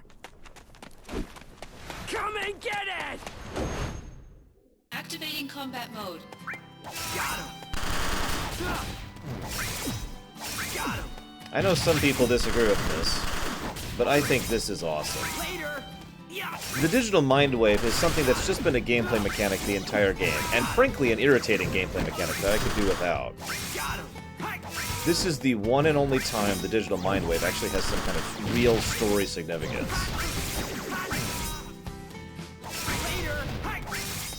Modulating phase. I'm Sisney. Here's a present. Ready to go? I understand now. Where is Angil? Be alert. This is my job. Already happened. Lies within each We'll meet person. again soon. Yes. So get away safe. Zach, I gotta go.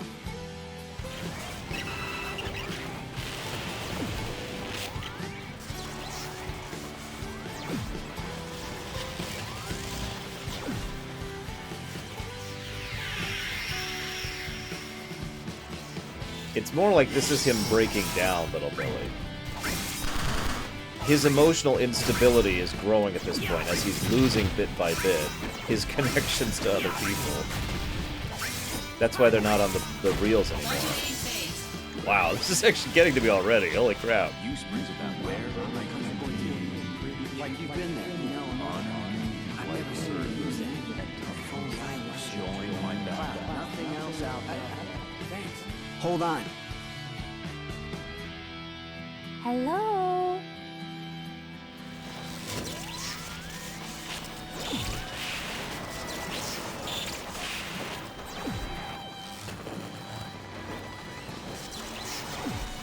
And of course the last one on the thing, the last memory he loses, or the last connection he loses is Eris.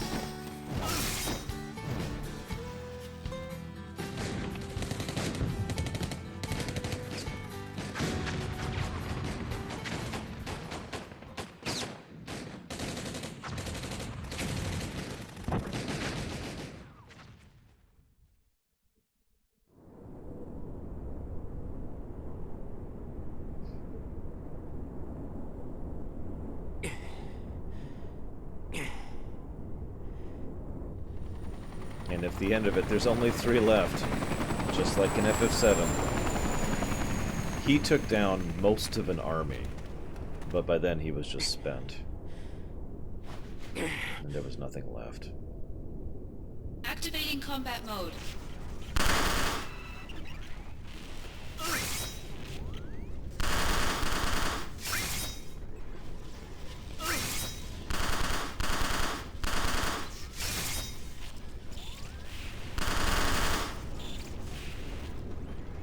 Notice the digital mind wave is completely broken and it keeps trying to recall Eris, but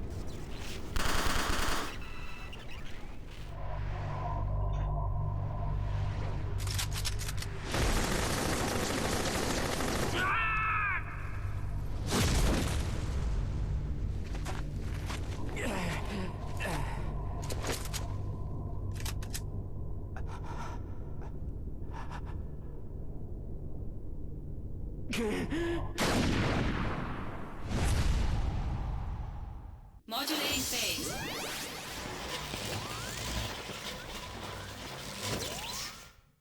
Hello? Don't worry, that's right. Want to hear?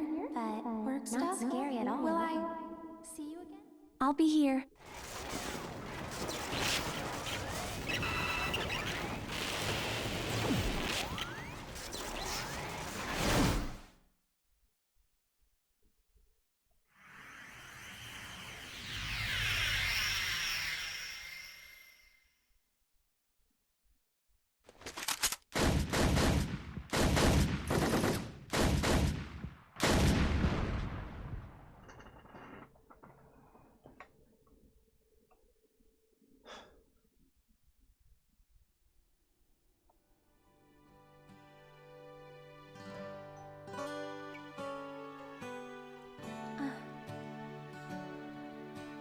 And of course she knows. She has that ability after all.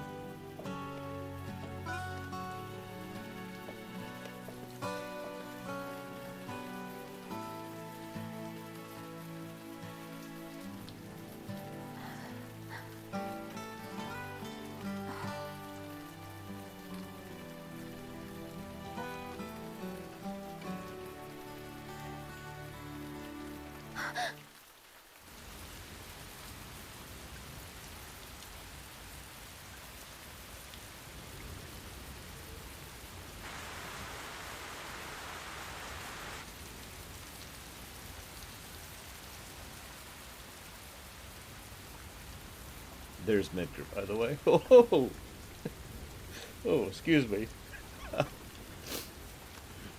There's Midgar.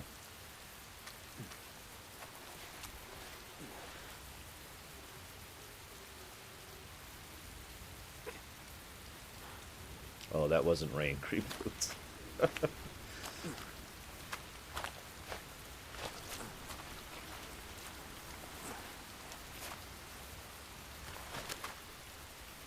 I may have to mute this section, just as a heads up. Zach.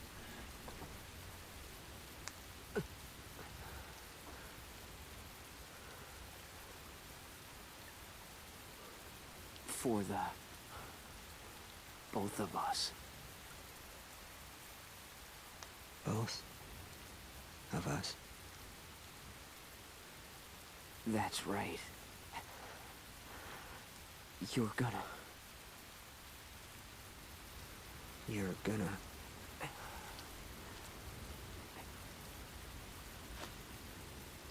live. You'll be living legacy. My living legacy.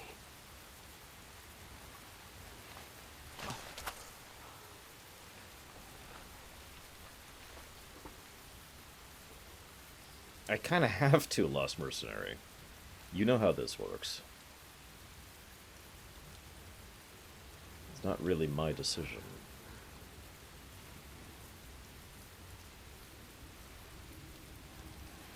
My honor. My dreams.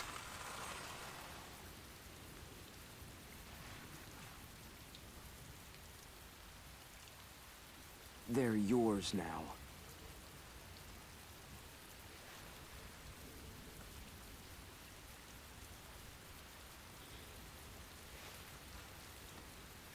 Zack and Selma. That's what I've always assumed anyways. I'm your living legacy. Credit to Steve Burton, by the way. He does a good job with this scene. Because, remember, Cloud, although he is now functional and talking, isn't actually mentally cognizant yet. It isn't until this moment where he starts to realize what just happened, and he acknowledges the reality of it.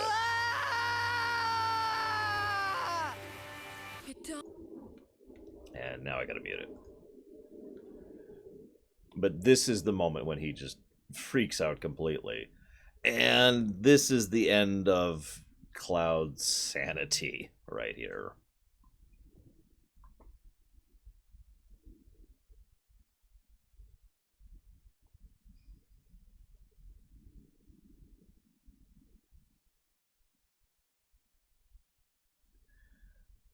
Now, fun fact, Cloud's mind does not reform in any way, shape, or form until he meets Tifa.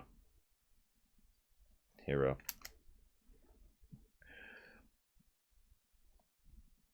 So...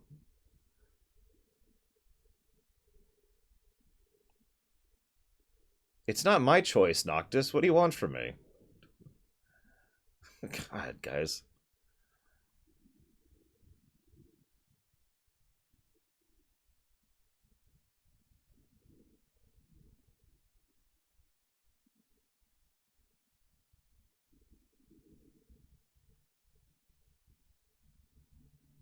Well, it's a pretty short period of time between this and when Tifa finds him.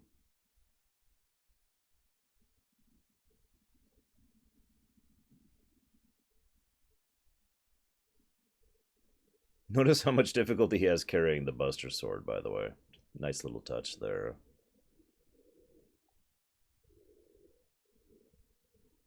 God, they even show the bullet holes.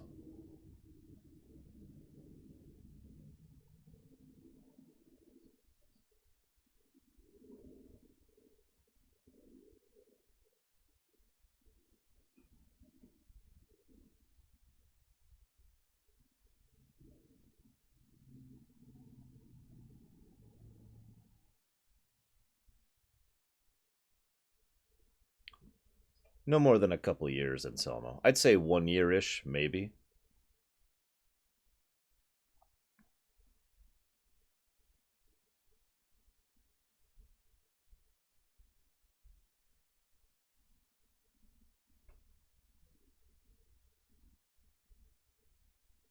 I'm kind of curious what you did, Kay, that I wasn't doing. I mean, I had a New Game Plus save with 99 of everything and mega equipment.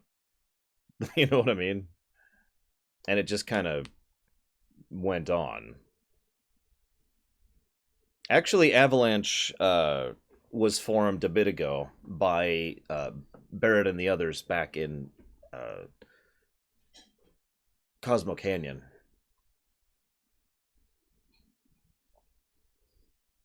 One of these days, this song will stop and I can unmute it, I swear. Please play Dirge of Cerberus. No. Hero.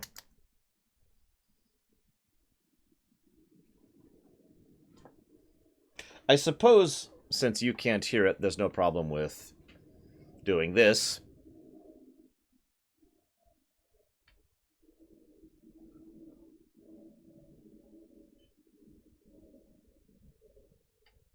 Hang on.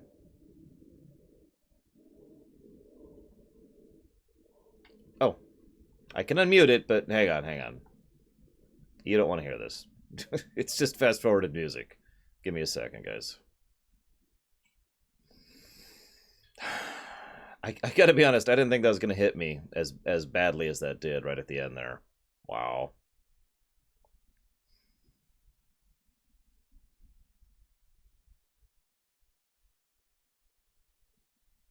Yeah, there's a specific scene I kind of want to show off, which is why I'm fast-forwarding. There's the... Up.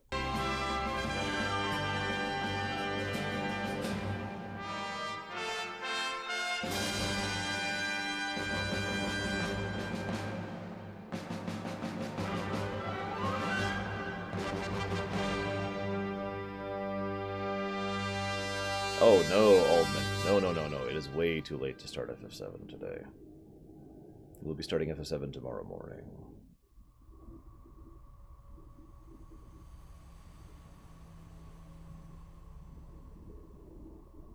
$1 million, Final Cloud, roughly.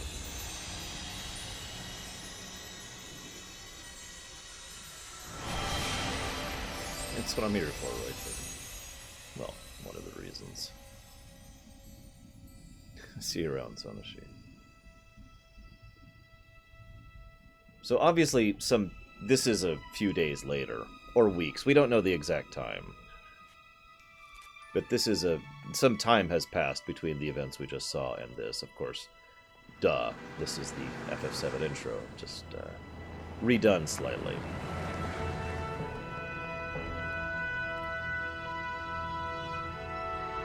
Also, please let the remake actually be good. This presentation of Midgar is fantastic, by the way. It actually looks like a real city here. Absolutely love it. Yeah, sure, go ahead, Kelsey.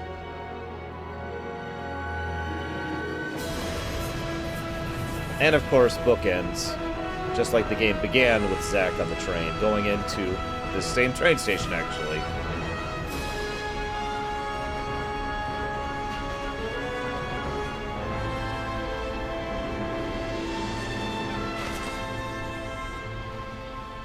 My name is Cloud. Soldier.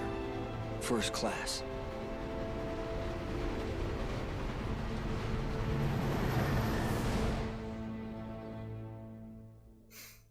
To be continued tomorrow. Thank you everyone for joining me. I hope you had fun. I did. Loved playing through this game again. And I will be seeing you guys next time.